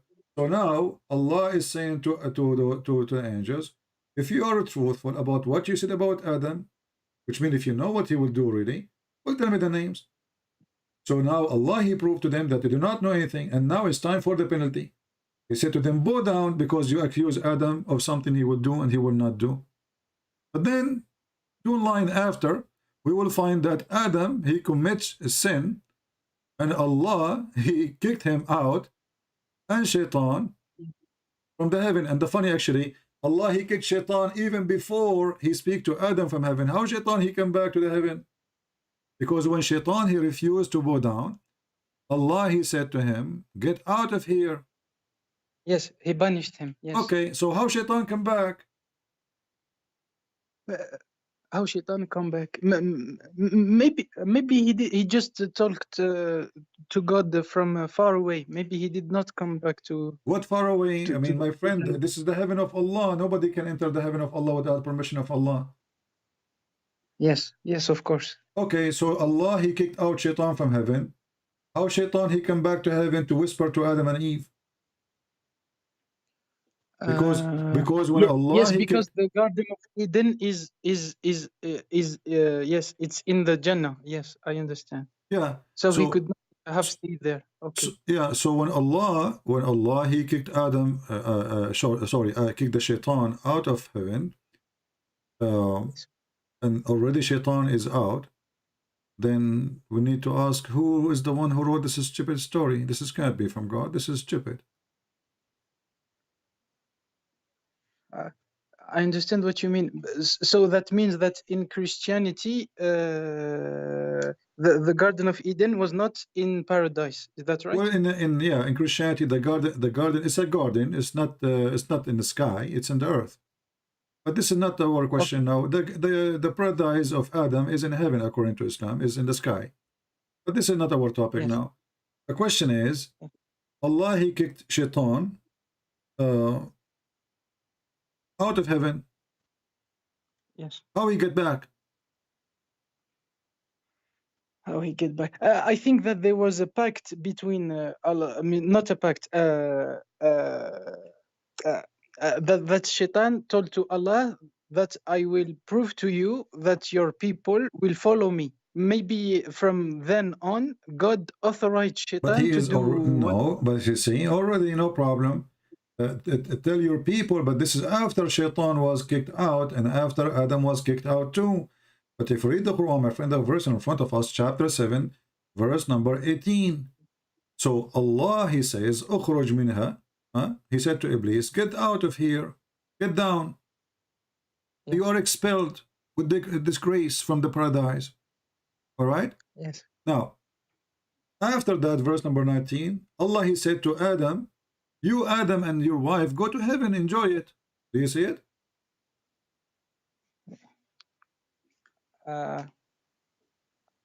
So verse 18, Allah, he ordered the shaitan to get out. Verse 19, Allah said to Adam, hey, Adam, go have fun in the heaven. So now shaitan is already out. So then we find that in verse number 20, shaitan, he whispered to them, but shaitan is out. Yes, he is out. Yes. So how he whispered for them? So how he whispers for them? I don't know. I will tell you how. You know, the one who wrote the story is stupid. There's no logic there. And at the same time, I want to prove to you, Muhammad, that I am God. Shouldn't you ask the opposite? As an example, if I have a dog and I call him Fufu, and then I say to you, what is the name of my dog? You say, I do not know. And then I say Fufu. Is that to prove that I'm God? No. Okay, but this is Allah what he did. He gave name for the things. He gave name for the things. And he said to them, tell me the names. He should do the opposite. He should tell them, you name them. You name those things. Don't tell me. And now ask me the names, right? That will prove that he is special. Doesn't have to prove to them. They know that he is God already. Well, obviously he is not God. Obviously he is not God, because what he did is stupid. If I call my dog Juju or Fufu, and I say to you, if you cannot tell me the name of my dog, that means you're truthful. That's stupid. I understand what you mean, but you know, I wanted to tell you that these things they don't change what we believe. You know what I mean? I don't believe. I don't mean that in a negative way. I mean my friend, that I understand. This is not what this. But I'm trying to say to you, if this is Quran is coming from God, the Quran should be smart, because God is smart. He's not stupid. Do we agree? Of course. Okay, but this is stupid, because even the story is not coming in the right order. Shaitan is kicked out for no reason, because he is not the one who accused Adam anyway. Allah, he ordered the angels to bow down. He did not say angel and shaitan, angel and genie bow down. Why is upset? So all the story does not make sense. And this is cannot be from God.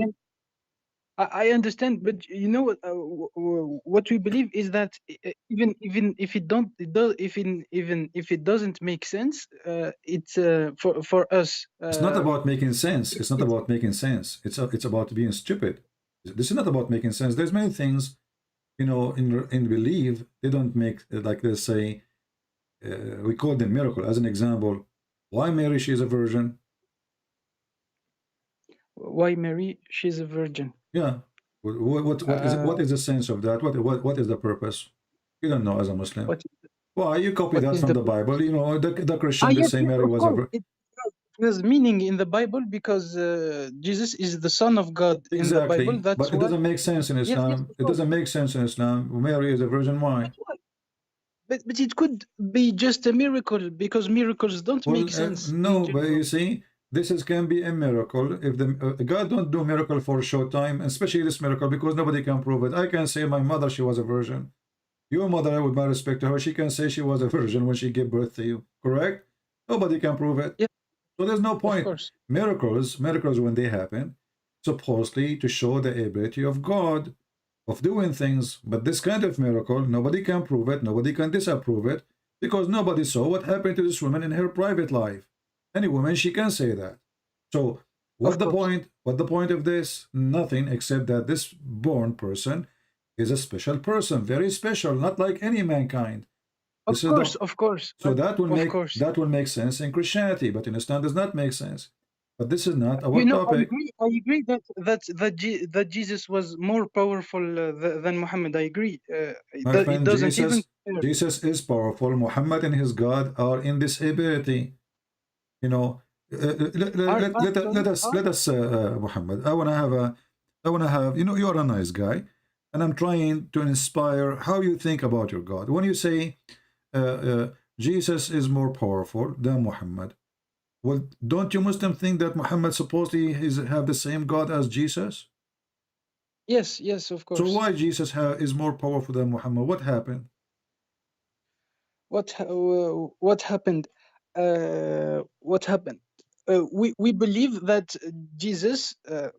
He never said that he was God or the Son of God. He was just a nice prophet, a very good prophet, and the people misunderstood him, and that's why there was the need for another prophet. This is not the question.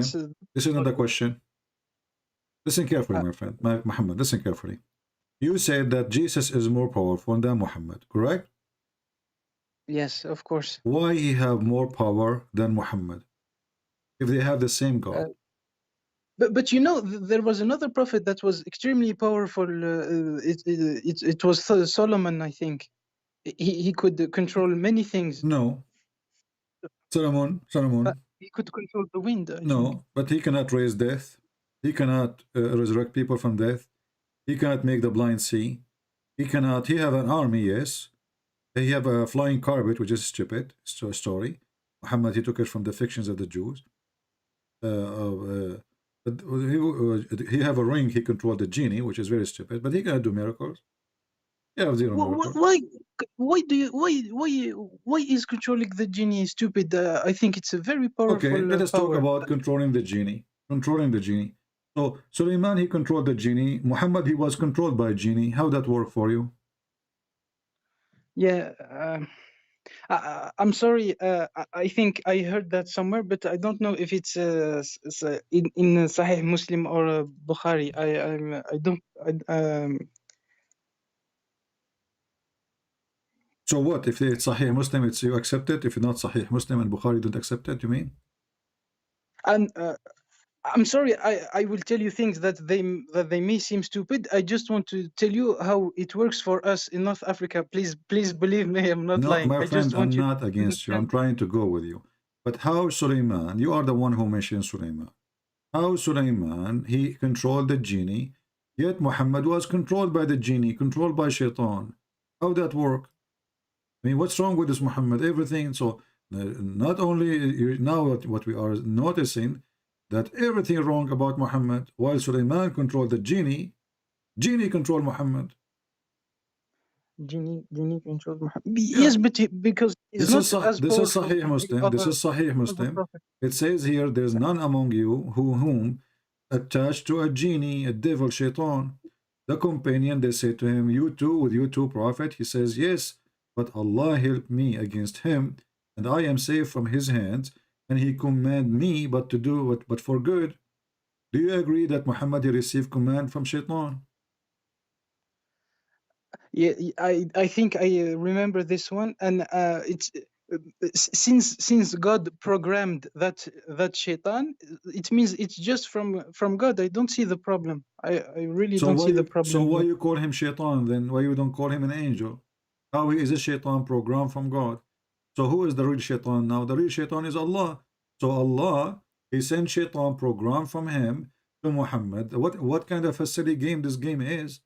So what is Shaitan? Shaitan is a programmed Shaitan sent by Allah to deceive us. What a joke.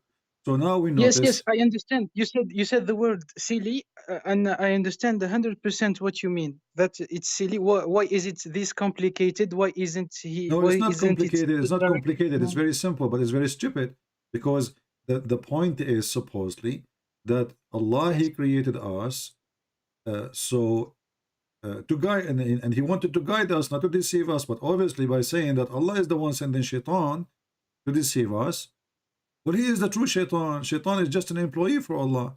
So now we are, according to Islam, according to you Muslims, we are just a game for Allah. Allah is playing with us. Yes, of course. Okay, so what of course? This God is evil, then he's shaitan himself. Because a true God should not do that. A true God should not do. I believe, I believe that God has wrote all the possibilities, and He knows all the possibilities, and we just choose one of the possibilities that He wrote for us. You know what I mean? My friend, there's nothing is called possibility, because destiny have zero possibility. It's what He wrote for you will happen to you. Secondly, obviously this God is stupid and he is sick. You're a prophet, he says. If you don't, I swear by Allah, if you don't commit sin, Allah will destroy you and bring people, replace you, and bring people who commit sin and ask for forgiveness. You know this hadith? Yes. Okay. Yes, yes. So yes. why this God, what's wrong with him? Why, if I did not commit sin, he would destroy me? Why if he did not commit sin? Because he wants... because he wants he wants to judge us. What judge us? If we did not commit sin. My friend, listen. So you are saying to me that if you have a child and your son is very good, he obey you, you will kill him. Yeah. Does that sound healthy or satanic?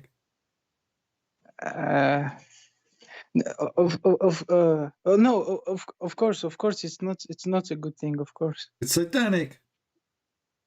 No, because if God Muhammad, wants no, to be do honest with me. Be honest anything, with me. Honest, Muhammad. I'm honest. You are a nice guy. I can see that in you, and I'm happy to talk to you.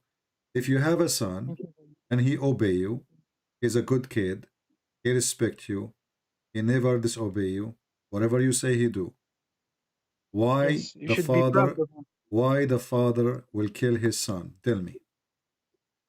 Why the father will kill his son? He should not kill his son. He should not. Unless this father, he is the one is evil and sick. But maybe destroying, maybe it's just removing, because God has a plan and sorry, I'm sorry, I don't know how to answer that. No, you see, of course, this is what a plan. The plan, you want me to commit sin? I thought the plan is to be good. I thought the plan that Allah, He want us to be good. I thought the plan that Allah, He want the people who they live in this earth to be obedience. But as you say, this God don't want obedience people. This God, He want gang, He want killers, He want rapists. And then all what He care is asking for forgiveness. So this God is a sick, lonely God. Our friend, this is a mentality of a sicko. Your God, Allah, is a sick, sicko, mental, satanic, evil. You don't kill the people for doing good. You don't replace them with evil ones who do wrong just because they are going to beg for you. Please forgive us. That is sick. So what Muhammad is saying to us... Go ahead, Muhammad. Go. I'm sorry, just want to ask you, is it saying killing, destroying, not just removing and replacing? He's going to destroy you. Don't you see? He would sweep you out of existence. Yes, but maybe it's in a painless way so that he can do what he wants. Who care about painless way? So are you saying to me, if somebody, he gave his son some drugs and then he cut his throat, that is make him a good guy? No. Yes. Who care about the painful way? What no painful way? The word is so clear. He will sweep you out of existence. For what guilt? Shouldn't I do guilt to do that to me? There's no guilt. I obey you. I'm good. Of course, I understand. Yes, what you're saying is logical, of course. So this man, Muhammad, is presenting this man, my friend. For me, as I see the one you call him a prophet, I see him mentally ill, sick person, and he is possessed by the devil, and he is trying to make us to obey the devil, because the only way I understand this, and there's no other way, that Sorry, you... why do you think it's devil? There are good things Let me show in you Islam. what. Let me Don't show you. No, there's understand no why good things. There's no good things. What suicide bomber and killing and the kidnapping? What good? You know, Muhammad is a rapist, killer, thief. Even his own son, he went to the house and he flirted with the wife when the husband is not there. Sophia, he killed her father, her brother, her husband, and then he raped her less than 30 minutes after. What are good things? My friend, listen. When somebody says to you, if you commit sin, it is the way Allah will not destroy you. If you don't commit sin, Allah will sweep you out of existence. If you commit sin, listen, if you commit sin and ask for forgiveness, Allah will let you live. So what Muhammad is saying to us, you need to be satanic. You need to be a gang. You need to be a drug dealer. You need to be a thief. You need to be a criminal. Or what you need to do, after all you do all those things, just seek for forgiveness. But never be a good person. Because if you don't commit sin, Allah will sweep you out of existence. So to live in the kingdom of this king, Satan, Allah, you have to be a person who commits sin. Otherwise, you are not qualified. To live in his kingdom, he will sweep you out because you are not committing sin. So in order to be a member in the membership, or to get a membership in the empire of the Satan, you have to commit sin and ask Satan for forgiveness, because this is the only joy Satan, Oka Allah, he have. This is your God. Yes, I understand that if you take it from the point of view of Satan, it works like that. I understand. I'm not taking from a point of me. You tell me any point you want. There's no other point. If you don't commit sin, I will kill you. As simple as that. How I can stay alive? How I can stay alive? Only if I commit sin and ask for forgiveness. There's a third option. But pious people in Islam are rewarded with the paradise. I don't think that there's no bias. He is saying to them, commit sin. What bias? In Islam, there's no bias. This is very funny. If you're a prophet himself, he sleep around with women and he cheat. And then you say to me, bias. In Islam, you know, forgiving sin is so easy. If you say, Alhamdulillah, 100 times, Allah forgive you sin. Is that true? I'm sorry, I never heard about that. Yeah. So Muhammad, he encouraged you to commit sin, and then he made it so easy to forgive sin. I see. I understand what you mean. Yes, you can be forgiven easily. I understand what you mean. Yes, Yeah. of course. Yeah. Yes. So if you say 100 times, if you say 100 times, Alhamdulillah, Allah forgive you sin, how stupid is that? So now I will go. I will rape a woman. Listen, Muhammad, I have to go because it's time to rape some women. It's time to rape women and have time to sell drugs and time to kill some, maybe children. And then I will say Alhamdulillah 100 times, and then Allah forgive my sin. How stupid is that? No, but you can't be a hypocrite when you say it. You have to be. You have to believe. But this is hypocrisy. If I say 100 times, Subhanallah, that make me a good person now? How come I was How come I was not a good person when I raped the women? No, of course, you have to regret what you have done. God doesn't forgive Muhammad, you just like that. I'm going to speak to you for 5 minutes more, and this is your chance to give me something right. You see, let me ask you. If somebody commit fornication, it was his choice to sleep around, or it was enforced by Allah? Enforced by Allah. So why it's called fornication? Who is the real fornicator?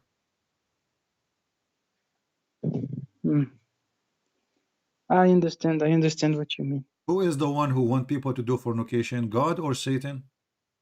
You should say Satan, right? Yes, of course. But you just said to me it's enforced by Allah. So Allah is Satan.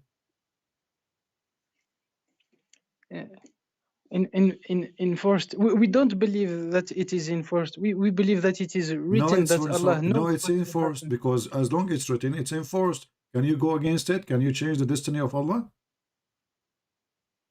No, you can't. Okay, that's it. So it's enforced.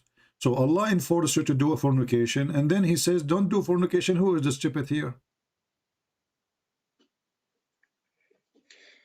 I understand what you mean. So Muhammad, I invite you right now as we speak. I feel inside you that you are a good man. You don't fit in this garbage. I invite you right now to leave Islam, my friend. I'm not going to talk to you more, because if all what I showed you is not enough for you to leave this garbage, I don't know what to do. I give up, you know.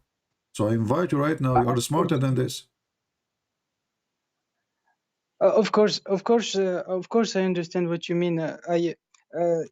You know, I always tried in my life to be a humanist, to try to understand, to have empathy with everyone, and I understand that someone from outside, when he looks at this, it's very, it can be not logical. So I understand. This is not I about understand logical. This is not about logical, Muhammad. This is about disgusting. This God, He is the one who made you fornicate, and then He is going to say, I will punish you for fornicating. Is He sick? What logical? This is not. This is beyond logic. This is madness. This is stupid. This is not about I understand where I'm coming from. God, yes, He should be against something, not the one who made you do it, and then He will punish you for doing it. That's not just. What is the just? Yes. So we are Yes. talking about someone you call him God, but obviously He is not just. And one of the most important thing about God to be just. If God cannot be just, who is just then? Yes, God has to be just. So of Allah course. is not a just. Do you agree with me? If this is true, yes. Yes. Yes. What if this is true? It's in front of you. This is Sahih Muslim. Yes. Yes. So Allah is unjust, and as long He is unjust, He is satanic. Yes, you know, when I read the hadith like this, I always tell myself that they never should have been there, hadiths like this, because they. I don't think that anyone can defend this. No one, I think exactly. it's And too this is sad. why, my friend, It's I'm too happy sad. for you. I'm happy that you are an honest man, and you agree that this is unjust and this is satanic. So you decide to leave Islam. You know, but it's too sad if Islam is not true. You know what I mean? It's too No, sad my because friend, it is too sad that we have such a garbage. Because of Islam, we have to stay 3 hours in the airport just to take off our shoes. It is so sad we have Islam. Because of Islam, we spend billions of dollars for security.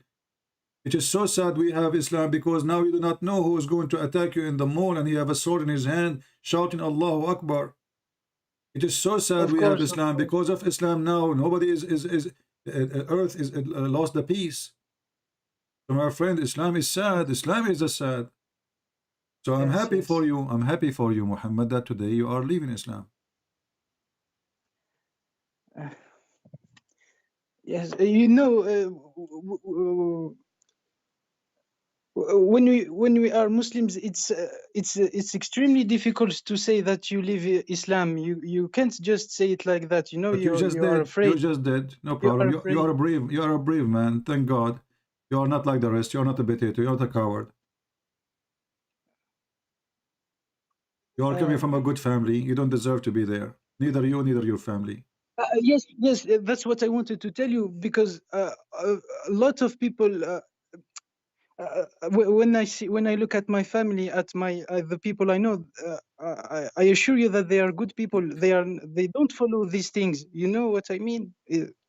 The majority of these things we never heard about them. So you are saying to me there's Muslims who they are good Muslims, don't follow Muhammad, and that make them good. Well, that even make it more ugly, because now they are good because they don't follow Muhammad, not because they are following Muhammad. If they follow Muhammad, they will not be good. But we believe that we follow, No, the you teachings. don't. No, you don't.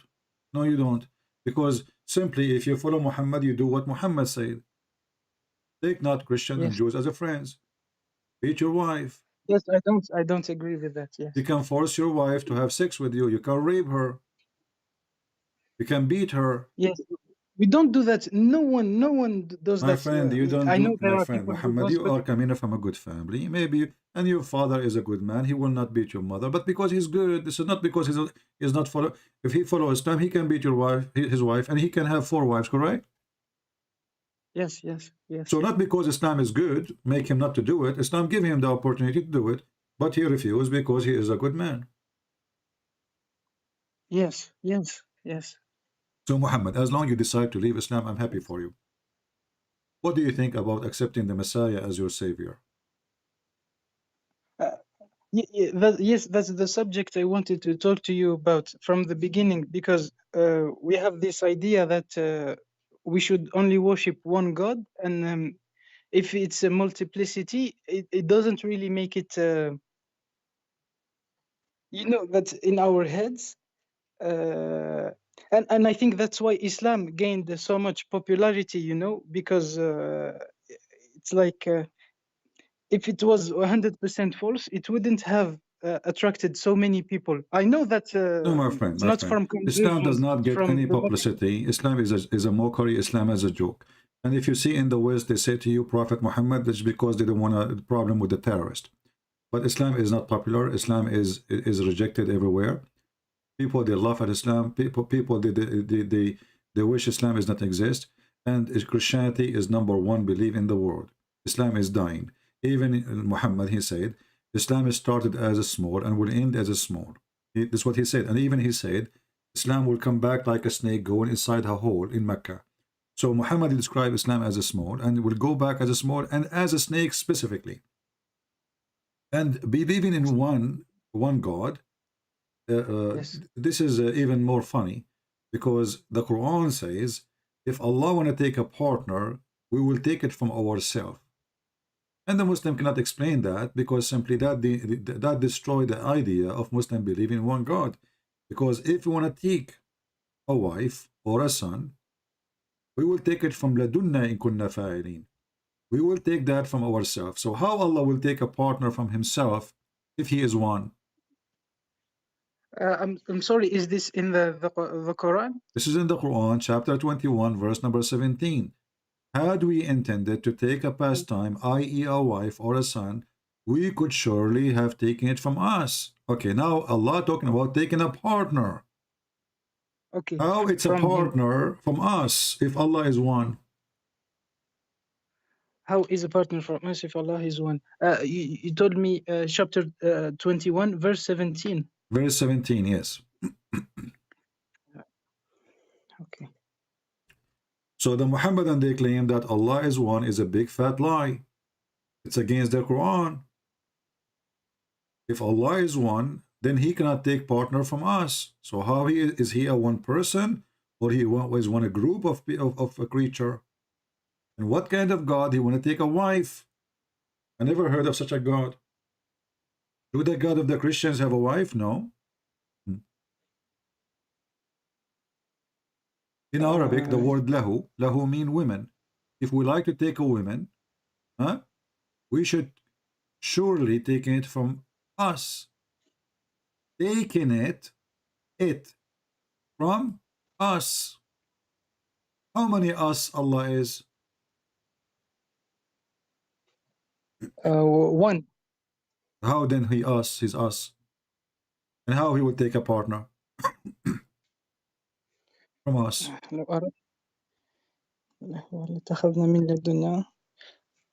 Okay. We had intended to take a diversion. We would have taken it from what is with us. Okay.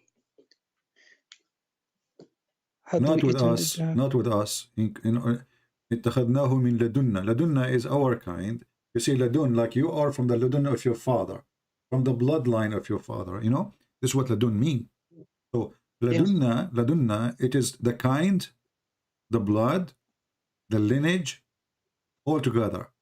So when Allah, he claimed that he is one, as Muslim they claim, and then if you want to take a partner, he will take it from us. Okay, so this means that God can take partners from himself if he wanted to. That's what it means, Lord. But okay, let us stop here. So Allah will take a partner from himself too. So he's one? How Allah will partner with himself? Okay.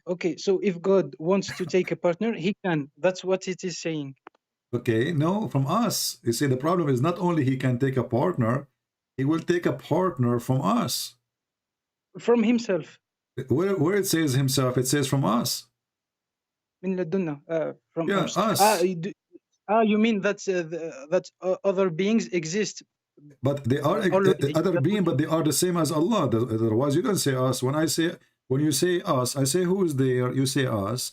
Obviously, you don't mean the cat if she is with you, correct? You mean other human with you, right? But isn't this a figure of speech? Like when the kings talk, they say no, and but because now he's talking about taking a partner. The partner cannot be himself, because if it's himself, there's no partner. This is him. Yes. And my friend, the word here is a past time translated is lahu. Lahu is a woman, so it have to be a woman in gender, and this is why she is the partner. So how Allah will take a partner from himself, and is he a woman? And is your God Allah like a transgender? He is a male and female in the same time? Okay. Yeah. Yes, I understand. So when the Muslim they say we believe in one God, this is just a joke. And secondly, who cares if you believe in one God or not? He is a stupid God, as we prove. This God, he think the sun set in a muddy water. This God, he think that the sperm coming from the ribs of the women and the backbone of the man, and the sperm became a dead blood. So he's 1, he's 2, he's 10. Who care? This is stupid, you know. So when you say to me we have an attractive point that we worship one God, this is one of the stupid things you are trying to deceive yourself with. And we are the one who worship. We are truly the one who worship one God, not you. Because you see, when you say multiplicity, we don't have multiplicity. All the Bible, from the beginning to the end, it says your God is one. From the first verse to the last verse. So when the Christian, they say, we believe in the Trinity, that is about God being, he is how he is. In 3, we call them, like in Arabic, we say opnum. In English, they use the word person, which is not really a good translation for that word. So the logos, or let us say the essence of God, exists in 3 ways, or 3 persons. So God the Father, God the Son, God the Holy Spirit. If you say you cannot do that because this is not right, well, this is God. You cannot tell God what he will be. Same time, you will see everything around us is based on number 3. What is the water? H2O, correct? Oh, yes. Okay. What is the essence of life? Sun, air, water. Is that correct? Yes. If one of them is missing, we're dead. Is that correct? Yes. Okay. Now let us think about, have you ever heard of something called the golden ratio? Yes. 2 to 1 yes, is the sign of a beauty, signature of God. Everything in this earth, all the trees, everything is designed by number 3.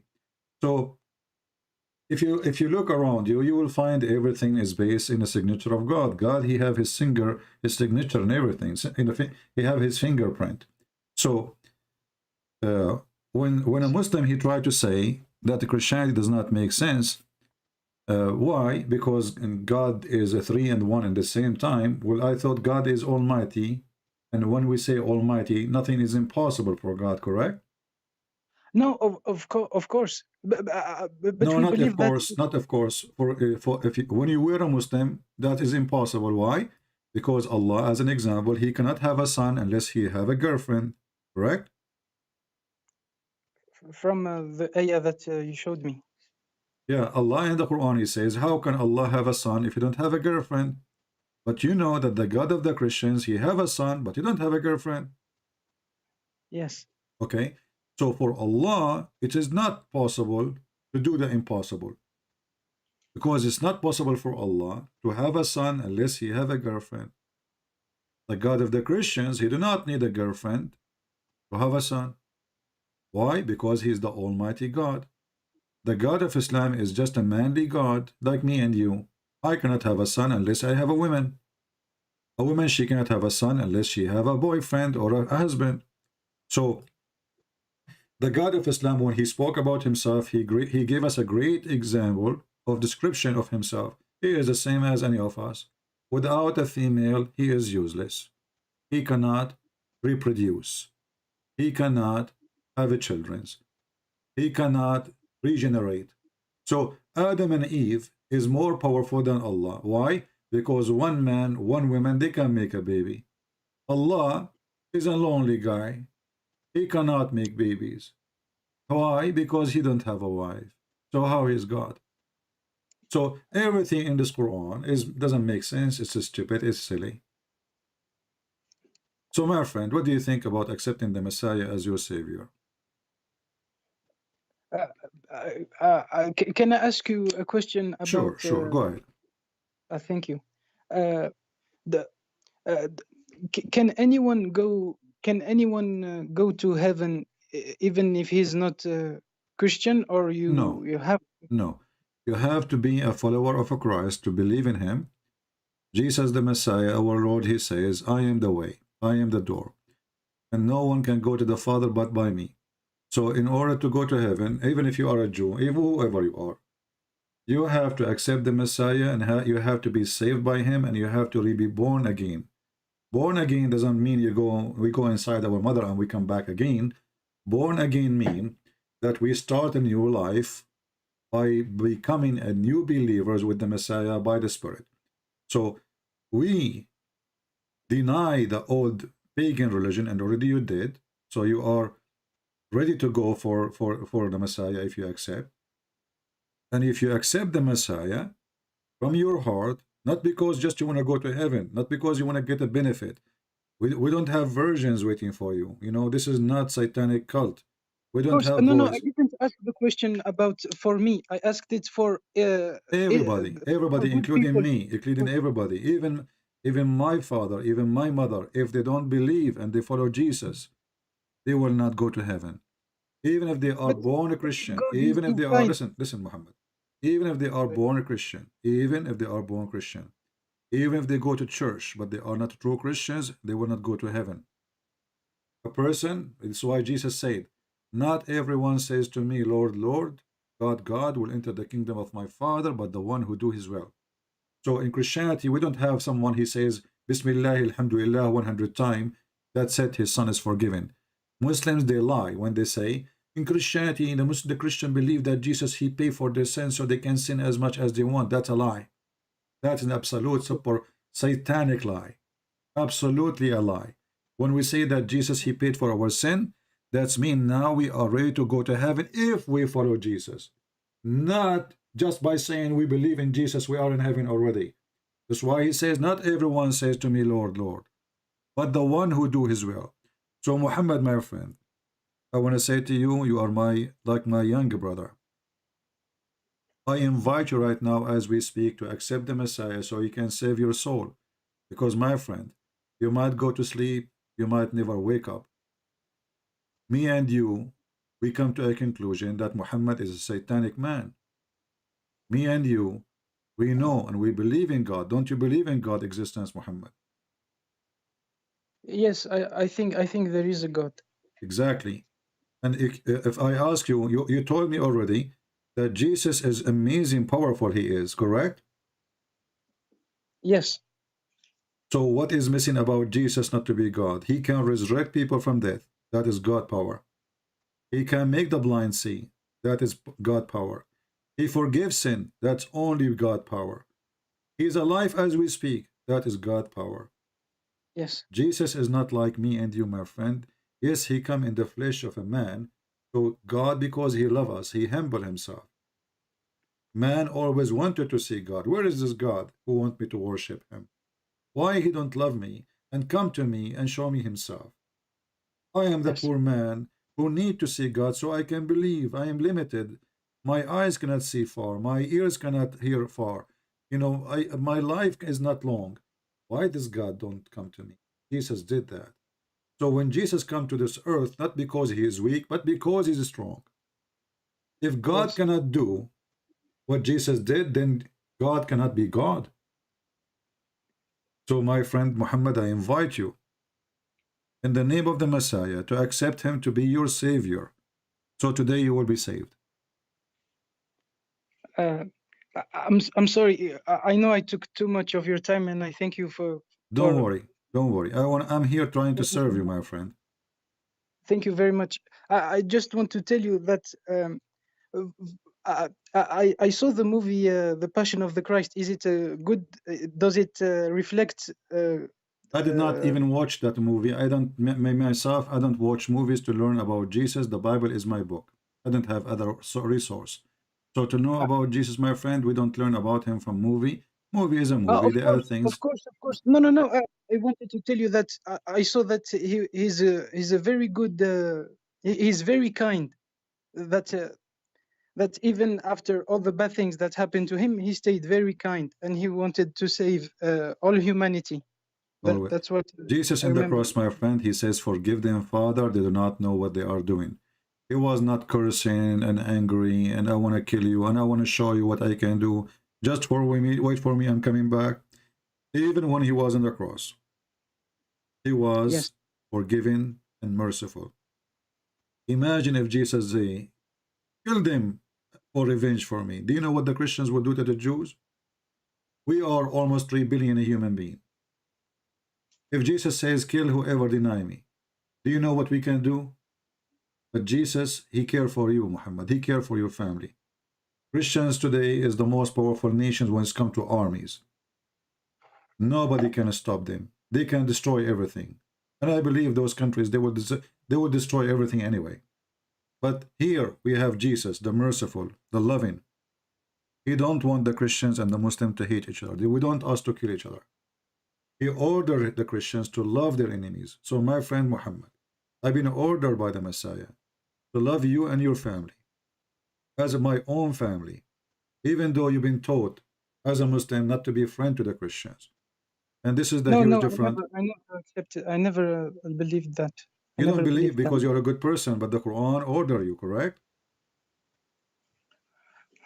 Yeah, in a way, yes. I think, and there is no other way. The Quran, chapter 5, verse 51, take not Christians and Jews as a friends, specifically. So you've been ordered to be evil, but because you are a good person, you are coming from a good family, you do not believe in such a garbage. But for me, from the other side, I've been ordered to love the Muslims, even if they are not being just to me, even if they are unfair, even if they are killing us. And the love we present to you is to provide you the truth about Jesus so you can be saved. So when we invite you to be saved by Jesus, not because we hate you, but because the Messiah loved you before us. Yes, I know it's a very kind message, and like you said, we were brought up in liking kindness and trying to be kind. So anything kind, it touches me, and I understand that. So what do you think about accepting the Messiah as your Lord? I really want to, but I don't think that it would be. You know, when I all my life when I see people entering Islam without learning about Islam, I never liked it. You know that when they accept it directly, I always wanted them to at least learn about it. You know, Muhammad, no, Muhammad, he don't care for this. Muhammad, he prefer if you do not know. The Quran says that clearly. Don't say we believe, say we become Muslims. And you know that, right? So this is the nature of Islam. Islam do not want you to know, because in chapter 5, verse 101, ask not questions. Why? Because if you ask questions, you will leave the faith. Okay.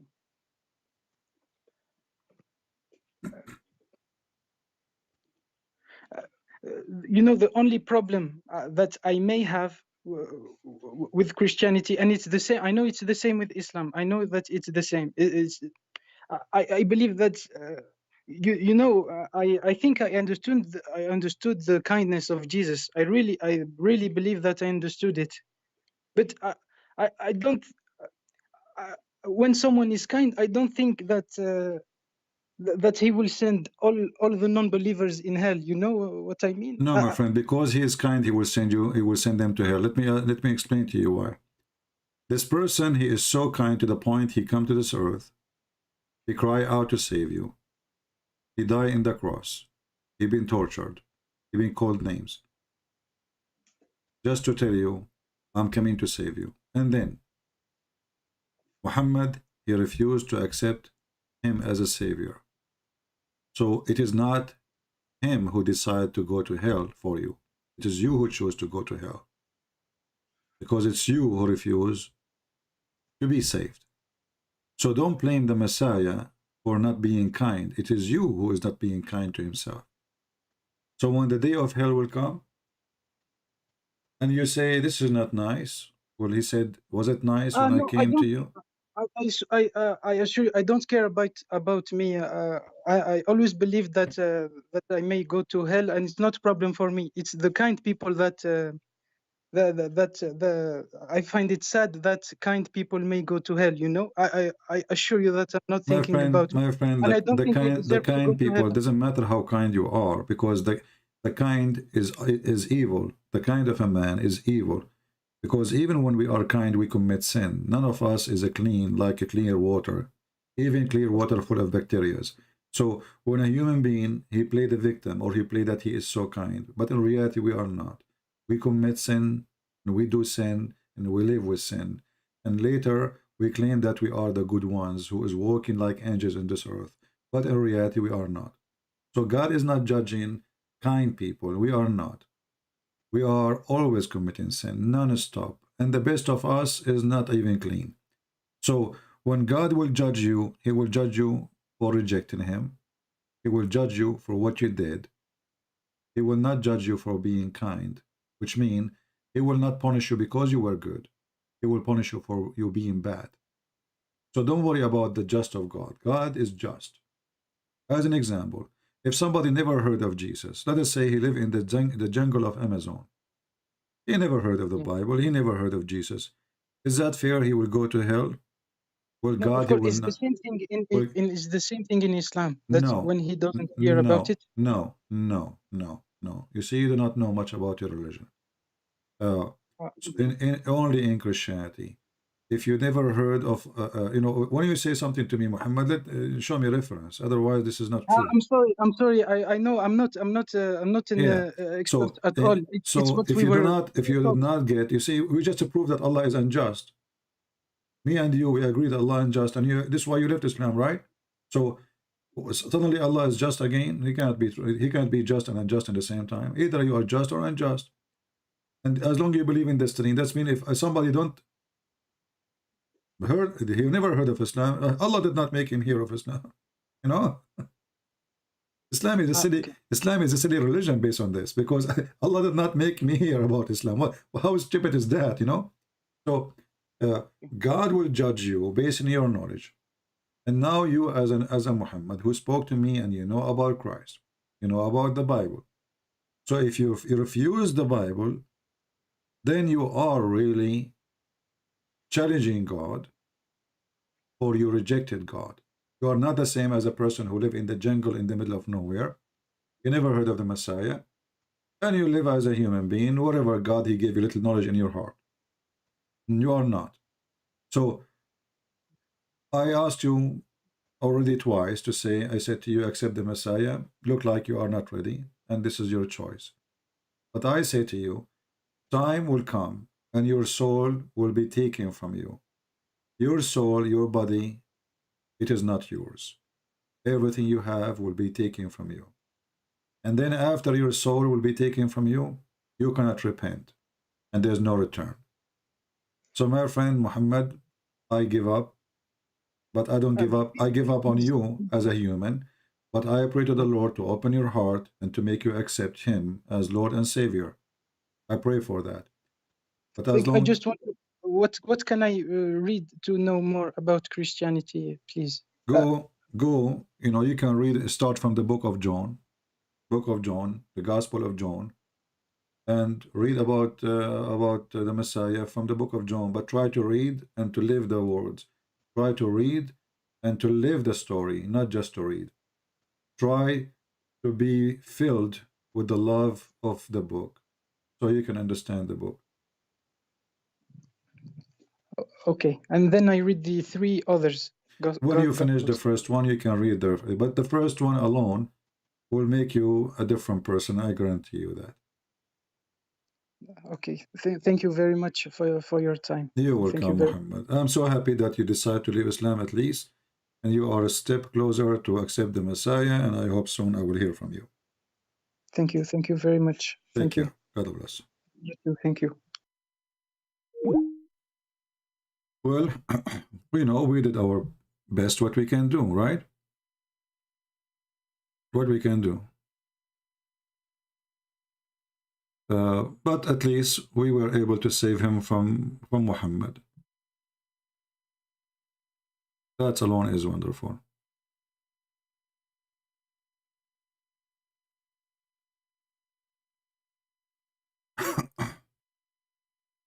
All right, every day actually we go live. We have a very good, like, let us say, productive day. Either somebody leave Islam, either somebody accept the Messiah, always there's no way our work will go with no benefit. And that make many Muhammadan get upset and angry. But the question is, you get angry because you cannot refute us. As simple as that. I have an offer for the Muhammadan. We have 1,400 people watching. Who is going to call right now and bring this gentleman back to Islam? Do you see how big the challenge? My voice is tired, you can tell. My throat is hurting. But I'm willing to stay. And I'm giving you as a Muslim to call me and to reverse all the proofs I gave to Muhammad which made him leave Islam. Who is the Muslim would like to call us? And he think, or he dare, to take the challenge, and we are live on air.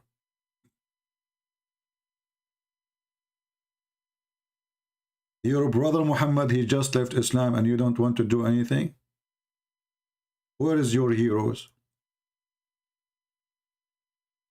Where is your Dudu and Susu and Mumu?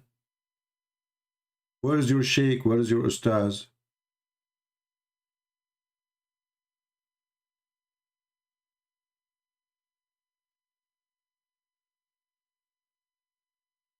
Any Muhammadan? And now actually I remember this guy, the gentleman from Malaysia. Remember him? I actually, last time I hung up on him. And now I remember him. This 70 years old man. He called me before from Malaysia. Today he called us, he left Islam.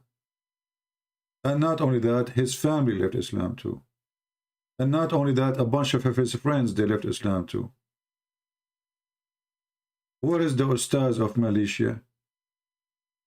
Where is the Ustaz of Indonesia? They are good to take $5,000 to make a speech from the poor Indonesian. I saw a documentary about how Indonesian poor people make money. I saw them digging in the volcano to get some sulfur rocks. And many of them, they die before the age of 50 because of the poison gas they breathe. To make living, they have to climb a mountain, carrying sulfur, walking over hot rocks, breathing poison, literally poison, to make living. And then a guy, he called himself Ustad. He don't even know how to say his prophet name correctly. He asked for $5,000 to make a speech.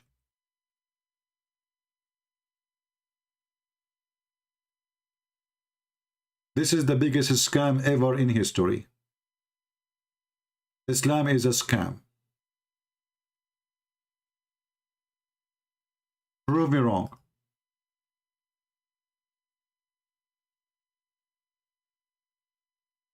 $5,000 to make a speech?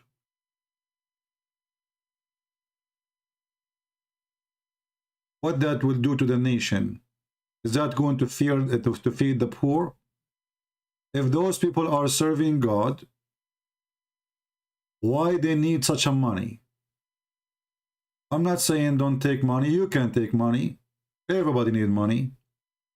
But $5,000 for a speech?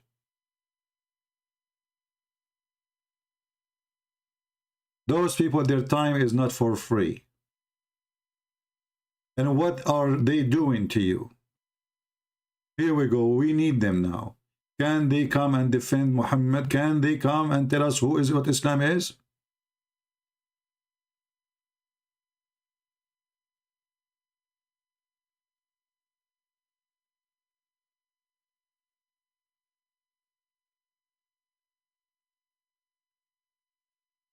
I want those who is going to download this video, cut this last part, and make a challenge for those ustad, and tell them, Christian Prince, he says, shame on you.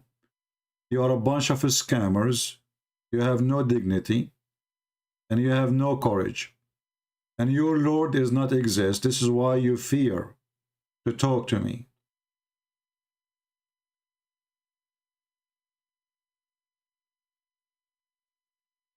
All what you do is a business. It's a pure business. Have nothing to do with God, and you do not know God, and you are not godly.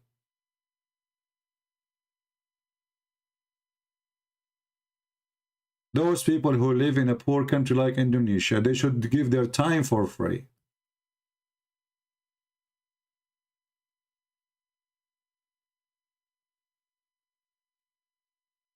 People in these countries, they send their daughters to work as maids in Saudi Arabia. Nobody would like to send his daughter as a maid unless he have to. He have no choice. Nobody like to work as a maid. So how in the world those people, they make a lot of money and you are dying from hunger? How come they have money to build mosques, huge ones, so beautiful, by marble, but inside of them the death is, teach of hate. But they have no money for schools and for the poor.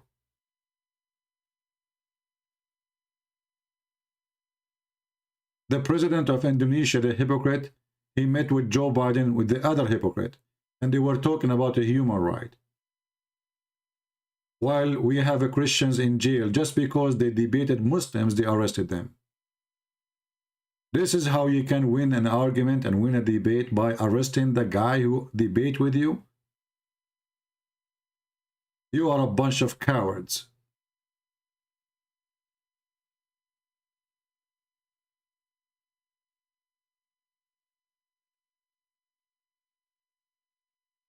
I want to say thank you guys for being here. I hope today we have a good time. And actually, it's always a good time to see Muslims leaving Islam and to see people accepting Christ, as we witness today and every day. I wanted really to hear from our friend Muhammad that he decided to accept the Messiah, but what you can do? I mean, I did my best. Still, his heart is not, let us say, ready. And, well, people, they always make choice, and their choice is their own.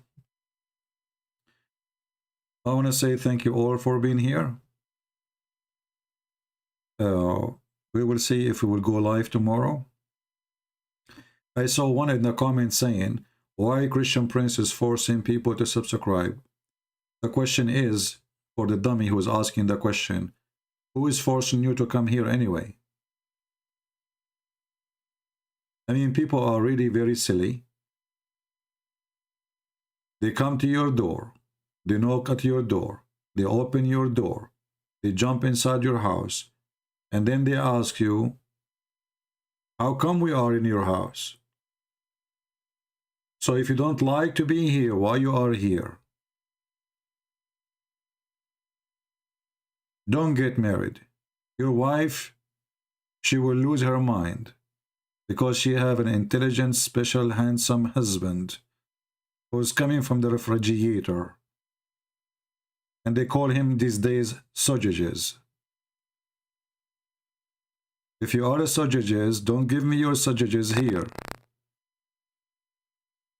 What a bunch of zucchini.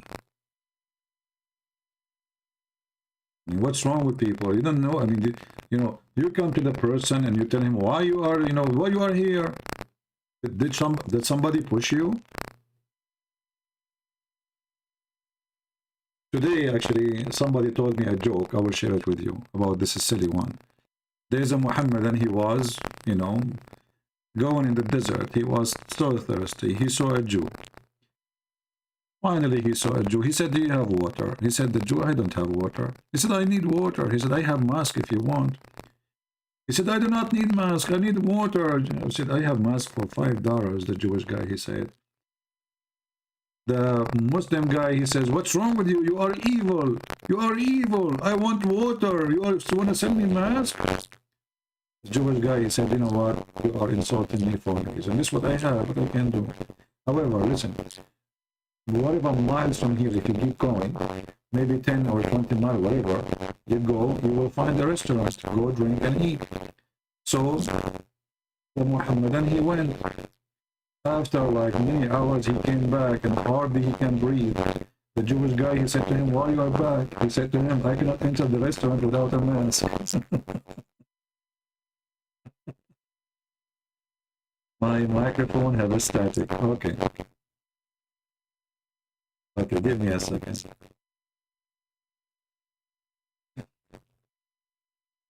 Yeah, look like if I speak for a certain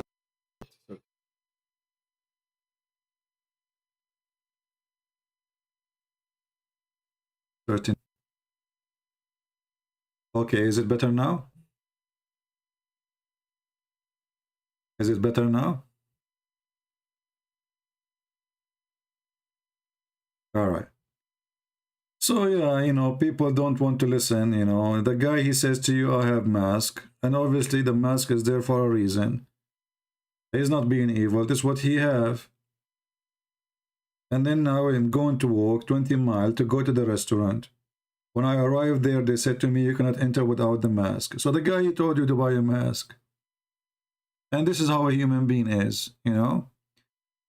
When you try to give them a good advice, they find your advice is silly and stupid. And then they will pay the high price for their stupidity.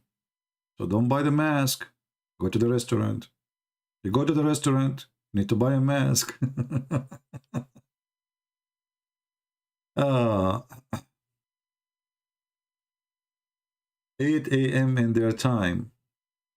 Well, my friend, I'm going to talk to them after I finish here. And they said 8 p.m. Hold on, let me see.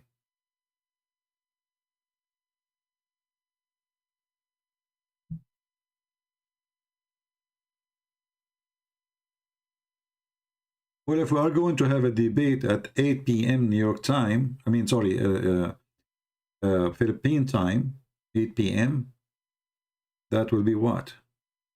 I need to check. We will call you 2 p.m. or 3 p.m. for this. Okay, let me call this guy because I don't know. It's confusing what he's saying.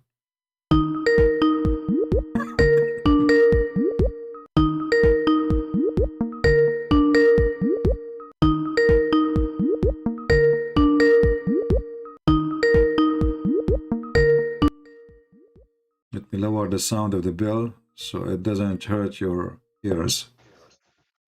Hello? Hello? Oh, I lost you.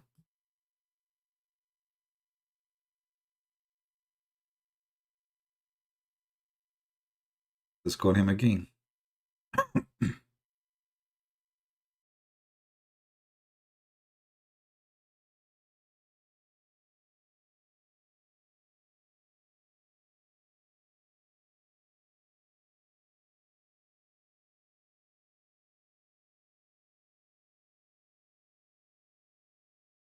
I'm asking him to tell me when the debate will be, and that's it. We will do it when, you know.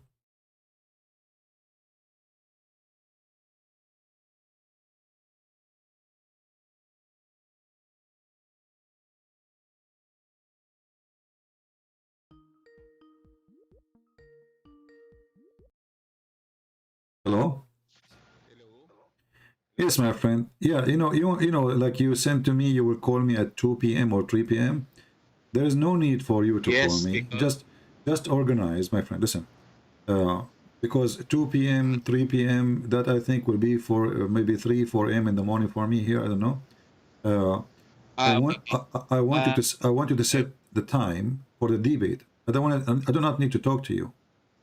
Just tell me when those guys are ready to debate, you know, and then I will come, and then you call them, you call me, and then you call them.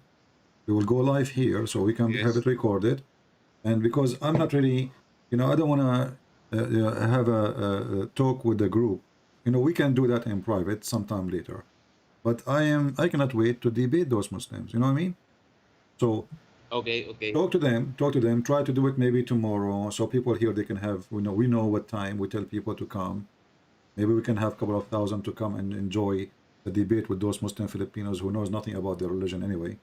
So tell them what time, and let them to bring the best of their sheikh, not just a bunch of people who do not know, you know. Tell them bring the best of your sheikh, and don't tell them a Christian prince. Nowhere to mention Christian prince. Just says we have a Christian brother, he will debate you. Right? So send me a message later. Send me a message later. You can send me a message in Patreon. You know Patreon? You do not need to donate. It's for free anyway. You can send me a message in Patreon, because Skype now I close it. I will not open it until I go live again. You can send me a message in Patreon. Can I add someone now? You have a Muslim friend? now? You have a Muslim now? No. It is not a Muslim. My friend, a Catholic friend that want to talk to you. Okay, let me hang up on the live, and I will stay with you. Stay with me. So guys, I want to say thank you for all. I will talk to those brothers from the Philippines and see how we can serve their needs. And I hope we will get some Mohammedan from the Philippines to debate us, as you hear, soon, maybe tomorrow or the after, whatever. And we will inform you, and we go from there. So until we see you soon again, Christ is Lord, my friends. Follow the true teaching of the Lord. Don't follow the man. The man is always sinner, no matter which, doesn't matter which man is. No man is good to follow, and none of us is good example to follow. The only one we can trust, the only one we can follow is the Messiah. Other names are not to be followed. For man sin, and all men, they need forgiveness of the Lord. So the one who follow a sinner man is a fool. And this is why we will never follow someone like Muhammad, but we will follow the Messiah, our Lord. Thank you. God bless you. And until we see you soon again, Christ is Lord. And with his peace, we leave you in peace. Thank you. Take care.